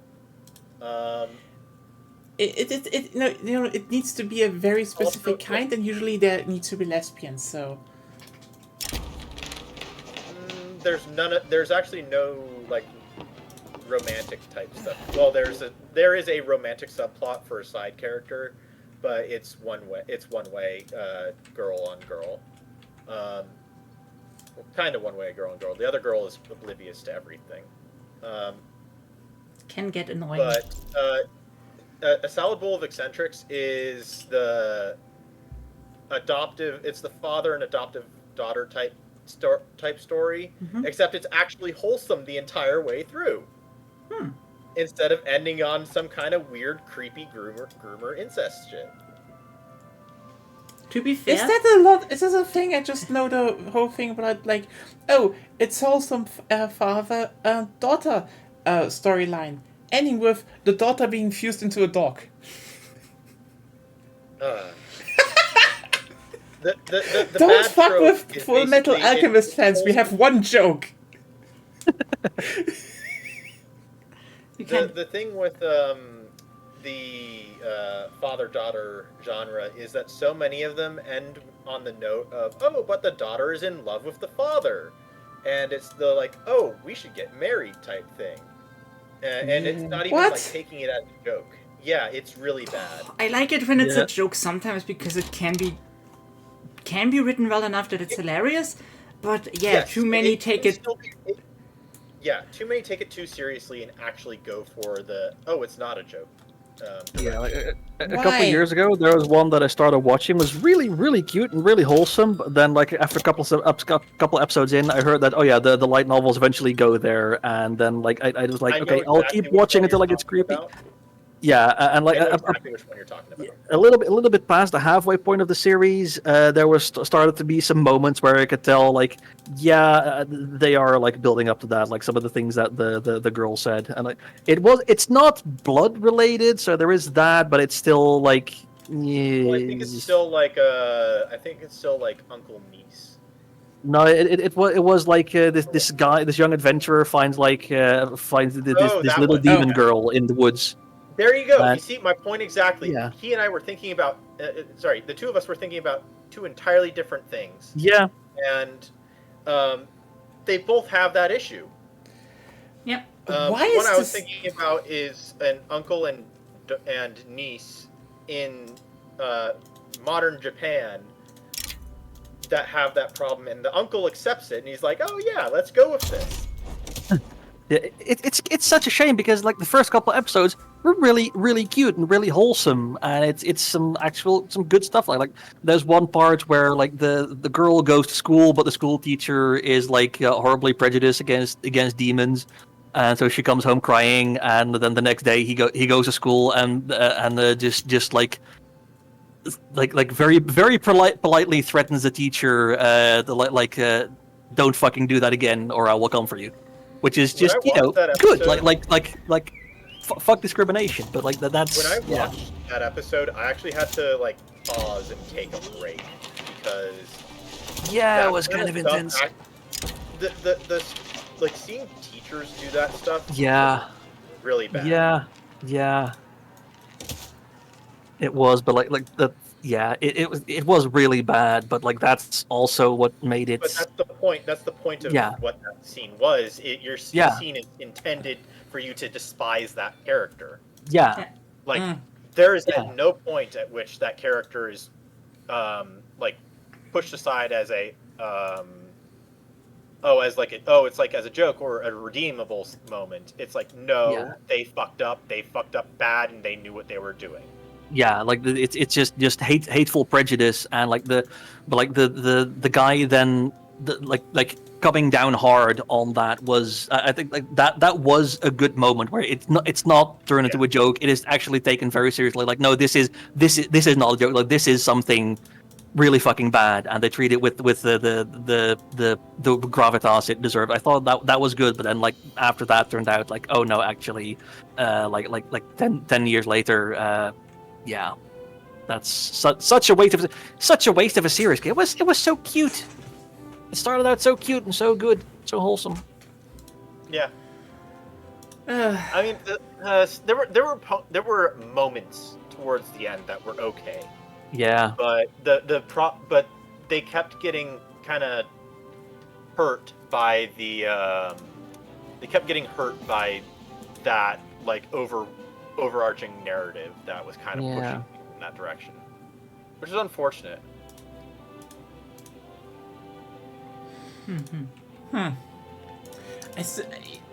I really haven't kept up with that genre because I still remember a few years ago most of those usually father raises single daughter stories were really just about, coping with shit.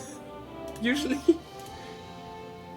I will tell you, a salad bowl of eccentrics is not coping. It's not about coping with shit. Like the characters, for the most part, have their shit together, and it's literally just, oh, let's just have fun and like build a nice, healthy relationship with each other as like surrogate family.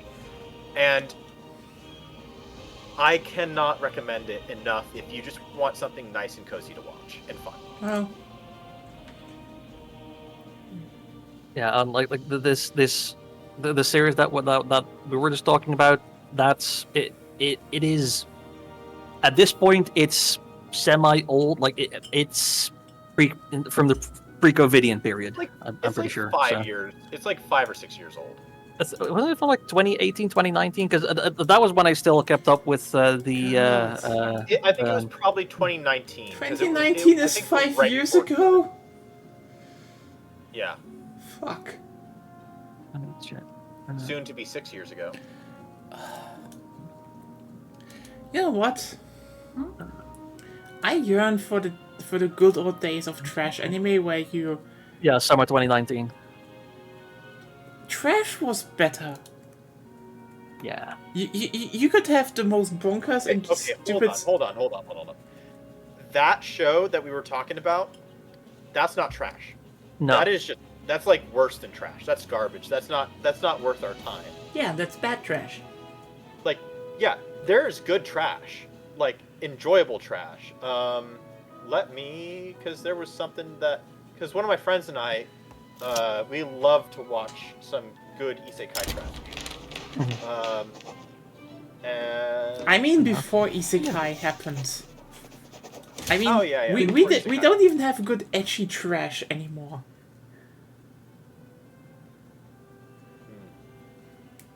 Fair.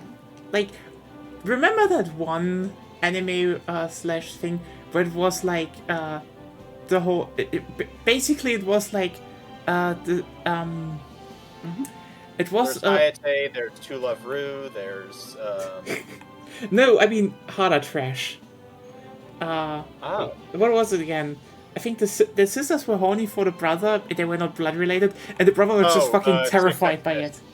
Yes, this was so fucking funny because when they revealed like why are they doing this, like when they were really little, he was like, "I love my sister, I want to protect them and marry them," and they took that kind of literally and really and he's just like, "Fuck, both of my sisters are horny for me," because that is so funny because like he actually is haunted by that. He's just like, "Stop this!" And they're just like, "No!" You're like, I mean, I would argue that Rent a Girlfriend is trash, but it teeters on the borderline of being good trash and terrible trash. So it's like whoever views it. yeah, I mean, Yeah, it's an Burden is opinion. trash. I'm already too invested in, like, I've already read too much of the story, like followed too much of the story to abandon it, and it's not bad enough for me to abandon it. So it's kind of so it lives on like that. I mean, I know Citrus is trashy. Citrus is just bad. Sorry, it's bad. It's just really badly written. Like I know it was like Yeah, it's just like the sad part is it's only got famous because it's one of the first Yuri manga that was actually published in the West, but like it's not good. It's not good. Citrus was, for me, Citrus was watchable until I think like midway through the anime. Yeah. At which point I just like kind of gave up on it because I couldn't stand the drama was too much even for my teenage self. Yeah, Which like, says a- for the people who don't know Citrus, the main part, and the one where Seb obviously turned off, is two lesbians in a not fun way. Like, if you know, in a real relationship, when people are too stupid to get to each other and hurt each other the whole time and circle around each other forever. Yeah, that's just constant. And what makes it worse is that they're told this to their faces, and they still keep doing that, despite the fact that there's also better options for both of them, staring them in their face.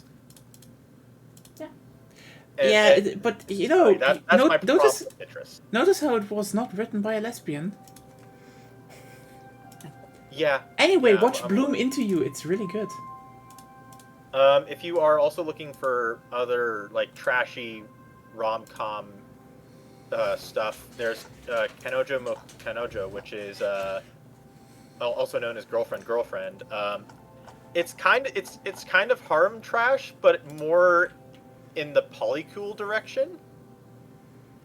It still has like the center point guy, but the initial girlfriend very much sees the other girlfriends as, no, you're mine too. Ah.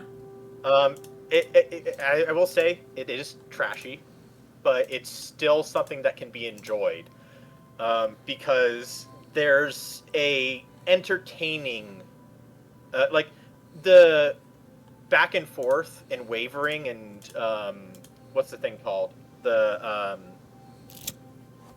indecision is funny because it's portrayed well. Yeah. The obvious good example of trash is Data Life. Okay, Data Life is a parody on trash. Sorry. Yeah, that's why it's really good trash. Data Life is classy because it's a parody. Yeah, but it's especially the That's my beginning. argument for it. They have like everything of the dating sim. I mean, the funniest Things bit, the best part. Yeah. No. Well, you talk over me anyway, so talk. No. No? No? I want to play the biggest part why Data Life works is because it plays it straight in the beginning and kind of with the comedy aspect, but then actually just takes a gigantic left turn and actually goes very deep into its characters and why stuff happens. Generally, what you do with successful parodies. Yeah. From a story writing position, you start off with the parody and it takes itself seriously to the extent because it's a parody, and then eventually it becomes it gets serious about its own story because because people are so invested, and it can always drop back into that parody or chaoticness as a method of kind of shock comedy. It's the exact same thing that Gintama did. Also, Lena, we can hear you. Sorry, yeah, I'm just mumbling a little. Yeah, I noticed. We noticed. Yeah. Yeah, I And mean, then you kind of have the king of trash anime, School Days. Yeah. I don't know that. But it's kind of interesting how like a few anime that are good have like the very trashy panty shot opening. You know what the sad part is about the trash ones that are usually liked because they are not only parodies, because like I'd say, for example, yeah, I know they have the panty shot opening, I know, but they usually do that because they can indulge in that. Huh? What are you talking about? Yeah. What? I highly recommend that you watch School Days. It is the most funny rage bait show ever. I mean, maybe not ever, but it is hilarious how much it rage baits the viewer. Well, I mean, the what I want to say is that I think also one thing about the old trash stuff that really stuck was, I mean, a lot of the really popular ones became so popular because they were also observations about the genre. Like, it's kind of funny, yes, to a degree they make, hey, Gossip Girl, I don't know if you're old trash. It's like, when we talk about parody stuff and such, it's not usually a parody or something. I mean, some of them are just straight up commentary on their own genre. Like, for example, I mean, okay, yes, to a degree, for example, Kiss Exes was a parody comedy because it took the whole thing of, the typical, okay, the sister falls for the brother, but just cranked it up to 1011 and then framed it as like, yeah, you know what? The brother made an absolute innocent wish as a child. Now it haunts him as a teenager. And also the dad is just currently, it's just all like, no, my girls make the right decision. And the brother's like, shut up, Dad! You're just making it worse. And that's funny because it just shows how absurd this whole thing is, if you take it to the logical end. But like, ironically, Data Life is like, I wouldn't even say, the more I think about it, it's actually a parody. Like, it starts out until it pulls the rug and it's like, no, we're actually serious about this. We're actually gonna comment on all the characters in it. And, because it is kind of a commentary, someone will take you, it's very hard to do parody now because someone will take you unironically and go further. I mean, I think it's also the problem that I think a lot of parody stuff is just usually nowadays riffing on itself. Like, I kind of agree with you. Some parodies, I think, some parody shows have gotten too meta about it. I'd say or probably more. they, I'd say a lot of them are just usually just, oh, it's a parody because it has jokes, and it's like, no. It usually is more parody if it knows what it, comments on in the, you know, in the genre. Like, for example, the whole thing with quote unquote non-blood related incest that was a thing in Japan was because there was a whole thing, in people with, the whole idea of familiar, intimacy, etc., and just there was a whole societal issues wrapped up into that becoming. there was also a whole like phase of their culture where a lot of cousins were getting married to each other.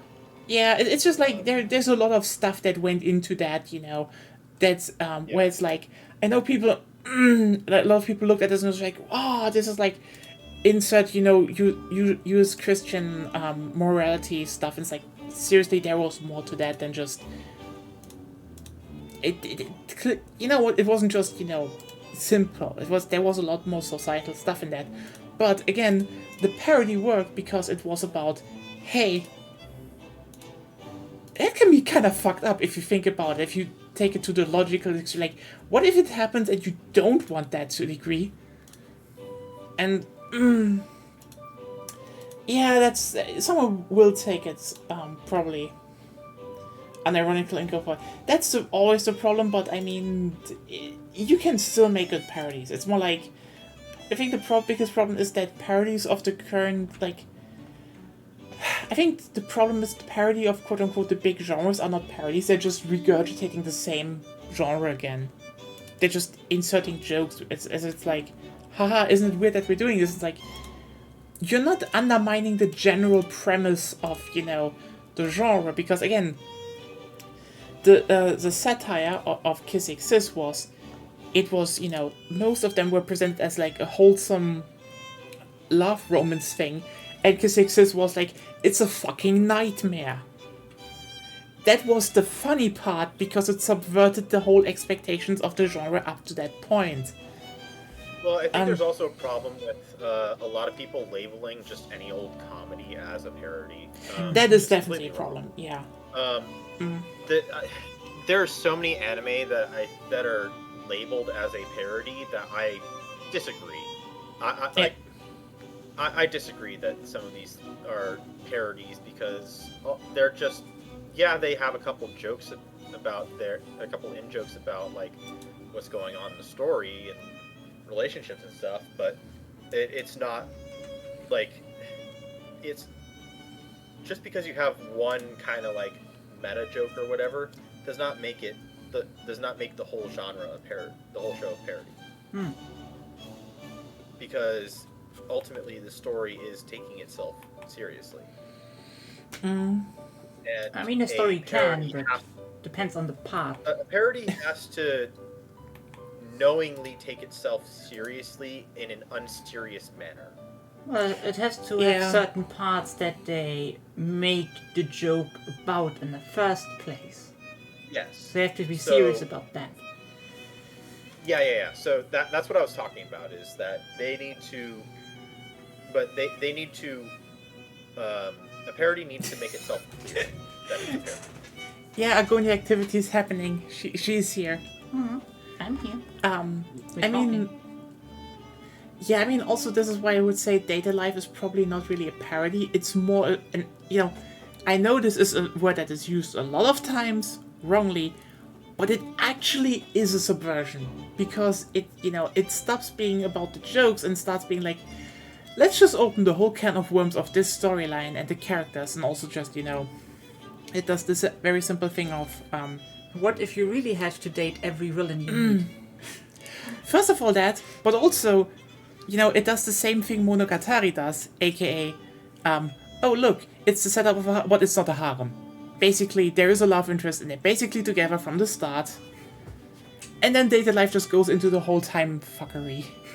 Which is, oh god. Also, Hello. My fucking voice. Happens. Yeah. Yeah, because that's like, I mean, that's usually the thing a lot of them do, because it's like, I mean, it's kind of ironic to the point where I'm like, if two do it already, it's like, is the whole quote unquote harem setup, but they're just really good friend groups, because it's not really, you know, a harem at the point where you just have one love interest. They are together from the start, basically. Is that really a harem at that point? And also, is it still a subversion again when two already did that? So But kind of yes. I think still. the answer to that lies in the problem that I'd say mid 2000s to early 2010s rom-coms did, because a lot of them were in the harem genre, but they weren't actually harems. They were love triangles. Yeah. Where the main character remained indecisive until the final episode. Oh, at that which is point just the main character either fucking worst. picks one character, or the main character gives the catch-all "I love you all" type thing, which is completely, I think that harms the harem genre as a whole. And the only exceptions I make, there are exceptions to that rule where I'll say that shows that do that can be a harem if they do similar things to what To Love Ru does, which is that while the main character doesn't actually get together with characters, he does keep building up relationships with each character that are technically a part of the harem. And there is also potential intent from more than one character of all being together as one polycule. And so there is that, but for the most part, the point of harem anime is for the characters all to build a community and relationship with each other that is romantic in more than one direction. Look at us being philosophical about harem anime and what it means. The human condition. Yes. Which is why I think that harem parodies are actually ones that are true parodies of harems are actually rarer than anyone would think. Yeah. Like probably one of the few ones that I can name off the top of my head that are an actual parody of actual harem genre is 100 Girlfriends. Because it goes serious about having the harem, having the family. I was going to shitpost and say Cowboy Bebop is a harem anime, but then I remembered there's a child pet joke about. I mean, you know what, Soft Girl?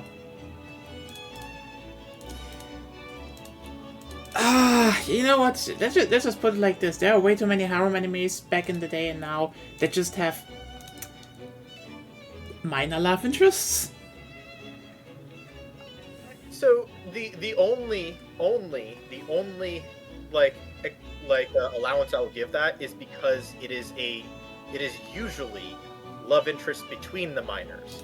So that sometimes happens, yeah. But like it's fine. Yeah. At that point, it is acceptable, but the second that you add in like the college kid or the adult, that's hands off. I don't like that. That's really funny. Yeah. That you can only do it if you do it like Data Life, where it's not actually. I mean, that's the thing why I find it so funny, because like it like both Data Life and Monogatari are like doing the quote unquote subversion, because it's the same setup of it's just a good friend circle / found family, and obviously the children are the children of the group. They're treated as children and seen as children, which is like, it's kind of wild that this is not even like this is just like such a obvious thing they always put in. You're like, God damn it. And I'd argue with Monogatari that Araragi's behavior towards Hachikuchi is more to make her feel inclusive, to make her feel included in the group. That's one part. To make her, That's one part, but most of the interactions the two have is literally that they're self-aware that they're characters in the show. Yeah, that's the thing. They're just very self-aware. They're characters in the show, and they're also. I think there's also an aspect where it's just that they're playing and roughhousing, Yeah. Yeah, it's. which is fine. Have you all noticed that a lot of Yuri has incest? I mean, that's I personally do not care about incest.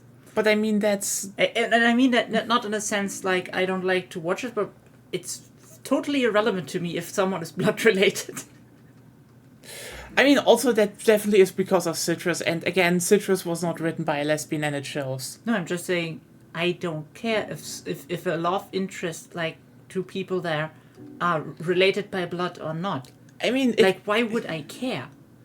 Again, usually it will not happen in real life. I mean, Of there are course, just... there are biological factors why it nearly never happens, but that's what I'm saying. Why would I care if two people in a story are either blood related or not? The only question they have to ask themselves is if they can make kids together, do they want an added risk or not? Boom. I mean, the thing is, we talked about that earlier, Gossov Girl. First generation incest, it's not that much of a risk. Yeah. There's still a risk, but it's not as much as people want. I mean, the thing is, we talked about that. There are a lot of cultural... There's probably higher risk if one is smoking. It's more like it's more due to the fact that there were a lot of societal factors that flowed into that, because like there were a lot of romance stories with incest in Japan, because again there was a whole lot of social issues they worked through that just kind of manifested in that genre, basically in a trope of the genre. So like it and then also it's just like the moment a trope just kind of just becomes like popular, a lot copy. Like the thing is, as I said, Citrus was basically written by a mangaka that got told, what, there are not many lesbian stuff right now, so she just wrote the most tropey, like literally she just changed. I think she actually wrote those characters as being heterosexual, but then the editor was just like, just change it to girls at least, because the other market was just so overblown, and because that one got popular due to various factors. I don't even think it's... Again, I think Citrus sucks. Citrus just kind of sucks. That just became, like, basically copycat, because, when that sells, other stuff should also sell that is similar, obviously. By the way, just to add on to the Citrus hate, forget the depiction of the relationship. Forget any of that. The prose of that series is terrible. I say this as someone who has a degree in literature. The writing, not even saying the story, the writing is terrible. I don't know how this person convinced someone to publish them. I have no clue. Like, I mean, the characters have basically partial amnesia the whole story. Yeah. It's just... Or are learning resistance. I don't know what's going on. Let me clear here. Like, a bit more... Like, take the anime, change the music around. You could make a psycho thriller out of that.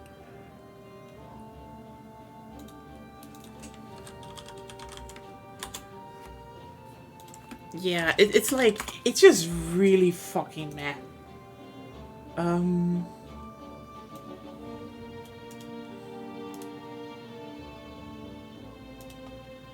I just want to check what the mangaka else did, but like, it's... yeah.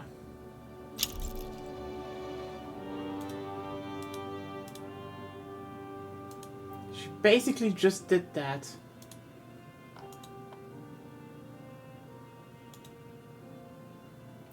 Yeah, it's not... It's really just not good. It's just really bad. It's about a whole city stuck in perpetual gas leak. What a sad cautionary tale. Yeah, it is. Oh god, it is just such a. I don't blame anyone for not liking it. It's just, again, it is so weird to me that it ever got that popular. Miku, what's with Miku? You know what was good? Prison was good. Prism is super cute and wholesome and gay. And like, actually really gay.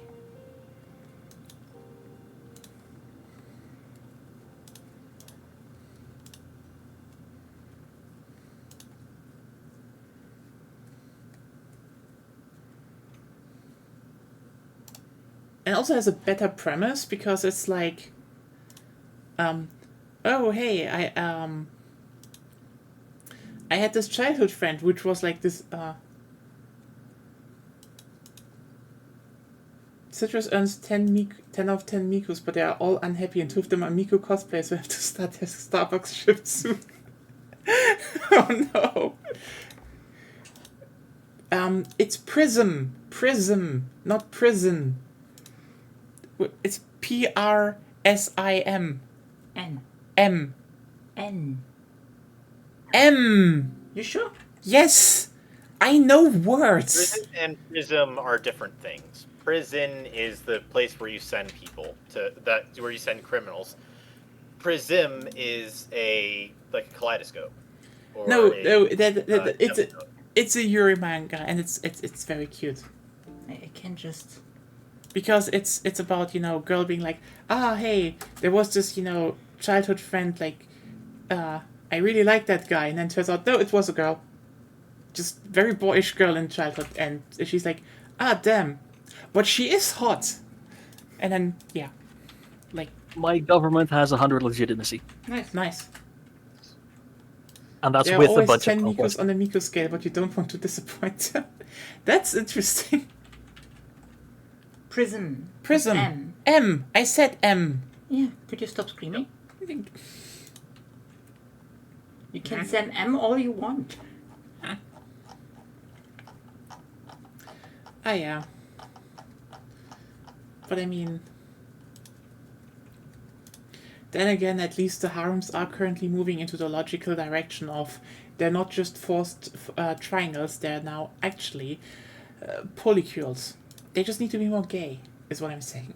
Yeah, I have seen that actually, that a lot more of like the harem animes have been moving towards, it's not just a love triangle, it is actually like 4 or more people trying to make a four-way relationship work.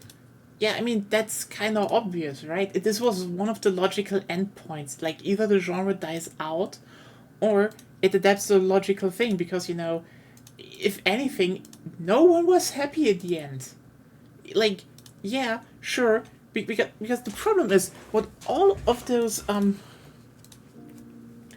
animes that just were forced triangles, basically did was, they set up a relationship like, oh yeah, those are good. Then they introduce the second person, then they usually give to her like half a season to build her up that you're like, okay, actually I can see that, and then they just switch back. Oh, and there's always the blue-haired childhood friend that loses in every situation. And Happens usually often, yeah. And usually, they're actually a great character, and you kind of hate that, because you know what they also then do, which is kind of stupid? She gets along with the other girl. Like, really well, and you're like... And so it's very obvious that at some point everyone just realized, maybe we should just stop with that. I think Nisekoi handled that best, with being on the line between harem and love triangle. I have not actually watched Nisekoi ever. So Nisekoi kept things as a love triangle without actually going in the harem direction. There were there were more than just like 2 girls that liked the guy. I think it was like 4 of them. But while they were all kind of like friends and had a good relationship with each other, they all understood to themselves, and for some of them they had to work through this and kind of like get to the conclusion of, no, we're competing for his affection. Prison So it earns wasn't 10 out like of 10 very angry Mikus. All the Mikus are against institutionalized labor, and all Mikus are against it. Yes. Okay. How is it going? Mexico is doing pretty well, I guess. Yeah, I'm fighting for that little sliver of New Mexico. Good luck with that. Brazil is whole again. Yes. Good. Miss Brazil is doing incredibly well. Also, I figure I take this as an opportunity to weaken the U.S. a little bit in a war, and hopefully, maybe France gets an alliance. Miss with Tukoi me. gets 10 out of 10 Mikos because the slacking on stream enjoys it and they respect him intensely. Nisekoi, Nise. Nise, as in lie, fake love. That is the name of the show.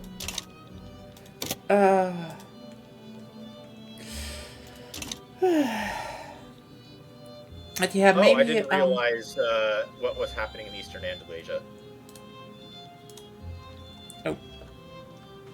But yeah, maybe you know, if the whole Payday 3 grind thing is over, we can definitely do the community watch. Oh, Ghost Girl, if you have time, maybe on next Tuesday evenings or so, I guess we start doing a community watch on Discord for Strike Witches. If you want to see gay witches together with other people.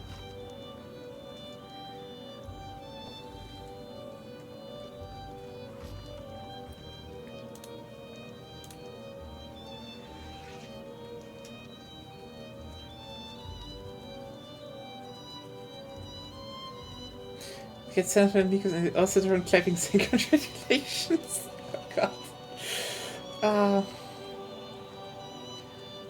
Nice.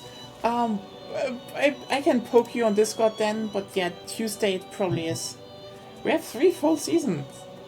It's kind of funny to have like this one, you know, it's like actually a trash show, but they're just like, you know, it's funny how they start out with like, oh, maybe it's no, they're just gay. They're just fucking gay. And then like the second season's like, you know what? Let's confirm. More gay. Yeah, let's confirm one of them like just they're basically confirmed, and others are very gay in there, and like okay, and also like the protagonist always sleeps on the tits of her best friend, always. No, seriously, she meets her best friend and she's in her tits. Like, she do be loving those British teacups.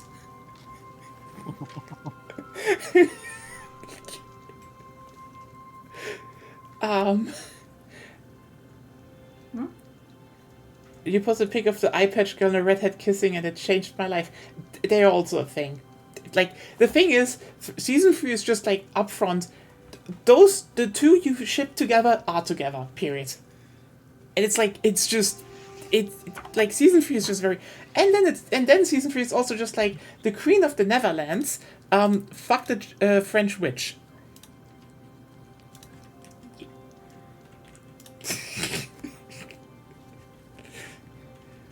It's just like, yeah, they just did that.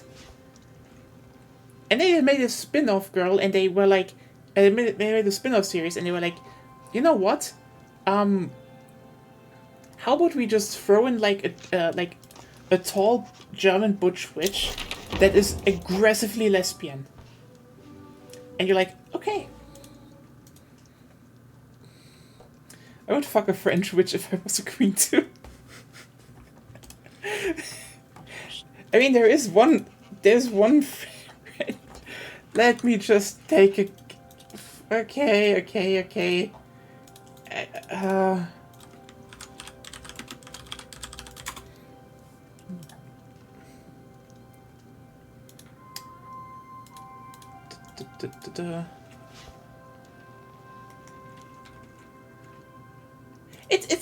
It's I think the spin-off is good, but like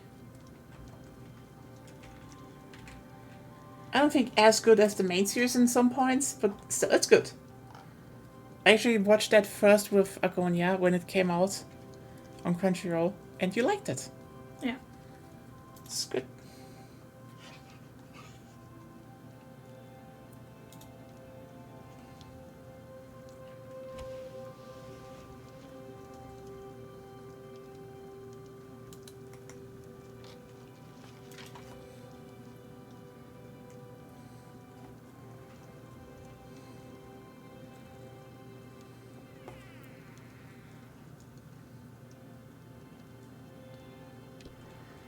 I kind of want to watch Monogatari again. even though it will be a long watch. I mean, there is a current season out, so. Oh, when I say Monogatari, I mean the series, like the whole. Well, yeah. I mean, like, if you haven't started watching the season that's currently releasing, then No, you might not as well yet. start from the beginning. Um, I mean, it's worth it to start from the beginning. Yeah. Oh, actually, good question. What order would you watch it in? Chronological or release? Release. Or different? which release? one? Release. Because the anime is specifically made for a specific that timeline. I agree.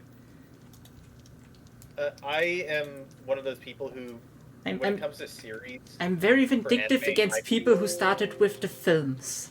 Oh yeah, yeah, that is just like, I mean, it's people are like, what is that? No, the thing with the movies, the series is it was designed that you Don't know what happened in the beginning. Okay, Gossip Girl, everyone else. May I present you Waltrud Krupinski? Anyway. She calls all the other girls sweet little kittens.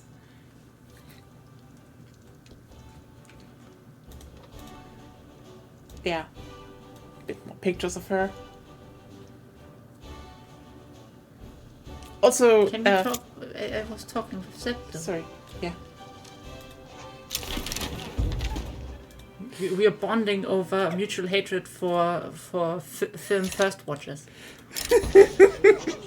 yes. Yeah. Okay.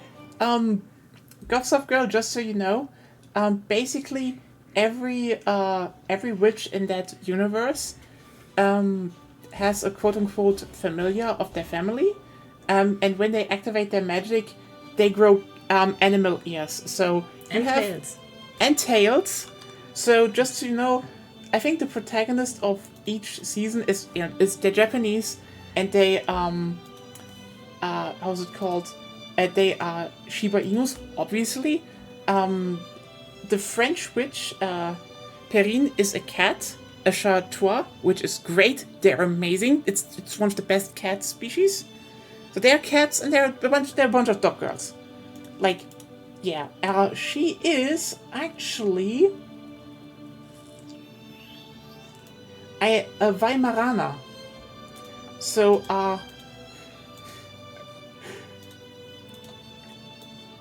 that's a dog. Yes, I know. Yeah.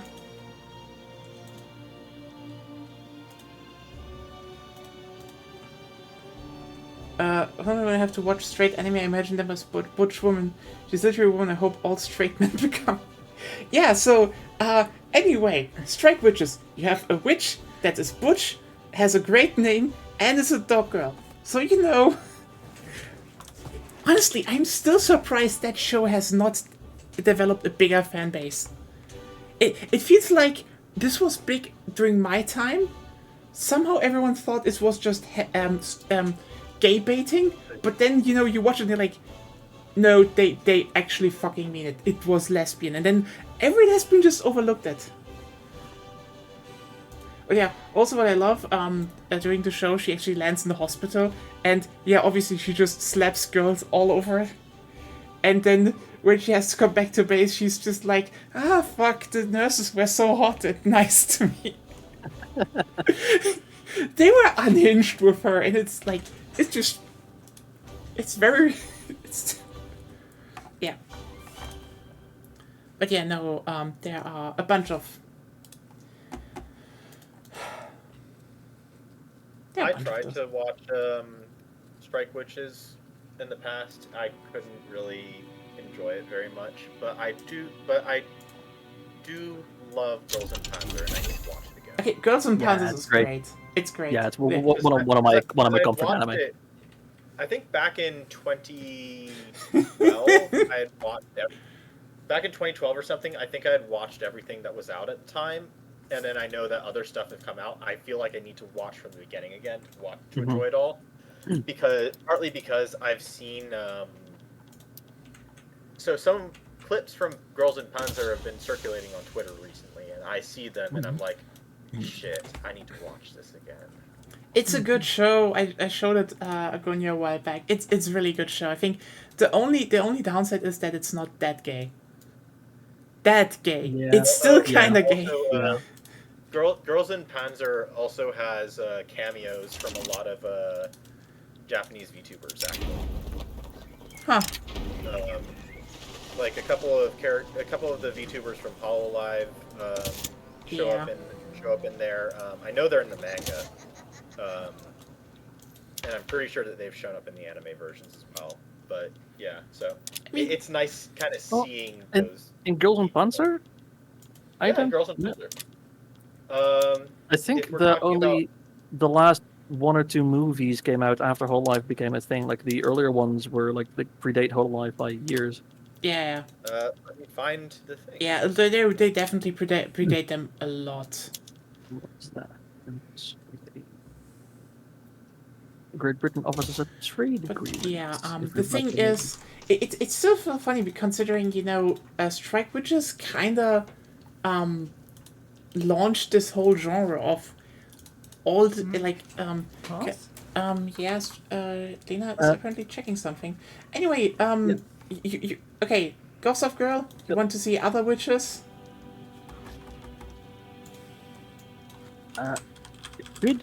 Great Britain is offering me a trade agreement if I back them in a diplomatic play against Russia. Should I go for it? Yes or no? If you trade with them a lot. I mean, I could probably. I don't trade with them a lot yet, but If you want to. Then it's not a bad yeah, idea. sure, why not? Okay, go on. So, yeah. I just want to ask, any more? Huh? If I should just show other You pictures? don't need to show stuff. Yeah, okay.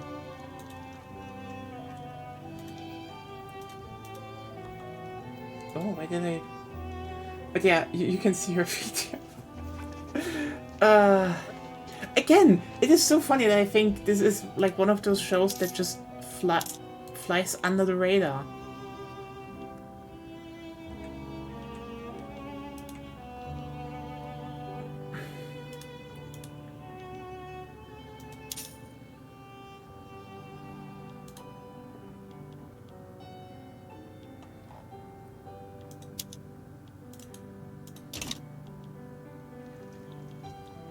But for Girls on Panzer, the author likes to have a lot of cameos of like pop culture stuff that they the characters, the people and characters will show up in the crowds.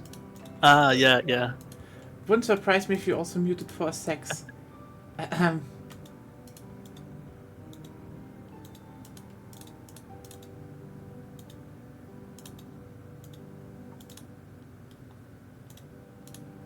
But as for like the whole discussion on like chronological versus release order thing discussion, I hate chronological from for pretty much everything. Like for Fate, for example, I will never ever recommend that someone watch Fate Zero before they watch Fate Stay Night or Unlimited Blade Works. The only time when I'll say the only time where I will make an exception on the release order thing is instead of watching Unlimited Blade Works the TV series after Fate Zero, watch the TV series of Unlimited Blade Works before you watch Fate Zero. And while I know it's not perfect, there was a movie that was kind of meh that did Unlimited Blade Works. Yes, okay. By the way, speaking of Fates, Wait. there Have was fun a release grinding, by the way. for Fate. Like just earlier this week, the visual novel released on Steam, and it was kind of a buggy mess from what I've heard. Because you'd have like characters showing up in the wrong moments on the screen. It was kind of funny that way.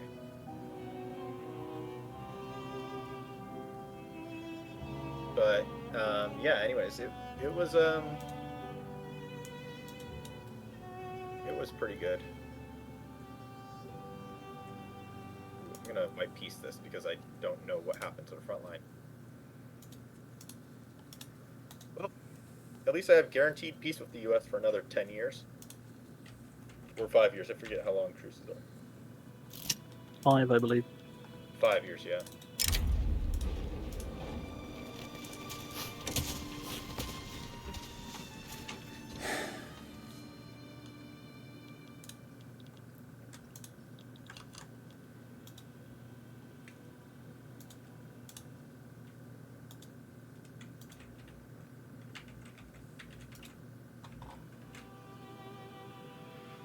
I have 2 agitators peddling homesteading, and it still doesn't get enough traction that I'm feeling safe to actually enact it.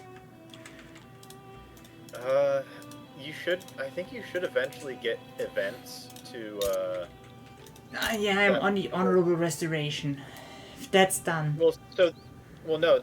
There should be There should be like random events that show up when you have a movement that will occasionally appear and give you an option of either increasing the radicalism or the support. Yeah. For that, always pick the one that increases the support, not the radicalism, because Yeah. the radicalism will die down on its own.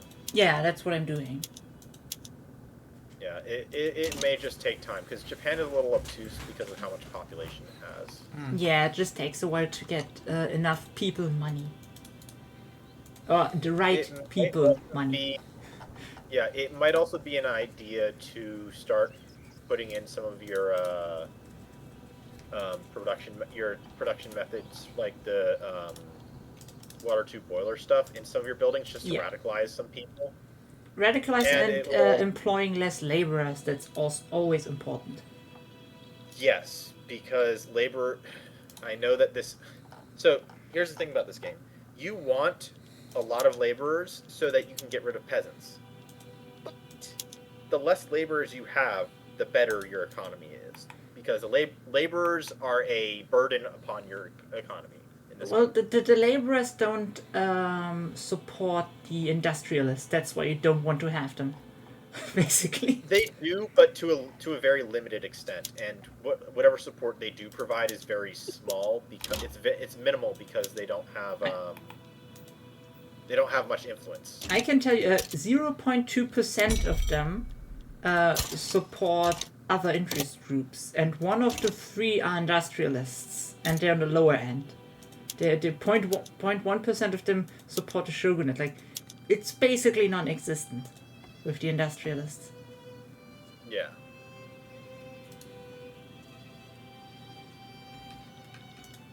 But so yeah. Anyways, you really don't want to have those people in your country. Well, I mean, you want them in your country, but you don't want them to be laborers. You want them to machinists and engineers, basically. Yes. Or farmers if they have to be, but not laborers.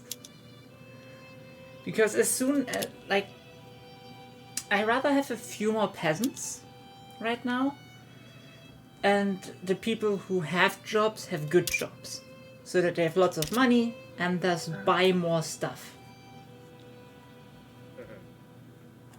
And then I just build more buildings to employ them. But that's more of a gameplay choice, I think. Can we kill the United States? Let me finish my troops. That was a rhetorical question.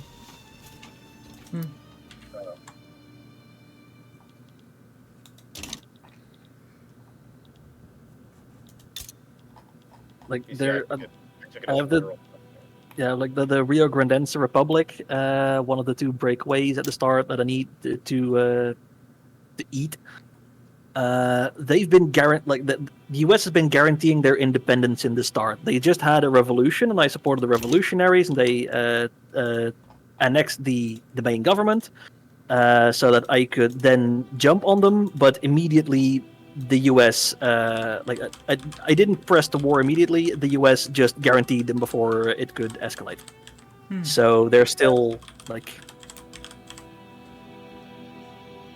really irritating. I understand. I am willing to help you in on that. I think I need to put I have a a interest. I need to put an interest down there. Nah, it's fine. I just like venting. Like, I'd like to make something of that actually. Yeah. It's I mean- just that we need to like improve our situations first, I guess. Like I've been trying to get into France's power block. yeah.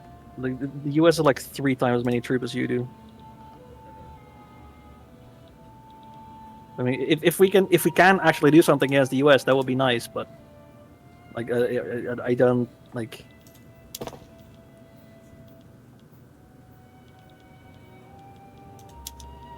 Maybe not attacking.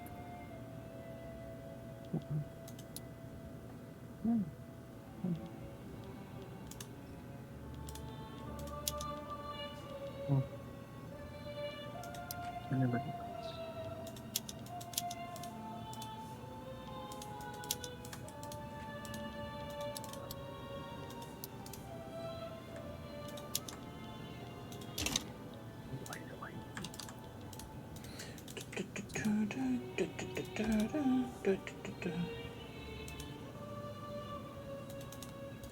But yeah,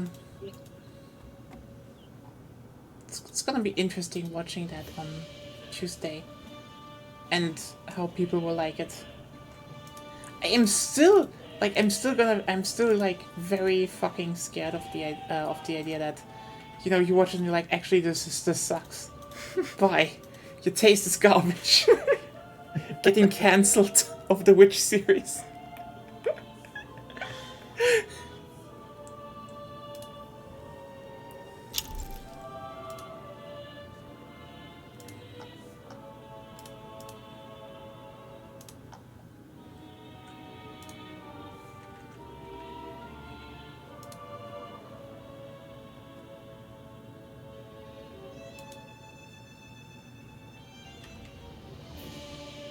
Wait, did I tell you? Did I mention the stuff about the convention that I worked? Oh, you posted some great cosplays. Well, did I tell you about the interesting data from the video rooms? Um, No, I don't think so. Okay. So just as a heads up, I was running the video rooms at night, which means that's when we show hentai for part of this part of the night. So, mind you, I will mention a couple titles that are hentai, and some that are borderline hentai. At least if they're good, then I'm fine. Yeah, there's the highest turnout that we. So the third highest turnout that we had for the entire convention was yaoi. I guess. It's a show called The Titan's Bride, which was actually pretty decent story-wise. That's so funny because, like, yeah, a bunch of, like, it's ironic if you consider that, like, a bunch of hentai only gets made because the script is not deemed worthy by, was not deemed worthy by normal studios because, like, this is not popular enough. And then, basically, you know, the hentai animation studio, like, can you just make them fuck? Then we can sell I it. don't think that... I can see how this one could have gone in that direction, but I don't think it went this way. I think it was explicitly intended to be like that. It can be both, but, like, yeah, they sometimes have just very good writing. Where's the Discord? Almost to spite. Is this the document? This is the document. Okay. So, our data. Attendance. Highest attendance screening that we had was for the first episode of Oshinoko, which had 200 people watching it. I mean, I guess. Yeah. It's basically a movie. Yeah. The second highest one was 160 people came to see Isekai Suicide Squad. Which, fair, you're gonna draw in people from having Harley on the banner. Number 3 was Detective Conan, with 152 people. That show is still going, and I and- do not get why. Oh, by the way, it was the 23rd movie. Honestly, if someone ever told me like, oh hey, this show's like, sorry, Detective Conan is filler and padding, and then like every few years he's like, maybe I should throw in some story, and everyone's like, oh, he could have finished it up long time ago. It's just. And then number 4 was Bocchi the Rock, which had 150 people attending. Yeah, it's popular. You know what? You should have advertised Watch the Rock and then just showed K on the movie.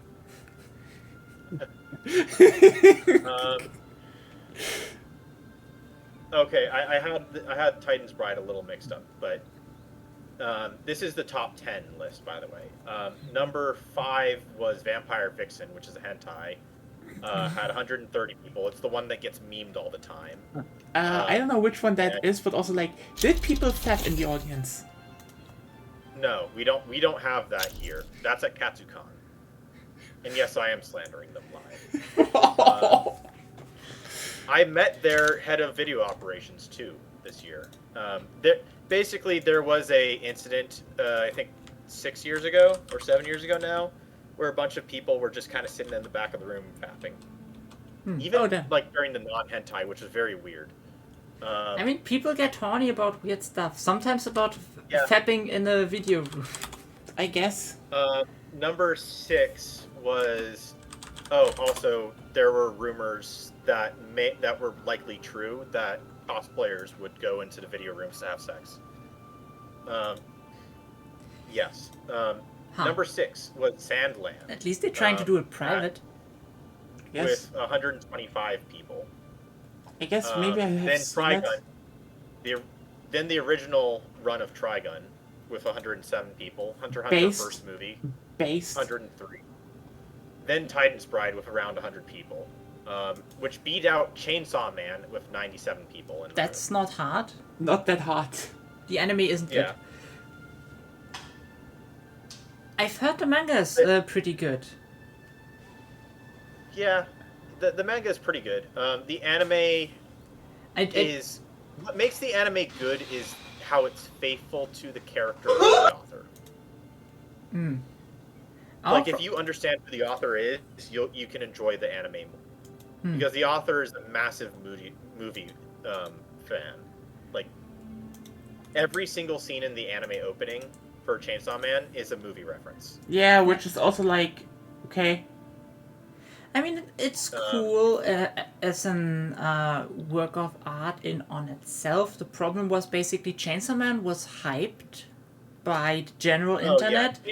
Like Chainsaw Man was overhyped. It was definitely overhyped. The thing is, I saw that. I know to a big degree what comes later. But like, the thing is, and I will say that to basically every fan base, you have to accept that sometimes your show might just start bad. And like the first arcs apparently are just... Chainsaw Man doesn't get good until after the anime. Yeah, and it's like, hey, you should have known that the anime would cover like the part that is not good. You should have known that. No. But like most of them... Can I say? Yeah. But what I think what happened was a lot just went and were like pretending as if everything in the anime has much more deeper meaning, that which would probably come later in the manga. And when people then voiced that the anime just is like kind of very surface level and isn't doing a lot of stuff, they attacked them and like you wonder why they didn't sell really well with Blu-rays or anything. Like this is not how you deal with that. And they even skipped an arc for what I know. Which is like... For what, Chainsaw? Yeah.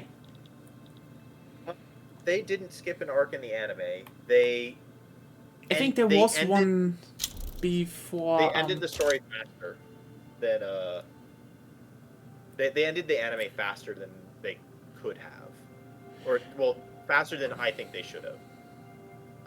And they did they didn't skip an arc. They shortened an arc a little bit. It wasn't enough to be egregious or a problem to the story. Yeah, it's like, but like, it still probably kind of sucks. Like, it's, you know, I mean, here's the thing.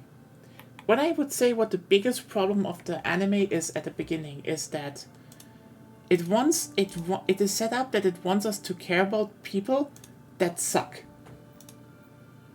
Like, I'm sorry, I know Denji becomes a way more complex person later, but in the beginning, he just kind of sucks. Power kind of sucks. They all just kind of suck. And I'm sorry to say that. It's because, kind of obvious that Power sucks because the author literally admitted that he designed Power off of Eric Cartman. I now have state atheism. I am not joking. Power is Eric Cartman. The author has admitted to it. You know what? This thing is just like, he designed her off of Eric Cartman, and you're just like, I now have state atheism. It's like, God died. God died from it. And your immigration died as funny. well. What? And your immigration died as well. Yeah. I mean, yeah, I know, but like, it's just, here's the thing. They all just. I also think that that's how you develop interesting characters. Is you develop them, you start them off with not being a very likable character, and then you make people grow to like them over time. I mean, Or that's grow to true. accept them for what their flaws are. But that's true. But the problem is, if you then look at the anime, it's like,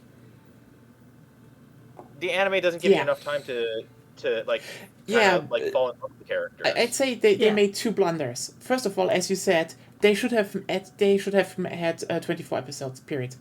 Like, actually get to the part where At things the get minimum, interesting.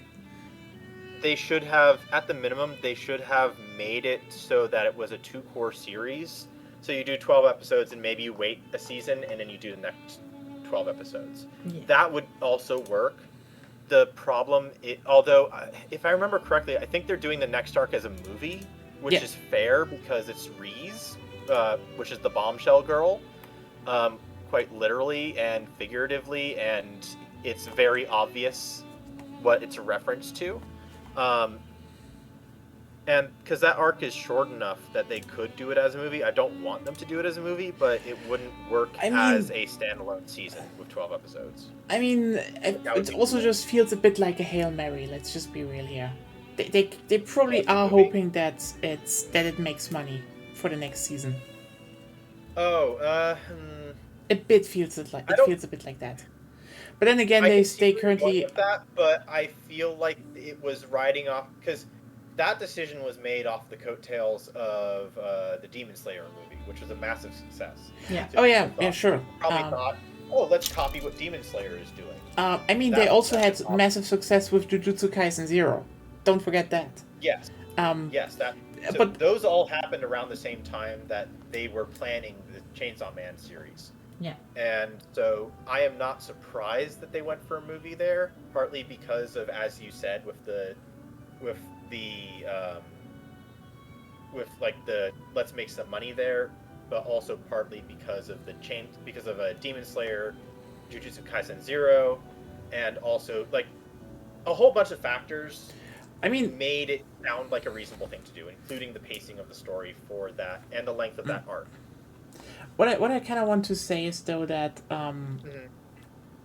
I mean, if they actually get to like the good stuff and the series turns around, it will be bankrolled by Jujutsu Kaisen anime money, and like honestly, Chainsaw Man fans should be a bit less pissed because again, that fucking anime will bankroll your anime. It's just what it does right now. Honestly, there are so many people that are down bad for Reese, or that will be down bad for her real bad. Like, it'll make the Makima stuff seem like child's play things. I mean, there were people who Although- were into power for some reason. That I don't get. Like, yeah, she kind of sucks. It's like, don't you all have So standards? So I'm not into power, but enjoy, like, I like Power as like a friend type character. No, Or she's as, Eric like, a friend or Cartman. sibling. Eric Cartman is. She is Denji's sibling. It's as simple as that, and that's why I like her character. Well, Because they created a family with the three of them. A pretty dysfunctional, self-destructive family right now. well, But maybe that that's becomes still- something. It's still a family that you could reasonably find anywhere. Yeah, to a Yes, degree. And doesn't mean I want anything to do with them. Which there's includes something kind of which includes not watching them. adorable, but like comforting about it, I guess. I don't. Maybe? I that, just like, don't find these- that. Like, Probably that is because Well, you know. I think it's a perspective of like even these misfits and toxic people can find happiness and family and comfort in each other.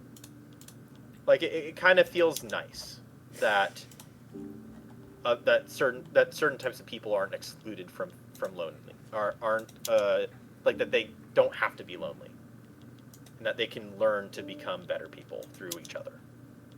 I mean, that's a very It- basic storyline. like, I mean, whole- yes, but I'm probably simply not interested in watching people, shitty people becoming less shitty people. I like Fair to enough, start with yeah. something I like, or at least can bear to a certain extent. I understand that. Yeah, Also, like that's probably just a difference in taste there. yeah. Also, one thing, Yeah.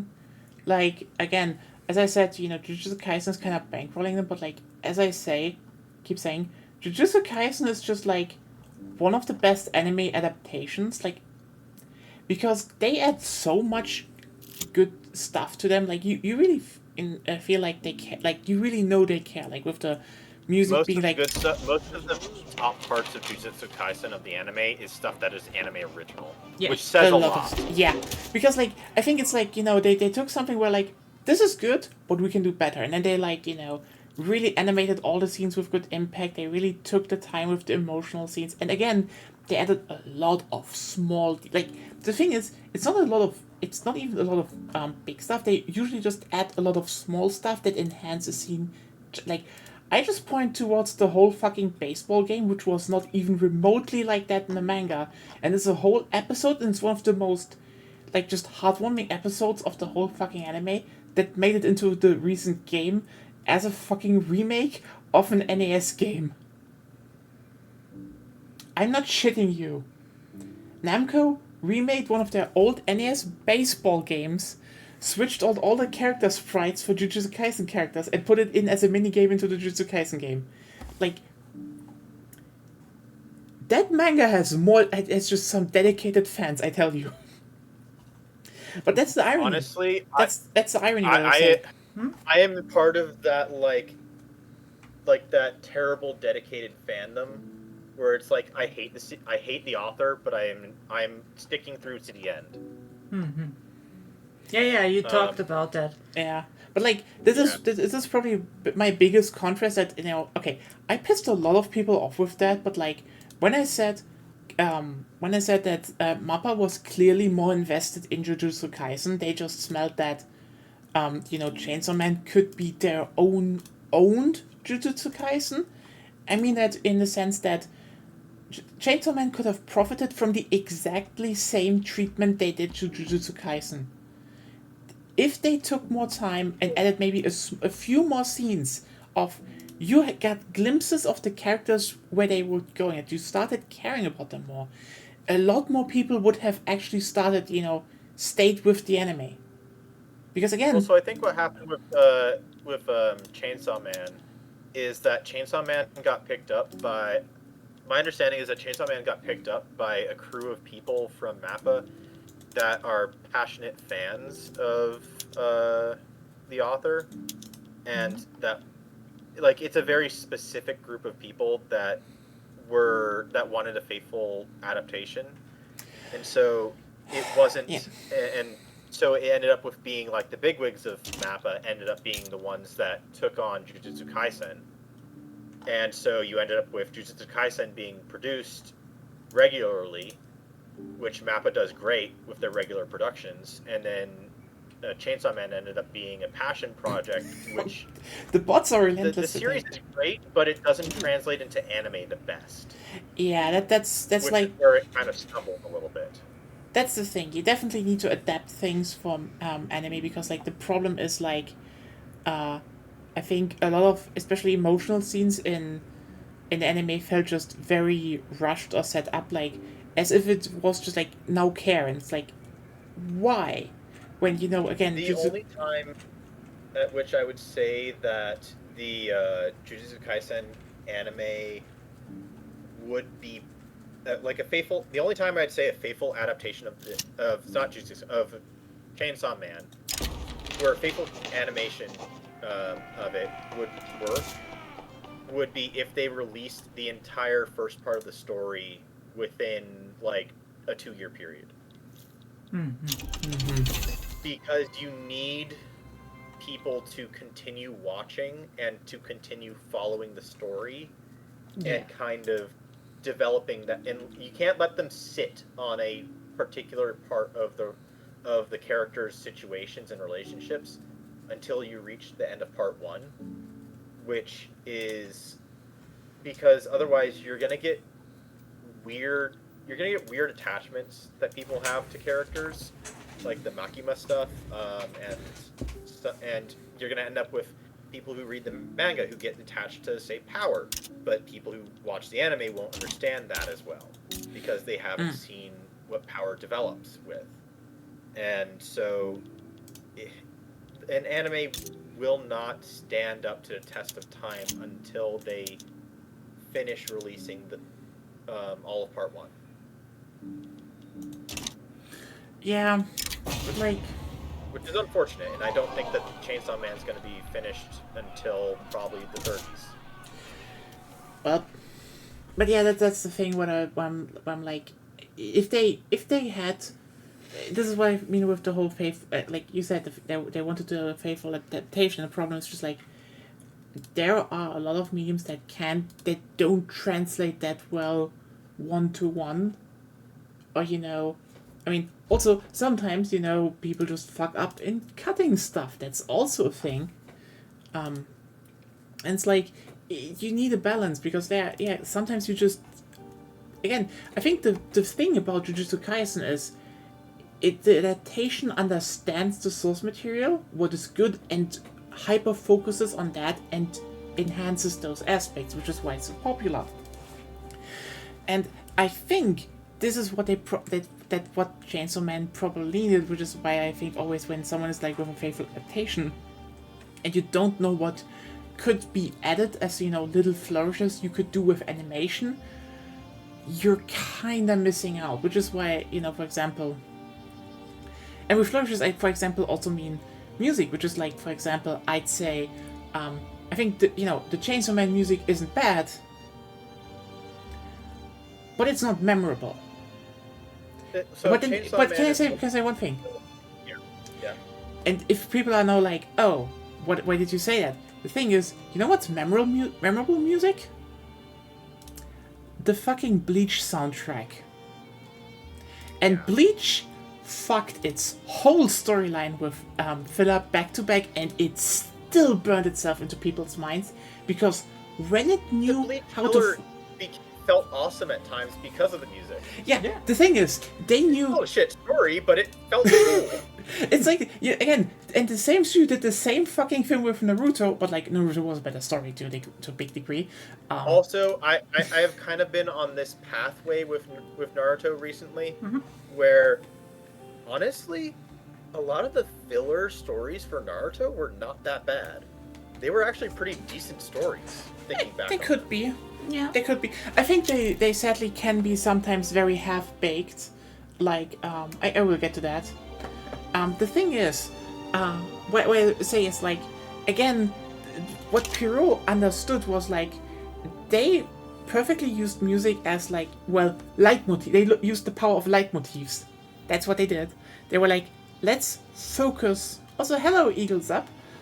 They focus on what can we develop as leitmotifs, and then inserted those at crucial moments. And again, the other anime didn't do that, which is also kind of well, Jujutsu Kaisen does it again.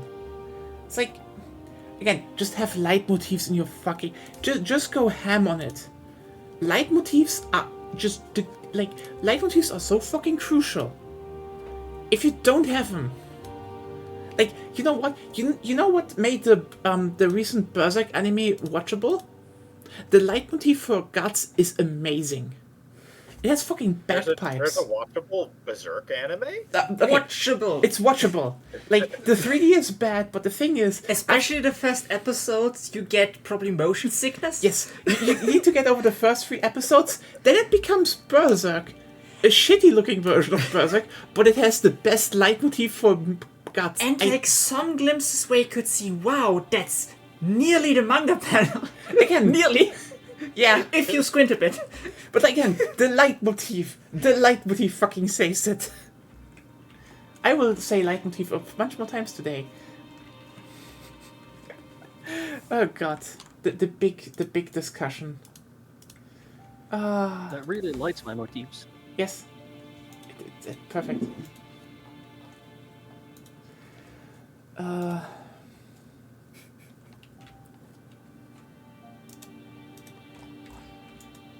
But yeah, have fucking leitmotifs. Hey, even One Piece does it. And it's good. Okay, so I'm going to look through some of the old Naruto filler arcs because I want to. Oh, yeah. I want to give them their arguments, their chance. I mean, are we just talking about Naruto or also Shippuden? I'm mainly talking about Naruto, Okay. but Shippuden had some good filler arcs, especially the Three Tails arc where you had Gurren. Hmm. That's probably the top level filler arc. Yeah. The filler arc with the 8-tailed Jinchuriki, or not 8-tailed, the 7-tailed, the slug one, the guy who had the bubble blower. That filler arc I think was good storytelling, and it was nice to meet another Jinchuriki, and not just focus on like the other stuff. By the way, posting it into a music channel if you want to hear the leitmotif of Guts. You have found it? Yeah, that's it. I remembered that. I mean, I think it is that. You should watch it. No, I won't. Again, Oh. I can... Oh. Advertisement. maybe don't watch it in Discord. It doesn't have ad block. Yeah. Haha. Yes. It is the leitmotif. All right, so Similar. I found a list. It's a different mix than the original. Some things are a bit more pronounced there that aren't in the anime. Okay, I found what looks to be a list of all of the filler arcs for regular Naruto. Mm-hmm. Starting off from the first one, which is the Land of Tea escort mission, which that one delves a little bit into Naruto and Sasuke's rivalry, because it takes place after the rooftop fight, but before the retrieval arc, or it's around that timing. I believe Tsunade has already been found and stuff like that. But it adds some character development between Naruto and Sasuke in their rivalry and friendship, and contextualizes a little bit of it. The first one that I say is in the good category would be the Land of Rice Fields investigation arc, which is where Jiraiya, Sakura, and Naruto, after the battle at Final Valley, go and search through one of Orochimaru's old hideouts in the Land of Sound.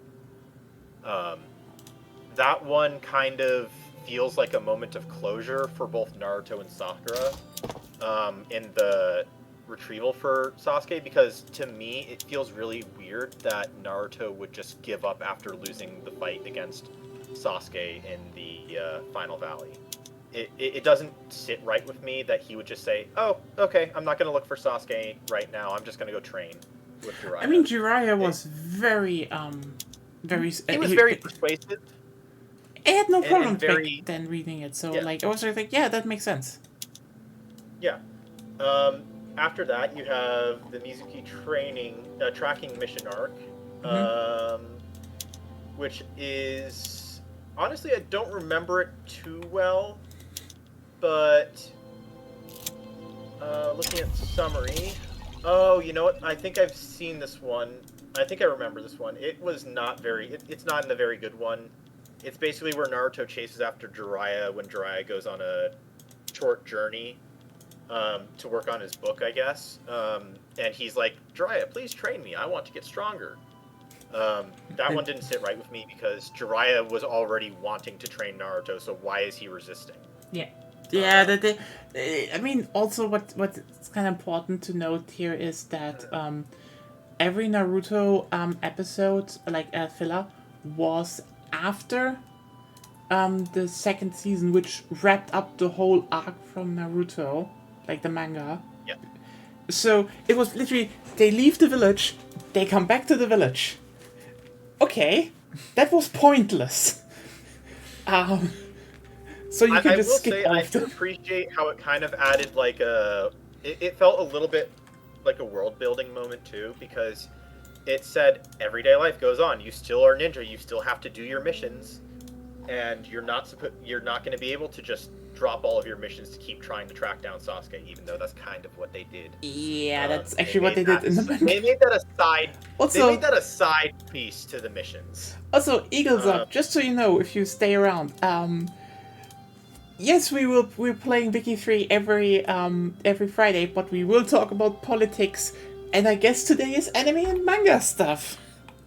It's just how it is here. Right now, as you may have noticed, we are currently analyzing some of the Naruto filler arcs. And leitmotifs. Yep.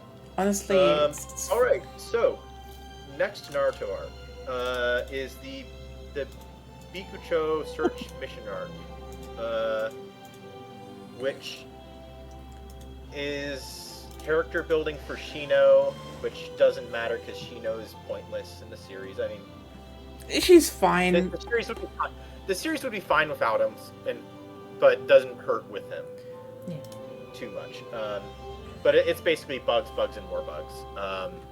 And I think, if I remember correctly, I think there was some interesting development with Hinata, where she developed like her stationary rotation ability or whatever, which kind of helped develop the.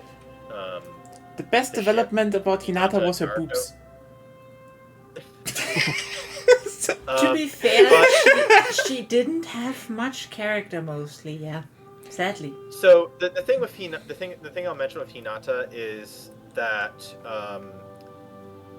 I forget which way it went. I think it was basically there was like some clashing between the directors of the anime and Kishimoto, where Kishimoto I think had been set to have Hinata as the pairing for Naruto. Yeah. Oh yeah, yeah. But the studio was dead. Like the studio hated Hinata and made her and tried to pass her off as a creepy stalker, and they had this weird obsession with the Naruto Sakura ship, and they subverted Kishimoto on a number of occasions. I mean, that's the same with the Naruto fanbase, who had also an irrational hatred for Sakura. Oh yeah. Simply because of the basis, Naruto is nice to her. It's like, honestly, the characters deserved none of the fandom. That fandom sucked. Yeah. So but like, on to the next Fandom one. sucking? No, surely not. The Kurosuke family removal mission arc, which some people may know as the arc that takes place in a quarry, and has lightning and seven swordsmen of the Mist village ninja. This is one of the good arcs because it builds upon Rock Lee's character. It has basically Naruto teams up with Rock Lee, Neji, and Penten to go on a mission. They encounter a village that's being oppressed and controlled by a rogue member of one of the seven swordsmen of the Mist. Basically, he had cheaply assassinated the previous owner of the swords and ran away with the swords, so he's technically not a member. He's just a technical member because he's a mist ninja. He's a rogue mist ninja that stole it from the mist village. And so, in order to save face, they said, "Oh yeah, retroactively, he's a member of the group." I mean, he technically beat the previous owner, so... Yeah, I guess. Technically, but it wasn't like a proper beat. It was a improper assassination type thing. Yeah, Like, but it they are wasn't ninjas. battle. You know? Yes. That's kind of their their fucking ninja. That's kind of their job It was to very clear assassinate that he people. did not win it in fair battle. But anyways, it added an interesting Kekkei where where a kid could kind of like see through, it was like a advanced Byakugan where they had X-ray vision, but it wasn't blocked by chakra. And it gave interesting character building to Neji because the mist was a mist that could block his Byakugan. And so Neji had to contend with, my special power that I was born with is not helping me anymore right now in this situation. I need to adapt, adjust, and learn. And I need to grow from this. And so, boom, you get Neji, a character who does not normally grow much, to grow. Yeah, he grows like you get, 2 times. Yeah. So you get an extra moment for him to grow, and there's also some moments of acceptance between Lee and Neji, kind of like bridging their friendship to be less of a rivalry, more of a friendly rivalry or friendship as teammates, because they very much hated each other before this time. And also 1010 actually gets some character moments and some actual screen time, which she never gets any time else, really. You wonder why they hired 1010 the Seijo for her in the first place. Yeah. I know you like the Seiju. Yeah. So, anyways, Do you even know who the Seiju is? 1010 gets the... Yes, I do. Good. I'm just kind of like taking moments because of the way that you say it. And just so you know, Gonya really likes the Seiju for obvious reasons. But anyways, 1010 gets some good moments, and Neji and Lee also have some good relationship building. So, amazing story moments for me. Also, they have Curry in this, and they have Curry at various points in the story, because I think part of the mission was like the mission had something to do with Curry. Yeah. We is need funny. some Curry propaganda in every single anime, and it will be forced into like, oh hey, Naruto doesn't have a Curry propaganda episode, let's make a filler about Curry propaganda. One Piece has nothing about Curry, let's force in some Curry. Okay. But so next one, the Gonkugi capture mission arc, which was only 2 episodes. Crazy, right? It's a really weird kind of like Western feudal Japanese style arc where Hinata ends up being the damsel in distress for like the majority of it. It's a weird arc, and there's not much need for it really.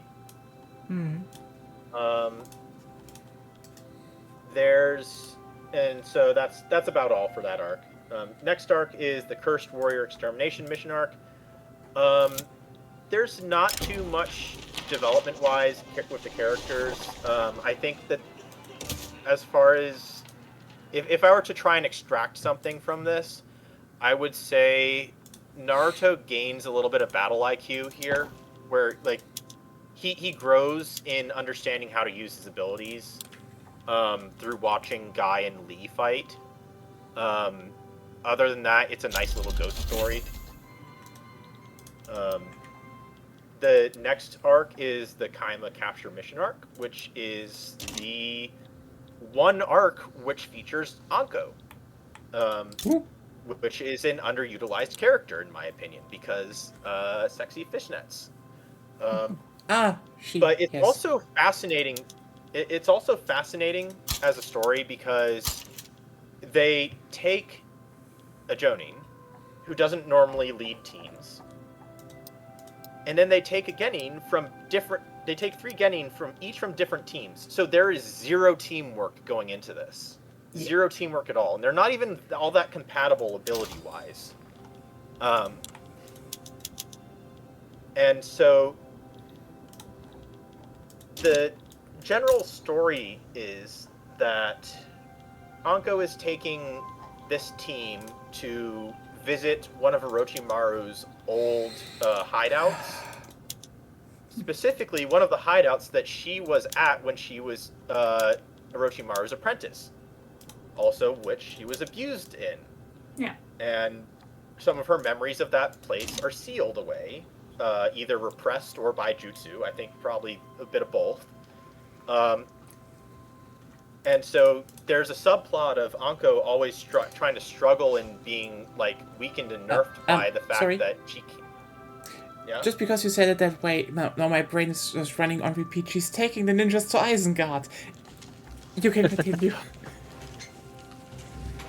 But so Anko is constantly fighting against like trauma resurfacing.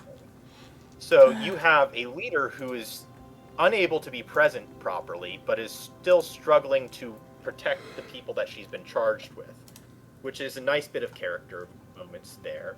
Then you have an overly a girl who is trying to be overly serious, trying to become overly serious. You got a guy who doesn't like to talk very much and is very shy and also is very incompatible with the region. With Shino. And then you've got Naruto, who is Naruto and is disruptive in every case. So you have one of the most dysfunctional teams there, going into a dangerous situation. And I think it's one of the ones that is a bit underrated or forgotten because you end up with, because you see a lot of, there's just so much growth because they're starting at 0, essentially. And it's interesting partly because it's a pairing that you never normally see with the team. Also, mind you, I am not making a tier list of these. I probably could, but that's too much work for me this time of night. Can I say one thing? Yeah. If we talk about top tier filler arcs, G8 from One Piece wins. Yeah. Yeah, I know. But this is Naruto, so we're not counting. Yeah, sorry, but G8 from One Piece. For you. For G8 from One Piece. Sorry, it just had the best Nico Robin outfit, like it was no one's business. Fair point. Next up is the Buried Gold Excavation mission arc. There's very little that makes sense in this arc. Like, it's very chaotic in a not good way. Also, it features Kiba, and fuck Kiba, because Kiba's not that good of a character. Uh-huh. And also, what I hate about Kiba partly is that he's a dog. Kiba kind of hurts Hinata in various ways, as like character development wise. And this is a mission where it's Kiba, Hinata, and Naruto alone. Shino's not around, I think. But it's not fun because I think it's not fun because of Kiba, because he kind of is the third wheel. He feels like a third wheel in the arc, and it is very kind of telling and uncomfortable in that way. Next up is an arc that I've heard a lot of people hate on this, but personally I like this arc a lot because it has some really weird consequences to the world, like for the universe. which, thinking back on it from the Shippuden, from what we know of Shippuden and the ending, where aliens are a thing, the arc makes a bit more sense because you have a celestial power in a meteorite that is granting extra capabilities and chakra to a tiny little village. I mean, that was probably just a good guess. They were like, yeah, nothing similar will come up anyway. Yeah. I mean, it's similar to, one of the few times they made filler arcs for One Piece and were like, you know what? There probably won't be dragons in One Piece. So a decade later, oops. Do extra-dimensional beings count as aliens, though? I guess. They still come from another planet. I mean, the aliens in Pacific Rim. Because those are proper aliens. They're not extra dimensional. They have extra dimensional abilities. As far as I know, they do not travel through space.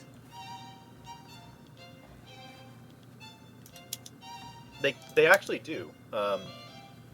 If I remember where there is a brief mention where it is said. I think it's probably in Black Zetsu's rants, one of his rants where he talks about history. It's either that or it's when the Sage of Six Baths talks about his family's origin. Basically, they use space-time ninjutsu to travel through space. They don't travel on ships like aliens. They just kind of travel through a livable dimension through space from one planet to another. They basically use dimension hopping or wormholes, basically. They use dimension hopping as wormholes between planets, and they place chakra fruits on various planets in order to grow the chakra fruits in order to make their little pills that they subsist off of, and grants them immortality. So they do go from planet to planet, farming the life force of each planet. Yeah, I know that they're going from planet to planet. I wasn't sure if they come from another dimension or use dimensions to get there. Yeah, they're all from the same dimension, but they use dimensional travel to get there. But it's a little weird because it seems like it's more of like a ritual level dimensional travel than just abilities. I mean, honestly, the best dimensions in Naruto are still Hinata's breasts. Yeah. Can you stop it? Sorry, those had an impact on my teen psyche. I actually found them too big. I don't know, for some reason that worked for me. Especially with the jacket. In the anime, Hinata's breasts do get a... like, in the anime version, they get bigger than the manga version. As usual. As they do.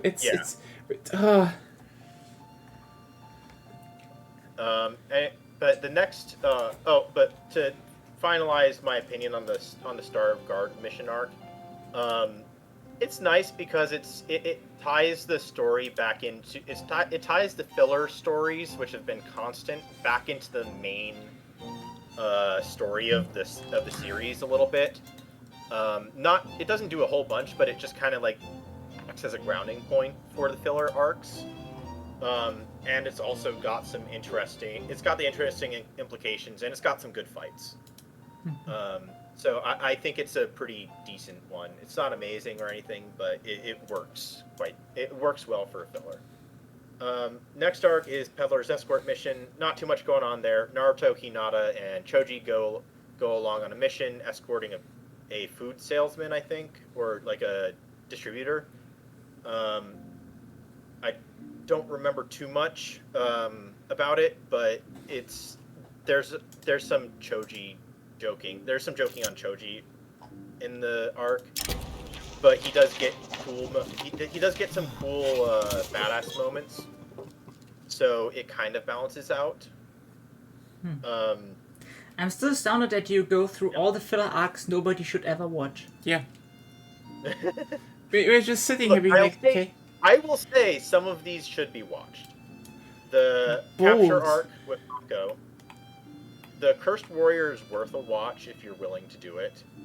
The arc with the 7 Swordsmen of the Mist guy is a must watch in my opinion. Land of Rice Fields is a must watch in my opinion.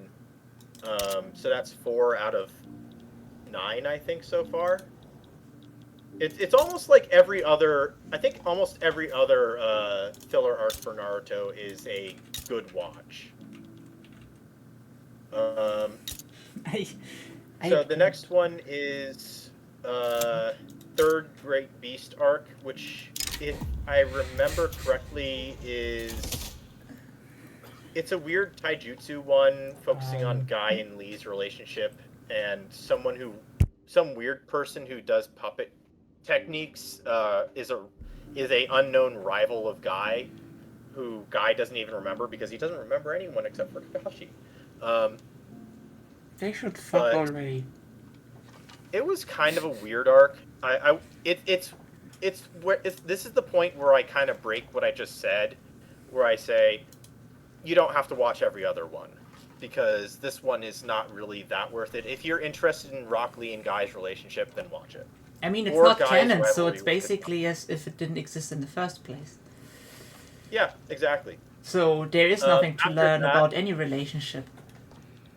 After that, you get probably one of the most funny concepts for a filler arc, which is the Konoha Plan's recapture mission arc, which is essentially a terror bombing arc, which is in actual. So the whole arc, you are basically under the thought process that, oh, there's going to be a terror bombing in the Leaf Village.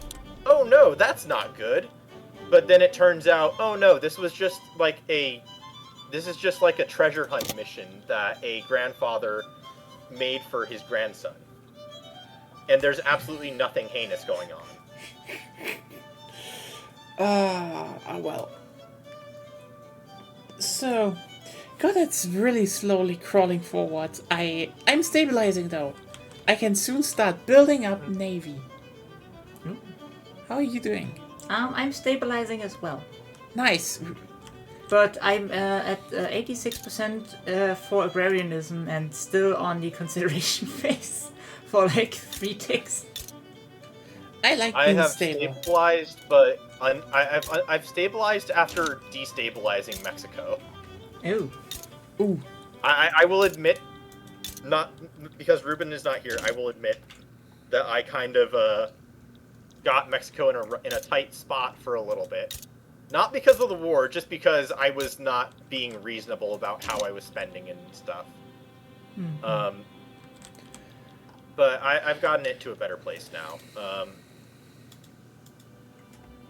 So yeah.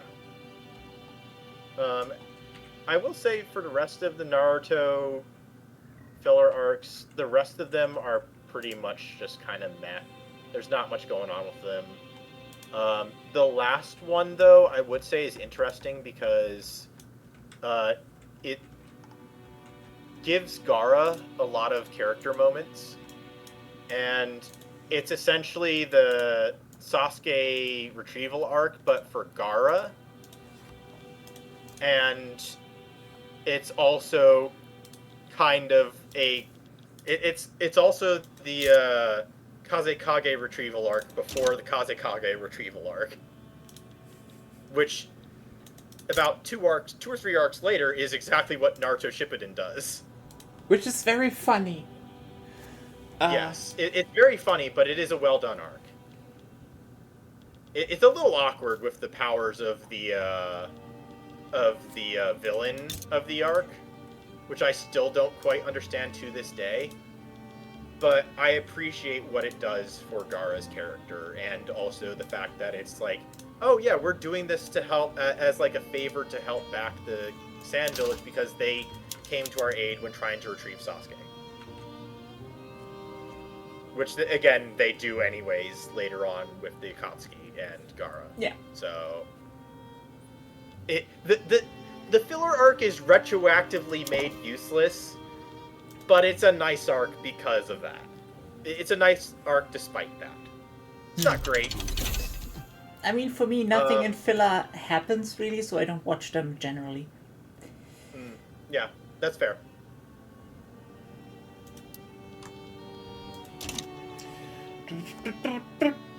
But that is all of the Shippuden.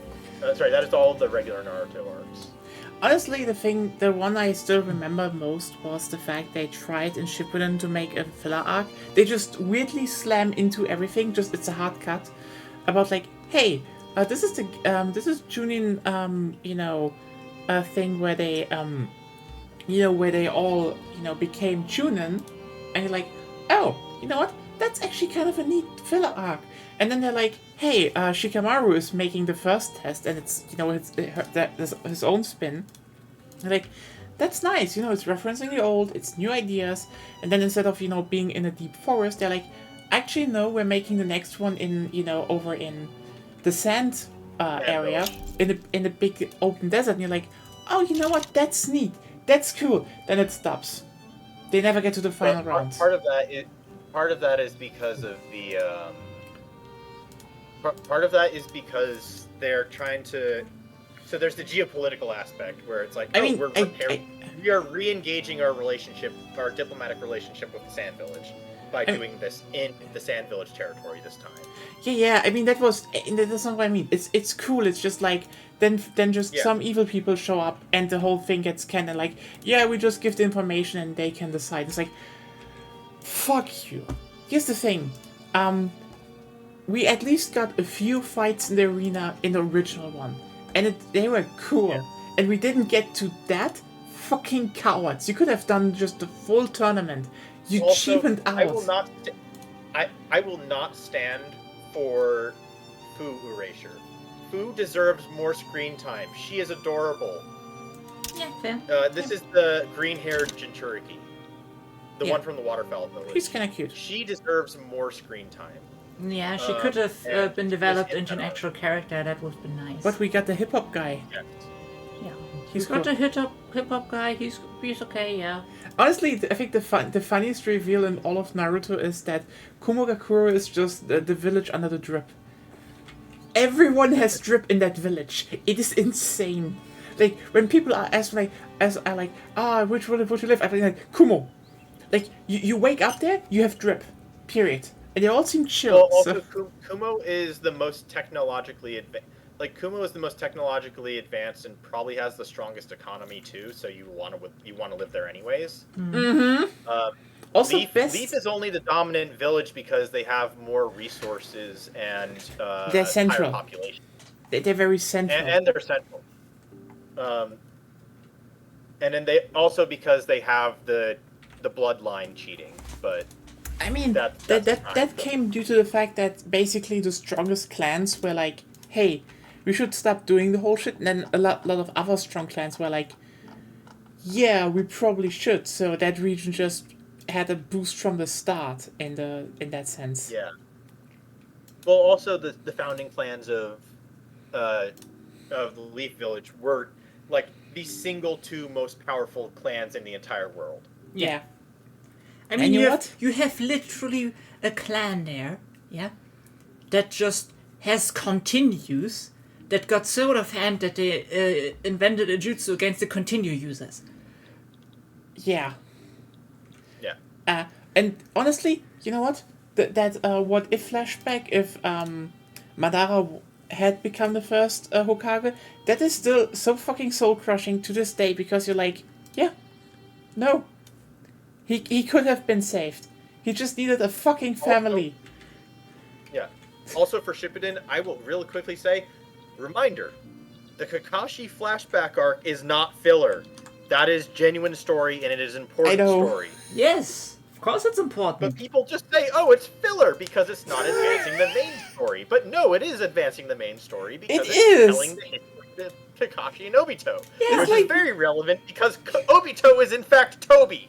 Yeah. I mean, that was kind of obvious. It doesn't advance the main story, it gives us background information, but that's not the point, that's not the definition of filler. Filler is like everything that is not in the original material. Like, come the fuck on. Yeah. These people will probably also see the... what? Shippuden had some decent filler arcs for the reanimated ninja during the Great War. because, and I accept it because they kept most of them short. Most of them were like 1 or 2 episodes where you had a very famous ninja in lore who didn't really get much screen time in the manga, just because that's the nature of manga. They can't like idle on those kinds of moments, and so it adds a little bit of interesting world building to the story. So for some of those arcs, they're pretty well done. And I do appreciate them for what they are. I understand that there's not much point in watching them unless you are interested in the world building for the historical aspects of the series. I mean, in the maybe world building that isn't, sadly. Yes. Because it's like for me, okay? Specifically. So it advances the world building, but it's basically fan fiction about the world. So some of them are. There are a couple of them that the manga says does happen, but you get the content. You get to see it happen. It's that kind of filler. So it's canon filler, but it's filler that you didn't see happening. Yes. Because it's like you get a starting phase of like these 2 ninja are going up against these historical reanimated ninja. Mm-hmm. And then you cut to the next scene in the manga, and you just ignore that and be like, yeah, these 2 people survived, so they sealed the people. So you know that the fight happened, but you don't know what happened in the fight. That's what happened with a number of these filler. That was like. So I get they're why technically canon, but they didn't happen in the manga. They happened in the manga, but we didn't see what happened. Yeah, the event happened, but how it happened is filler. Yeah, it's similar to in that one flash in one of the Wano flashbacks. It's like in the manga you see Ace and Yamato brought out, and then in the anime they were like, let's just animate that. Let's just make them bro out all time. It's like, yes. Like, if I remember correctly, Yamato and Ace moments in the manga was like a couple panels. Very short. It wasn't much. It was everything it needed to be. It was like again. Exactly. Yeah. It was no more than it needed to be because Ace has been mostly phased out of the story at this point. I mean, it was that one crucial step of Luffy finally stepping into the shoes of Ace. But like, and then this is the thing which I will point out, which a lot of people like. What is the next step for Luffy? He's going to step in the shoes of Garp. Because what a lot of people forget is that, and I think a lot of people miss is that Luffy is influenced by Ace because they're brothers and they grew up together, and he is actually catch up to the legacy of Ace, but again. In his own family, Garp has a bigger and older legacy, but also Luffy is to a degree what Garp and Roger couldn't be because he embodies both sides of them, the best parts of them. I'm going to raise my hand. Quick question. How much of the manga can I talk about here? That's a good question, actually, because I think Agonia doesn't know about Egghead yet that much. No, I don't know that much about it. Okay, then I can't. But we are in the anime at the scene where Garp fucked up the city with one punch, because it's Garp. Okay, I can actually say this one thing. Luffy, you are correct in that, where Luffy is going to end up mirroring what Garp did at the island. Not exactly, but to an extent. I think that he's going to, because where I think the problem is not immediately, but eventually. I mean, what I think was like the big difference is like the big historical event that came up was the whole who stopped the Rocks pirates, and it was a coalition between Roger and Garp, and the thing is that Garp is someone who basically tries to be very strict and follow a rule set to protect people, but he doesn't allow himself freedom, which is why he can only watch when Ace is killed, and you see. Like, I'm still saying, if one person has the right to pummel Akainu to death, it's Garp. Yep. That's the More one so person. than Luffy. more so. That, like, Akaino's head is, like, that's the property of God. Grandpa is supposed to get him. I have a feeling that Garp is going to end up being opposed, like, on an opposition side to the Navy at one point. Oh, yeah. 100%. Because Like, I have a feeling that Sword is going to betray the Navy. here's the thing. That's the vibe I get from them Here's the thing. in the anime where they are. I think Garp will probably switch on a whim, like on an emotional basis, because that's how Garp is. But it's definitely set up by Smoker. It's like Smoker is the guy planning ahead. It's gonna be him. My thoughts on it is I'm thinking that Kobe's going to be an initiator of that. No. Alongside. Kobe will oppose. Kobe will oppose Luffy. Like the thing is. So Kobe is 100% going to fight Luffy. We're going to have that battle. Yeah. I think after that battle, Kobe is going to join Luffy. Okay. You know what? I'm gonna immediately soon after. I'm gonna crank out some stuff here. Okay. So the thing is, why the whole Rocks pirate thing was ended was again Garp and Roger fighting up. And you need to keep in mind, Roger was someone who basically valued freedom, but in a very egocentrical way. He was very much like, he just does what he wants, but he was not a bad person, But Garp was someone. So can I please? The aspect that I think of this is that Garp. So I'm just gonna add on to what you're saying real quick before you move on. I think that Garp is very like he's a follower of freedom, but he's more of a freedom for as much freedom for as many people as possible. So he goes with protecting order, which gives safety and freedom to folk who he can't hopes fight it does. and protect Yeah. themselves. So that is his philosophy. Is basically But he's held back. I'll accept some restrictions in exchange for as many people as I possibly can affect getting some freedom. Basically, rather than having none. Basically, he holds himself back in his eyes for the greater good, while Roger basically ignores that. But Luffy, as we saw on Wano, where he morphed basically into that, is basically the balance of both.